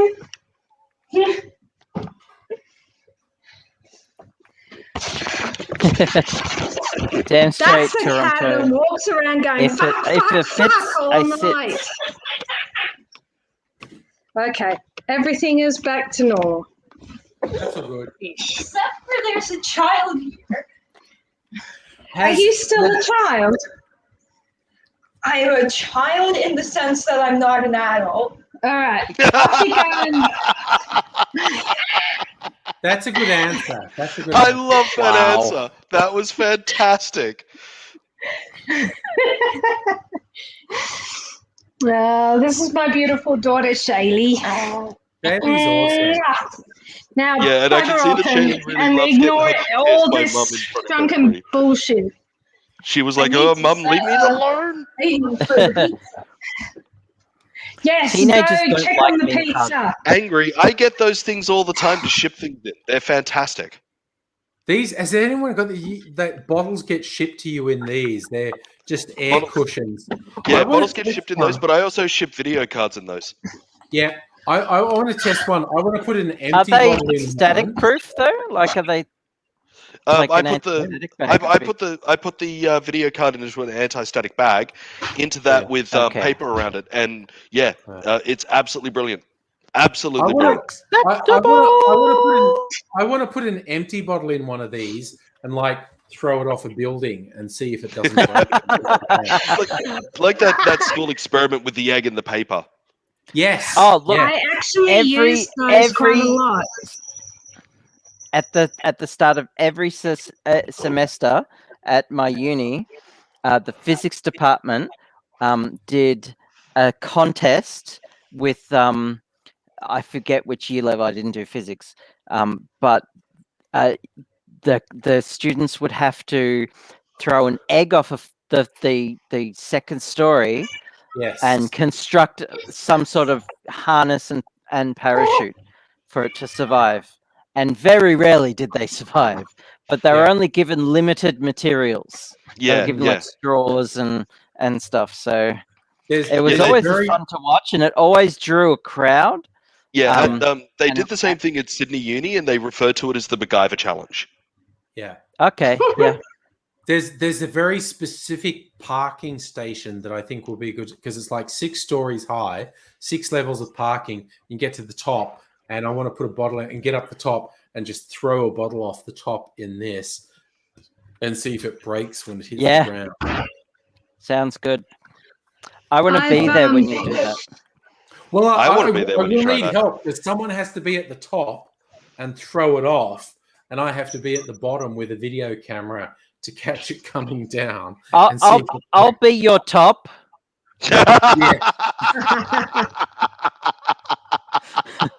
I fear what I just agreed to. Oh, there's a black and white kitty. There's a black and white kitty. And I go, apparently I just agreed to Abigail being my top, and that's why she's doing it on. And... But I agreed to it on a live stream, so it's just like, oh. So that's legally binding now. Legally binding. The next time that Abigail comes over to your place, Angry, she's going to have a collar for you now. I know. It's on. It's just like, it's a contract. It's some sort of contract. Yeah, it's a verbal contract. Yeah. Never make a verbal contract with a Ferengi. I'm not saying that Abigail is a Ferengi, but just don't do it. Yeah. And I'll be saying to Mrs. Angry, I don't know how it happened. I don't know what I did. And she says, you're an idiot. It's your fault, and you have to deal with it now. Yeah. And I would never call you a Ferengi, Abigail. I love you too much. No. Female. Hey, you. Human. Human. A female human. Earthcrow's come in and saying, "Oh, we're all still going," and Angry's shit off his face. Maybe. He's not as drunk as he was about a week ago. Friday night last week was a fucking disaster. By midnight Friday night last week, I was fucked. Oh, I've never seen you that drunk ever. And what happened? What got me is because I had a couple of in these bottles, my clarified cocktails, and they were actually like 2 or 3 cocktails, and I was just pouring the whole thing into a glass thinking that's a cocktail. And so I absolutely miscalculated the amount I was drinking. So by midnight, I was absolutely fucking assholed. And it was just like, that moment he realized he fucked up. Oh, I love the That's various. exactly something I would have done. I love the various terms that people have got for when they get like absolutely fucking drunk. It's like, you know, you were like, I was absolutely arsehole. I refer to it as being 7 sheets to the wind. I don't even know where the fuck I got that from. A friend of mine's like, sheets to the wind, A friend of mine's like, oh, I was fucking munted. That's another one that I've heard. I've heard maggoted. Maggoted, that's a good one. Yeah. I'd just say I was really drunk. Same. Yeah. Very pedestrian, I guess. Oh god, no, Abigail, no, that means that we're vanilla. No. No. No, I'm surprisingly vanilla. No, I'm not actually. Sorry, I just thought about bet you. I know that's not fucking true.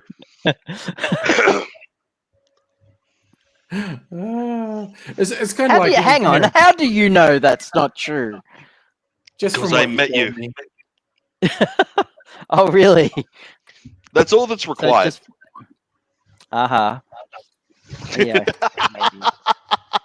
Eleanor's been telling stories about me again, has she? It's like, look, she told me that she wouldn't kiss and tell, but then she told me everything, and she made me promise not to tell everybody in the live stream. So you know. Damn it. Fair enough.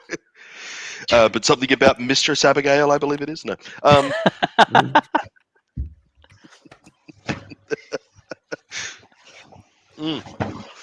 By the way, Angry, love the shirt.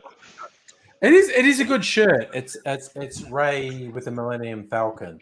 It's a T3 t-shirt. It's a good one. Oh man, do you remember when Jodie Whittaker was first announced as the Doctor? Yes. Yep. Yeah. There was an online thing about like not just the Wakers going, female Doctor's gonna ruin it. There was a small subsection of those fucking idiots that are like, she shouldn't be the Doctor because in this previous movie you could see her boobs. She had her boobs out in this movie. Yeah. Thing, right? Because there was that whole thing. Yeah. Yeah. And there was a movie where the actress who plays Rey, I forget what her name is, before she did Star Wars, apparently she had a topless scene. And same fucking subset of people, oh, she shouldn't be in Star Wars because in this other movie she had her boobs out. It's like, what the fuck is that as a measuring stick? Like, seriously. It's dumb as fuck. Mind you, conversely, in the 70s, one of John Pertwee's companions, Jo, to try and break away when she left Doctor Who to try and break away from it, she actually did a nude shoot for a British lads mag, and she was cuddled up to a Dalek in the nude. Which was pretty good. Google food, don't fail me now. Yeah. No, that will be there. She was one of John Pertwee's companions. I think she's actually still around. She did a promo for one of the DVD box sets recently. She's still around, but the companion's name was Jo, and she actually did a nude shoot in the 70s. Jo Grant. Jo Grant, that was the character's name. Yes, I've absolutely forgotten the real person's name. Katie Manning. Katie Manning, yes, and Katie Manning's alleged because she's still around, but she actually did this nude shoot to try and go, I'm not on Doctor Who anymore. Okay, so it's like stop equating Doctor Who. Trying to break that typecast. Yeah. But he actually cuddled a Dalek in the nude, so it's like I don't know that you're calming any of the nerds down by doing that. But it just seems that it's a no-win fucking situation for women who are in any form of entertainment, because you've got Jodie Whittaker, that actress, and others where guys are like, oh, they shouldn't be in this show or that show because they were in this other show and you can see their boobs or whatever the case may be. Yeah. But there's a YouTuber that I've been subscribed to for ages by the name of Jacqueline Glenn, who does a lot of like atheist content and stuff like that. She has a Patreon, and a few people donate to a Patreon. Good on them. There was a bunch of guys out there who literally made videos that they put up on YouTube saying that nobody should donate to Jacqueline Glenn's Patreon because she never gets her boobs out. Oh, get it's fucked.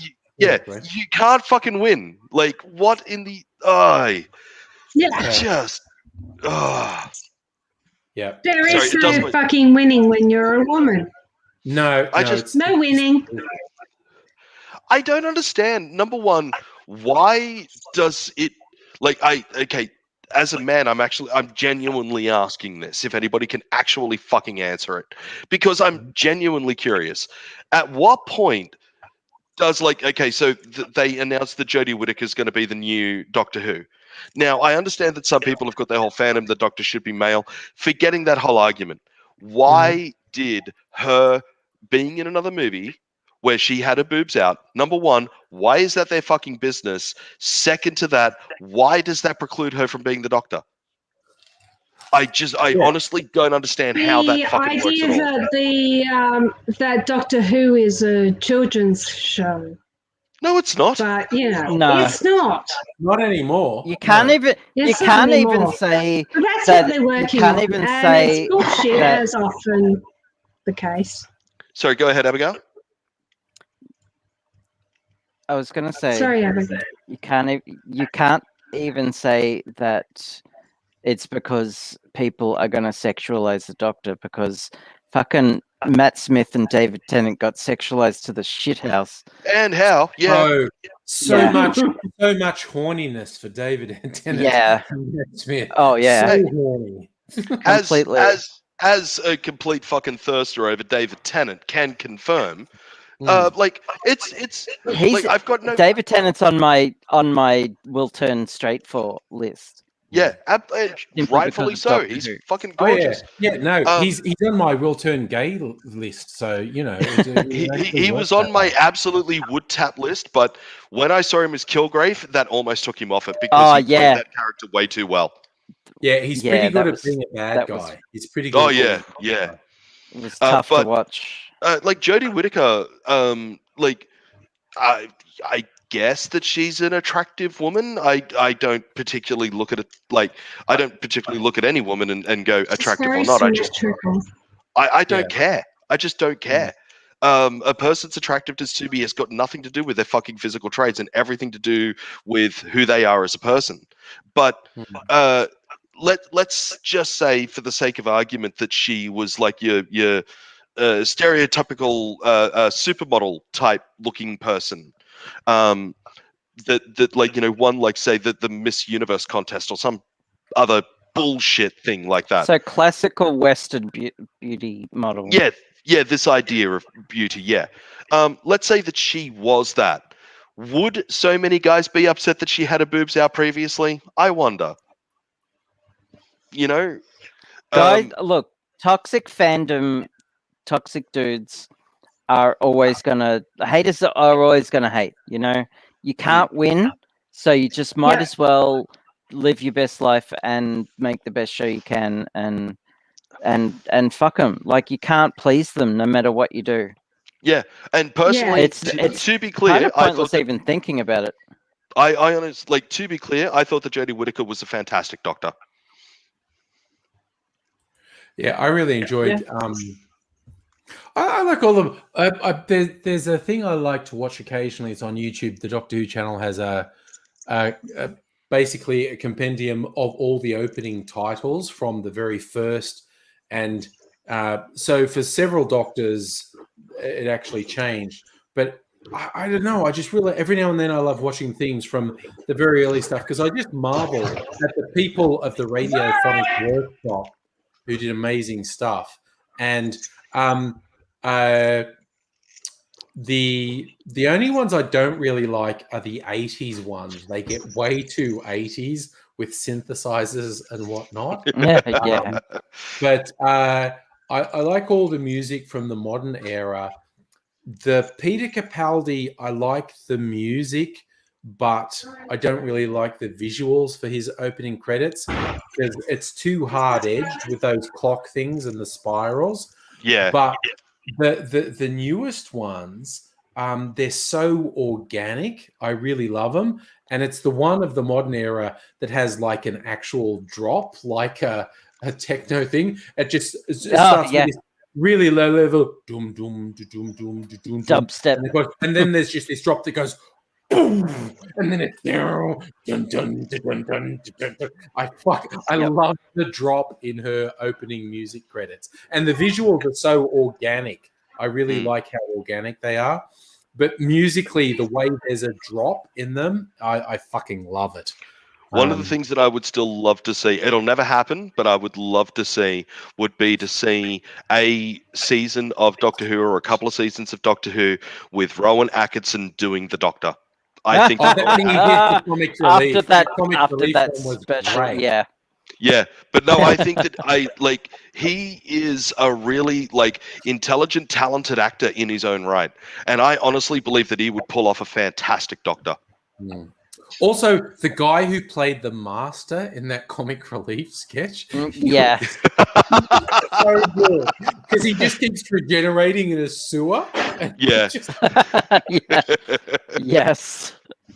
That is so funny. Oh, look, and there was a female Doctor in that special as well. Yes. And I don't remember anyone losing their shit then. Yeah. Because it was comedy relief, of course. Yeah. No, it's oh my god! There are just times that you know that the world is going to hell in a fucking handbasket, you know, and it's shit like that just it can't help but remind you that the world is going to hell in a handbasket. Like when an absolute fucking goddamn waste of space that is that goddamn Cash Me Outside idiot gets all of that popularity that she fucking got. And it's like, okay, the world is going to hell in a handbasket. That goes away, and then it's guys complaining, oh, I can see her boobs, or I can't see her boobs, therefore I don't like her. It's oh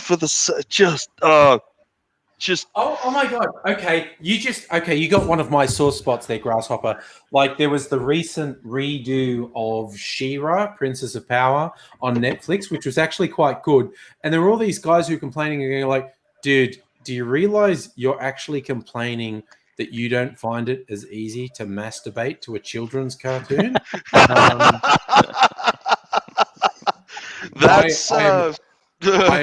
I'm really fucking troubled that you think that's something that we should all be concerned about, that you find it slightly more difficult to masturbate to a children's cartoon now. Jesus, those guys are just like, you should be in prison. I'm sorry. I don't care if you've never actually sexually assaulted people. Just for the protection of society, you should be in fucking prison. Yeah, no, there was that thing years ago of somebody showing picture of this level armor. I think it was in World of Warcraft, but I could be wrong. But it was, this level armor on a male, and it's the full fucking chain mail and all of that sort of shit, and he's completely covered. Same level, same type of armor for female character, and it's literally a two-piece bikini. Yes. I saw this fucking hilarious meme as a Lord of the Rings meme. There was some stupid 70s illustration that had Eowyn going into battle, and she's wearing a chainmail bikini and whatnot. And someone said, yeah, but if that illustration is canon, you read the text, and Eowyn was absolutely able to blend in to all the Rohirrim, which means all of the dudes in the Rohirrim were wearing that same chainmail bikini. And he said the thunderous noise of the Rohirrim was not the horses who pounding; it was their ass cheeks clapping as they went. Oh, that's fantastic. It was so good. It was so good because it was this dumb as shit 70s chainmail bikini Eowyn, but it's like the text actually says Eowyn is blending in with all the men. So all that means is all the men are also wearing chainmail bikini with their ass cheeks. It's fucking great. Checkmate, atheist.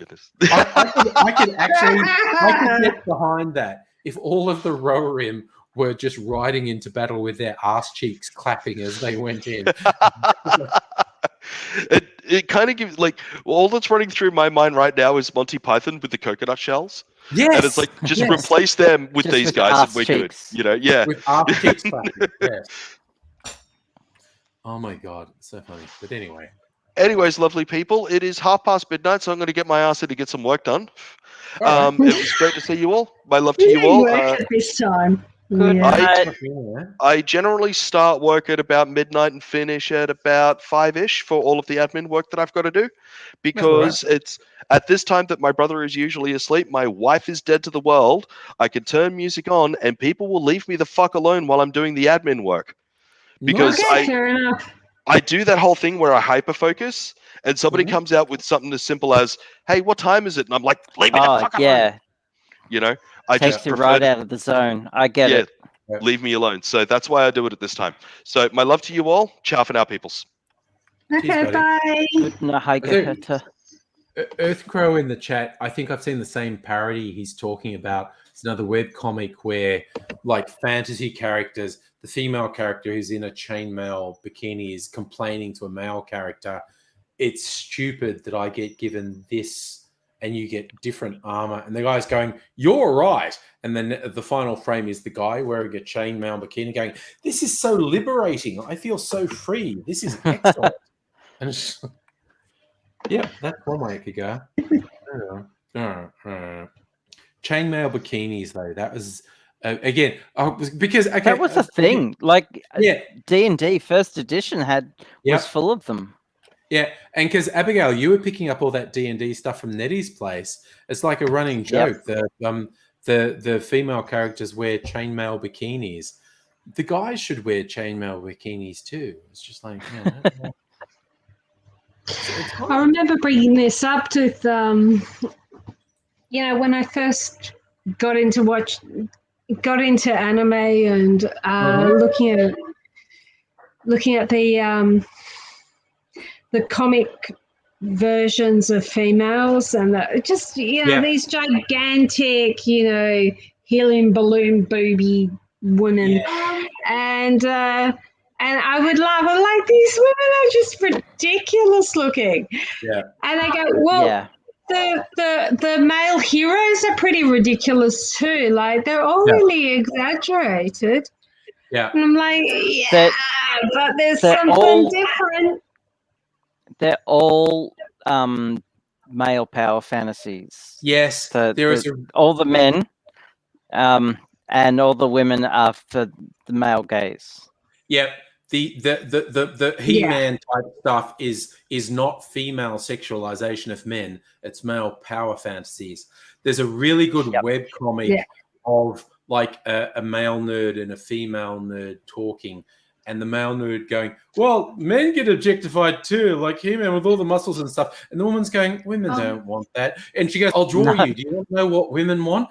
And she draws Batman with these really full lips and big eyes and slim hips. And that's what turns me on. And the guy looks at it and goes, "Oh, I feel really uncomfortable." So case in point, a really good example of exactly this is Hugh Jackman. He did the cover of like a Men's Health magazine, and it was him as Wolverine, and he was jacked and just muscles and everything. And then on the cover he did a cover of a Women's Health magazine, and he was like he had a polo shirt on, slim. It was like the soft and sensitive side. And that is exactly. And so this idea of like the Conan and the He-Mans and all this, like, it's all male power fantasy. Yeah. Also, the fact that Hugh Jackman. Thank you for coming to my TED Talk. Yeah, the fact that Hugh Jackman can be both Wolverine and Peter Allen. Peter Allen, yes. That is so fucking cool that the same guy can be jacked as fuck Wolverine and can also be Peter Allen. Is just great. Yes. But can anyone explain to me why men are so obsessed with power? Why? It's culture. It's fucking bullshit. It's inadequacy. Yeah, it's the fear of not measuring up. Men aren't intrinsically homophobic.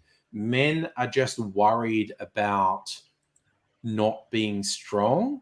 And it's like... Or not appearing as being strong. Yeah, men should... And in fact, with my male friends, it's a lot of... Like, I'm a hugger. I like being supportive of male friends and whatnot.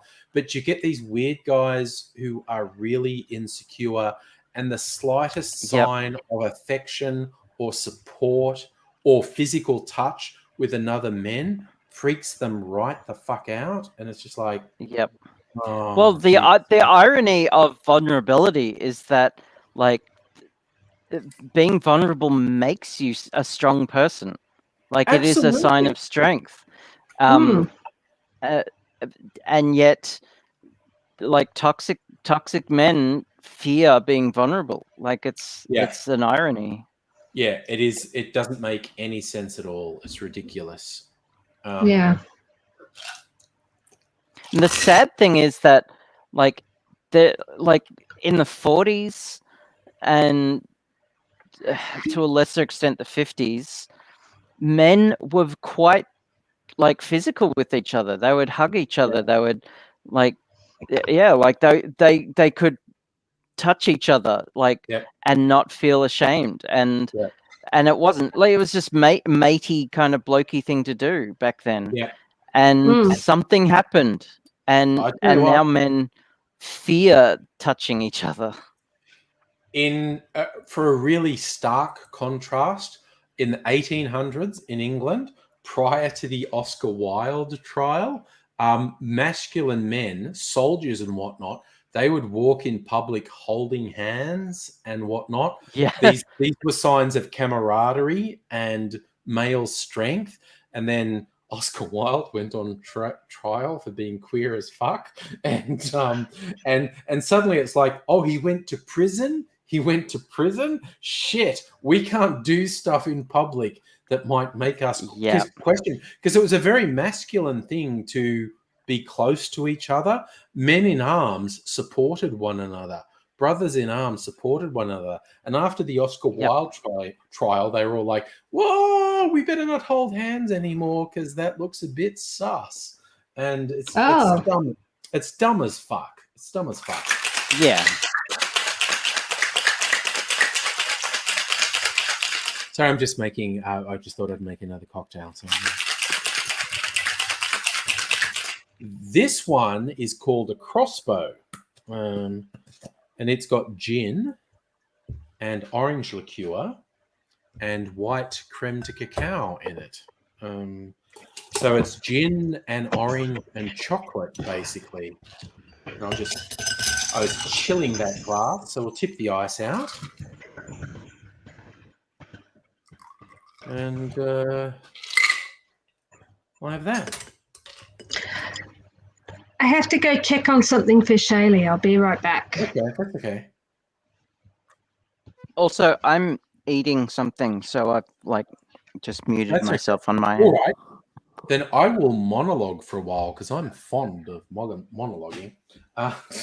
It's kind of like, because you get that joke online when you see insecure people, and it's not always men. Sometimes it's women saying really weird shit about, I don't want men to do this. I think that's too feminine. And you get women who are really hung up and uptight about bullshit. But it is...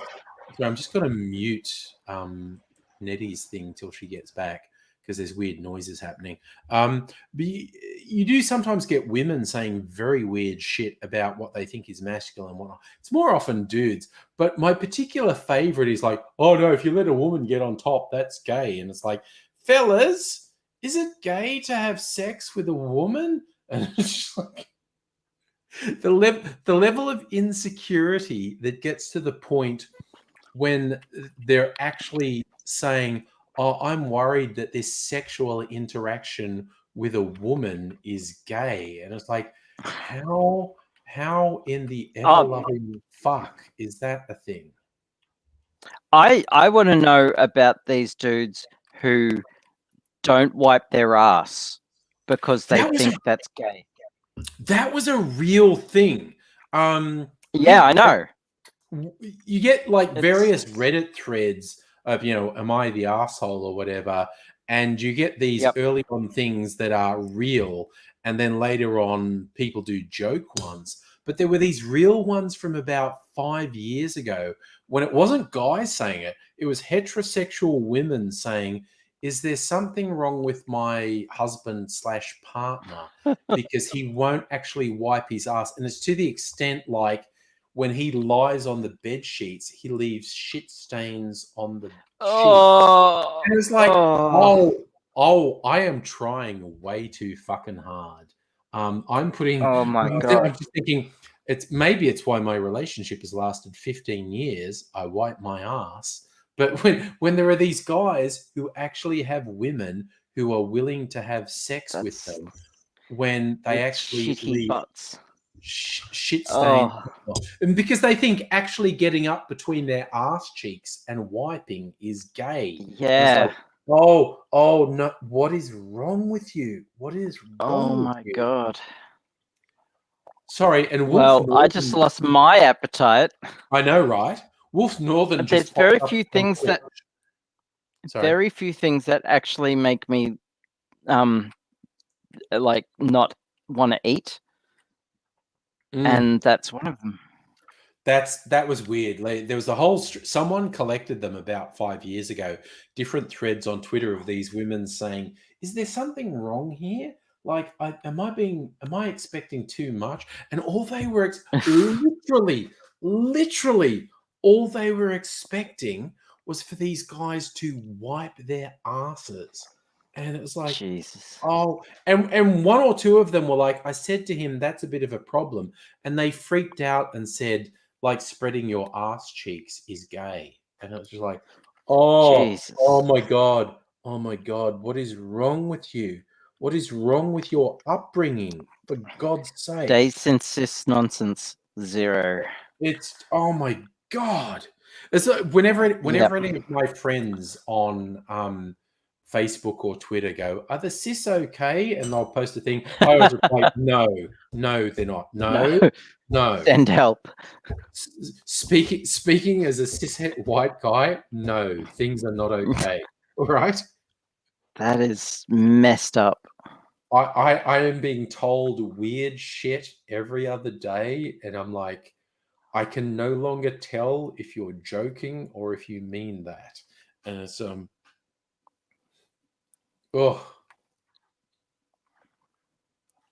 no. So I don't. Sorry, go on. No, you go. Just like, I don't want to make you the scapegoat for your entire gender, but do it. What the fuck is going on with like straight cis white men? Like, I don't fucking know. I'm one of them, and I don't know what's happening. It's like it's just like every now and then people will say shit, and I'm just absolutely scared. Like, I do not get what you're coming from. Nettie's got a sandwich. That's excellent. Nutella sandwich. Oh, excellent. So, Wolf Northern. Oh God, it has already started. Wolf Northern's on Twitch, apologizing for being late. Lucky for you, my friend, it's a Saturday night and I don't have to get up, so I can stay up for a while. And I'm on. Has anyone been counting? How many cocktails have I had? Is this 5? I don't know. I haven't even been counting. I think that's Earthcrow just relayed a story that I dare not repeat. Oh God! It's in the chat. A guy told him he was into scat. So Earthgrow said, "What's that?" He replied with a photo. Don't have a weak stomach, but that made me vomit. Yeah, no, I've heard various things like, I'm into ground rules, and depending what sort of relationship you have, you might get into safe words and whatnot. I'm into very explicit consent and whatnot. There's that old saying, consent is sexy. I know people who are professional dominatrixes and whatnot, and it's like, yeah, it's not abuse. It's actually just hot because the person actively and willingly says, yes, do that thing to me. The idea of pushing someone to do something they don't want to do is fucked up and wrong. But the idea of someone actively and willingly saying, yes, do that thing, that's what makes the dom sub relationship hot. And Sure. And it is. And again, speaking about the cishets, and particularly younger guys who say, I'm a dom, and it actually just means I'm a fucked up individual who wants to be abusive. Because I know people who are properly into the scene, and that's one thing. And like I said, that's where you get into the consent is sexy thing. And I don't want to say because I'm actively getting into stereotypes, but young cishet guys who say they're a dom is usually you're usually just a fucked up individual who wants to abuse someone, and you have no sense of boundaries, you have no sense of consent, you have no sense of actual care for a partner, and it's fucked and wrong. And I'm just like, But again, because I know so many people who are into the BDSM scene, and they're responsible and they're respectful and they're whatnot, and they have to deal with these fucking pieces of shit who go, my personal favorite was an American I know, and she said she gets like guys who are 20 or younger saying, yeah, I'm a dom. And she went, dude, you can't legally buy me a drink. Get fucked. And it was, and that to me, that's so good. I laughed so much when she said that. She was like mid-20s, and she has to say, oh God, guys who are like 20 and younger saying, I'm a dom. And it's like, son, you cannot legally buy me a drink. Fuck off. And it was like, that's hilarious. It was so funny. Oh my God. But it's the thing. And I've seen some very interesting studies into, like, I like to think I'm open-minded and I want to, but you can point to a whole bunch of movements from all through the 20th century and up to now. They go, yeah, we're progressive and open about sex and sexuality. And you go, oh no, you're actually pedophiles. What the fuck? What the fuck? And I'm trying to be open and accepting, and I find out this whole movement that talks about open and accepting. Oh shit, you're actually pedophiles. What the fuck? What the fuck? And it's just like, ugh. It's the continual struggle between striking a balance between being open and accepting, and then not accepting abuse. Yes, it's Jesus. The what's the term? Fuck. It's just slipping my mind. It's about like being like intolerant of intolerance. I know what you're talking about. There is a name for that, yes. And that's not even just sexuality, that's politics. It's like, if you are a genuine progressive, you can't tolerate intolerance, which seems to be a contradiction. And I also kind of love, I've seen a few memes on this. You get these right-wing pieces of shit where where you're on the progressive left side and you're like, no, fuck them, fucking throw them into the sea, set them on fire, whatever. And they go, so much for the tolerant left. And my personal favorite was, again, with the memes, because the horrible right-wing shitheads commandeered the Pepe Frog thing for theirs. Yes. And the left commandeered that weird sports mascot. Gritty. Gritty. Yes. Gritty is the champion of the leftist revolution.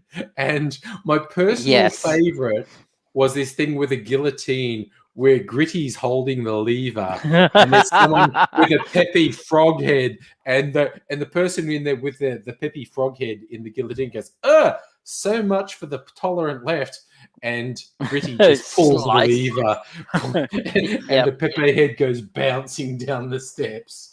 My favorite my favorite is from Star Trek Discovery, the first episode of season 2, where that dickhead guy comes along and he's just the symbol of toxic dude bros, and he he's in that little pod and just gets slammed by a rock and dies.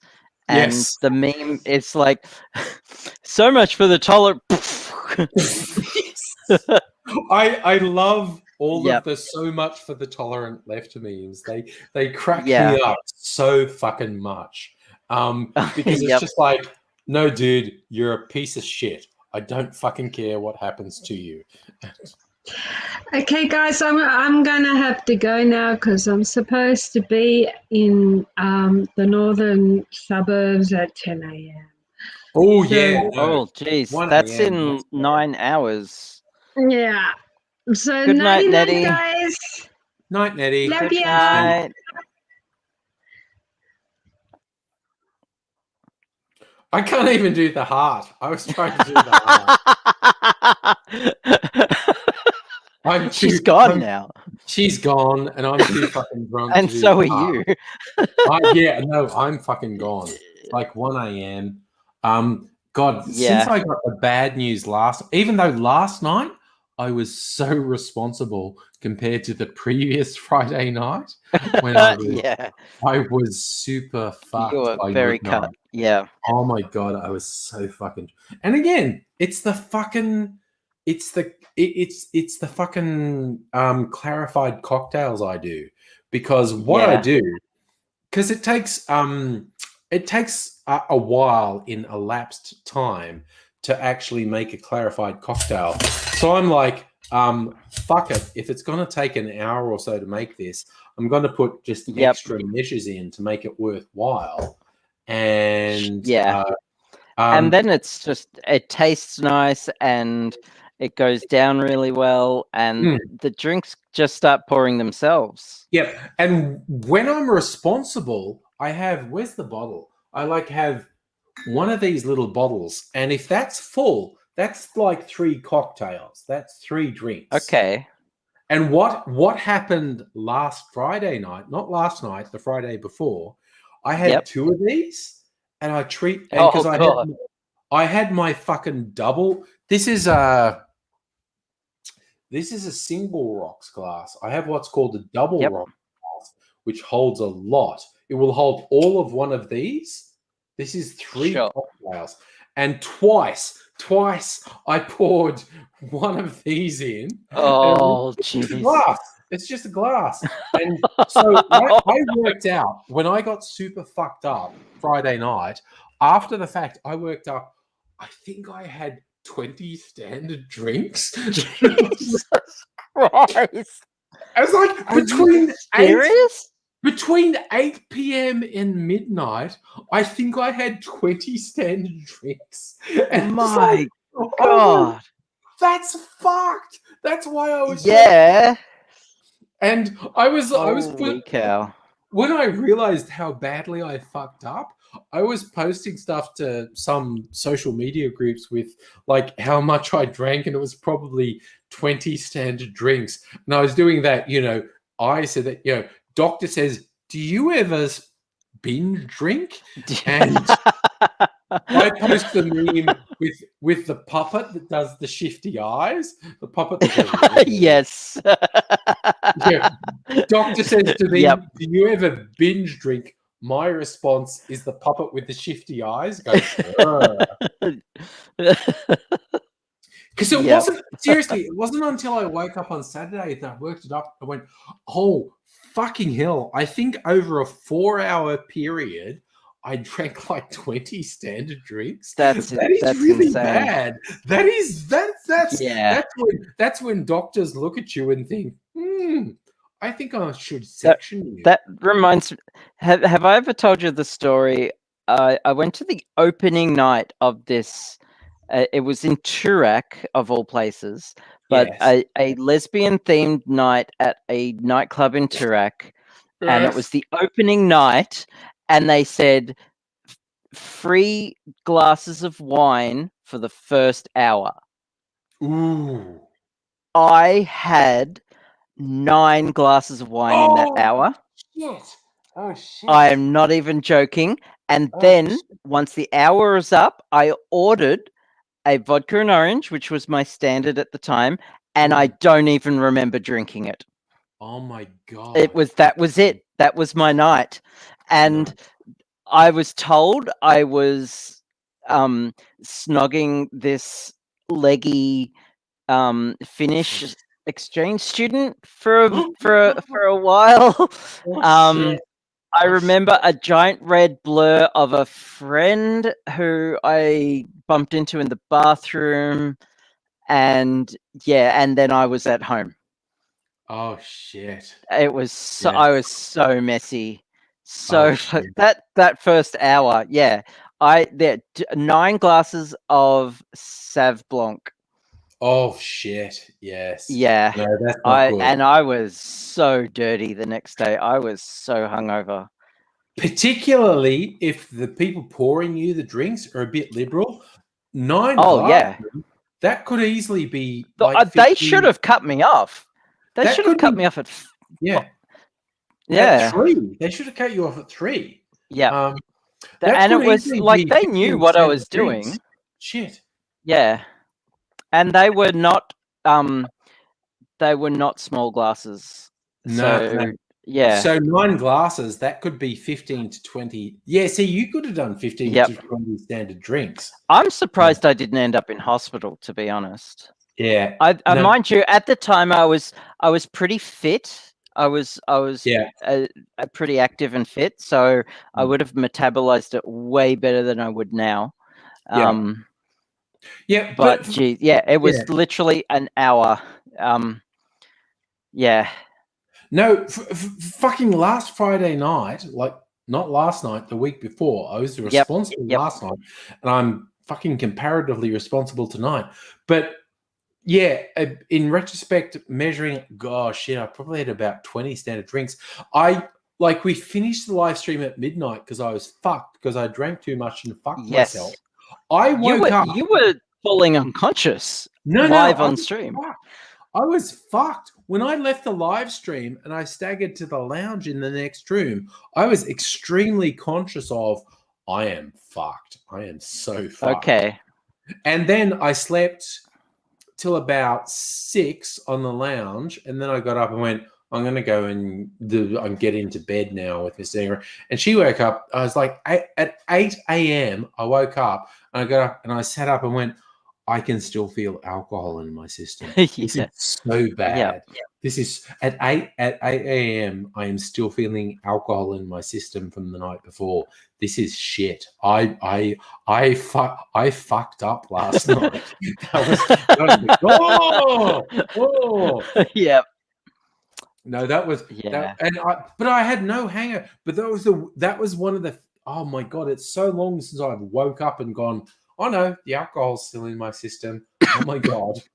Shit. And Mrs. Angry. Well,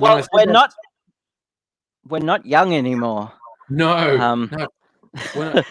Shit. I said that to Mrs. Angry and she said, oh yeah, no. You got up and I could smell alcohol on you. And I'm like, oh, that's bad. That is bad. Yeah. Whoops.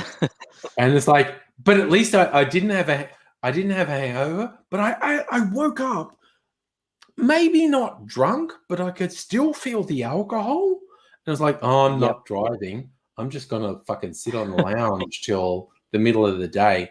I'm just because it was a Saturday, so I'm like, oh yeah, I've got a few shows to catch up on, new episodes, and I'm like, I'll watch the fucking. That's a good excuse for that. Yeah, I'm gonna watch because new episodes drop on Saturday morning Australian time because it's Friday American time. It's the Falcon and the Winter Soldier and Solar Opposites and Invincible on Prime. So it's like, I'm just going to sit on the lounge and watch 4 hours of TV, and by lunchtime I'll be sober. It's like it literally took me till like lunchtime on Saturday to be sober. I'm so fucked. Look, if that had been me, I would have been asleep till way past lunchtime anyway. Oh, no. I fucking woke up relatively early and I was like, okay, breakfast is an energy drink and a meal replacement bar. It's like, yeah. And I did. I had a nap on Saturday. I had a nap on Saturday afternoon. I was just like, I'm gonna watch about 4 hours of TV, and then I was like, okay, I'm sober, but I'm tired, and I need to lie down for an hour now. It's like, oh my fucking god, oh.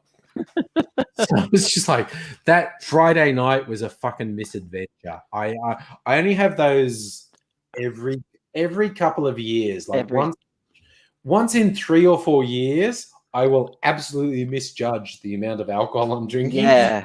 Like, oh well, it's just a life lesson. Yeah. Like every so often I have to eat a Big Mac just to remember why I can't stand them. Yep. It's like prior to last Saturday, at least I wasn't hungover and I wasn't sick, but I was like, no, that was a bad mistake. But about I don't know, 3 or 4 years previously, I did a New Year's Eve at a friend's place, and I kind of thought I was okay, but I absolutely misjudged how much alcohol I drank, and I'm leaving at fuck knows what in the morning saying, see ya, and Mrs. Angry, who'd stayed sober, she was driving us home, and I walked down this friend's driveway, and about halfway down their driveway, with no compunction at all, I just went, wow, and threw up all over their driveway. Oh, no. I didn't At least it was their driveway. It was the drive. I didn't even feel that drunk, but just walking down their driveway, my body just went, yeah, fuck this. And I just threw up in the driveway. And I'm like, and then I threw up and I stopped and I went, I'm so embarrassed. That was terrible. And oof. It's like, well, I haven't gotten blackout drunk since that one time. That one time. That one time. That was it. That was the last time I'll ever do that again. Oh my god! It's like previous to that New Year's Eve one. I don't even remember how many years ago. It was a while ago. It was a long time ago. The scenario was because I'm a contractor. I work through an agency. Middle of winter. It was literally June, right? It's the middle of Melbourne winter. The agency said, "Oh, we're going to have this night to thank everyone for being with us. Come out and have dinner and drinks. We'll have a tab on the bar." And a typical fucking Melbourne midwinter storm swept through in the middle of the day. And so fully 50% of the people who said they were going to this night didn't show up because they I remember this story. Yep, they went, fuck that, we're not going out. But I went out. Yep. And I was being reasonably responsible. I was just drinking a couple of ciders. And I went up to the bar to get what probably would have been my 4th cider, which means at that point you're fucking drunk. And there were this bunch of people at the bar, and they were ordering top shelf spirits. And I said, what are you doing? And they said, we just worked out less than half the people who said they were coming here are here. And so we've got this massive fucking bar tab to burn. So we're just ordering top shelf spirits. And so I hung out with them going, yeah, let's drink top shelf spirits. And I had like 6 shots of top shelf spirits. And after 4 ciders. Yeah, after 4 ciders. And one of them was a double. Like the guy next to me ordered a double of this really expensive scotch and then wasn't going to drink it. So I said, give it to me. I'll drink it. Oh, okay. And I was just fucked. And everyone knew I was fucked. And they were saying, like, we'll give you a cab charge to go home. And I said, no, like the venue we're in, there's a tram stop downstairs. Getting on a tram is way less trouble than trying to. Yeah, I love that you want to give me a cab charge, but trying to find a cab is actually difficult, but a tram is easy. And then I fell asleep on the tram, and the way trams rock back, and I'm drunk and asleep and rocking back and forth. No. So my tummy's going, this is bad. Miraculously, I woke up at the right stop for the tram, and I staggered off. But then I'm leaning on the like this pole at the tram stop, going, this is bad, and I just fucking hurled, and and then I staggered home, and I got to home, and I thought, no, I'm going to hurl again. I thought I won't go into the house and wake someone up, and I was throwing up in the garden in the front yard. Oh no! This is like fertilizer for the rose bushes. And stuff. Except for the alcohol. Yeah, and I'm throwing up, and I thought, that's done. Okay, I'm going inside, and I go to the toilet, and I sneak into bed, and Mrs. Angry goes, you woke me up. And I said, what woke you up? And I said, and she goes, you were just hurling in the front garden. And I was like, oh, I thought that was subtle. And she said, no, you were kind of screaming while it's like I was so drunk, I didn't know I was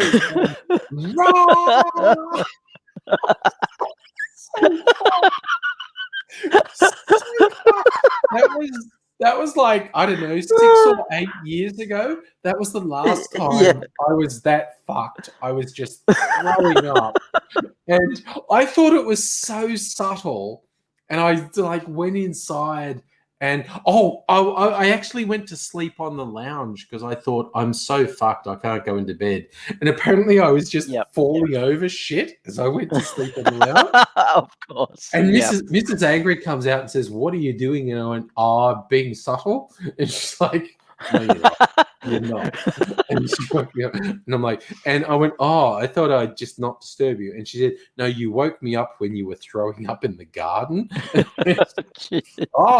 I thought that was all really subtle. It was like, no, that's not subtle. That's so bad. Drunk Angry is adorable. Drunk Angry is fucking terrible. But I haven't done anything that bad for like, I don't know, 6 years or something, 6 or 8 years.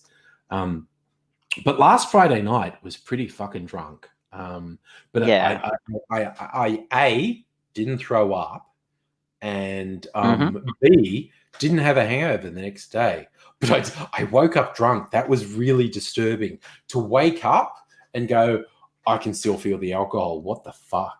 No, that's meant to go away. That's meant to go away. Yeah, sleep is meant to stop that. Yeah. Oh no, waking up drunk is so fucked up. It's just like, oh my God. Jesus. So at least I don't do that very often. But Rukasan's checking flights to Melbourne. I think Rukasan wants to hang out with me and get drunk. Okay. and we have hung out. Yeah. I need to go. It's bedtime. It's bedtime. It's 1 a.m. It's bedtime. It's definitely cool. I honestly think to not disturb Mrs. Angry, because I think I'm going to snore. I'm going to sleep on the lounge for a few hours, and then I'll probably wake up at about 6 a.m. and then I'll crawl into bed and go, it's fine. I'm not drunk. I'm not alcoholic. It's fine. It's fine. All right. So cool. thank you, all you fabulous people, for hanging out with us. It's definitely bedtime. Thanks for a very entertaining evening. Yeah. So Sunday night, I will probably do a live stream, and it will probably be a relatively tame one. I may not drink any alcohol at all on Sunday night. I might have one. I might have one drink. One doesn't count. It's going to be somewhere between 0 and 1 drinks, because I'm definitely not having more than one drink on Sunday night. Just put it in the yard glass. Yes. Yeah. Put in this one. One drink. Yeah, one drink. That's actually water, which is fine. I'm just hydrating. So thank you, one and all. See you. Good night. Good night, all. Bye for now. Bye.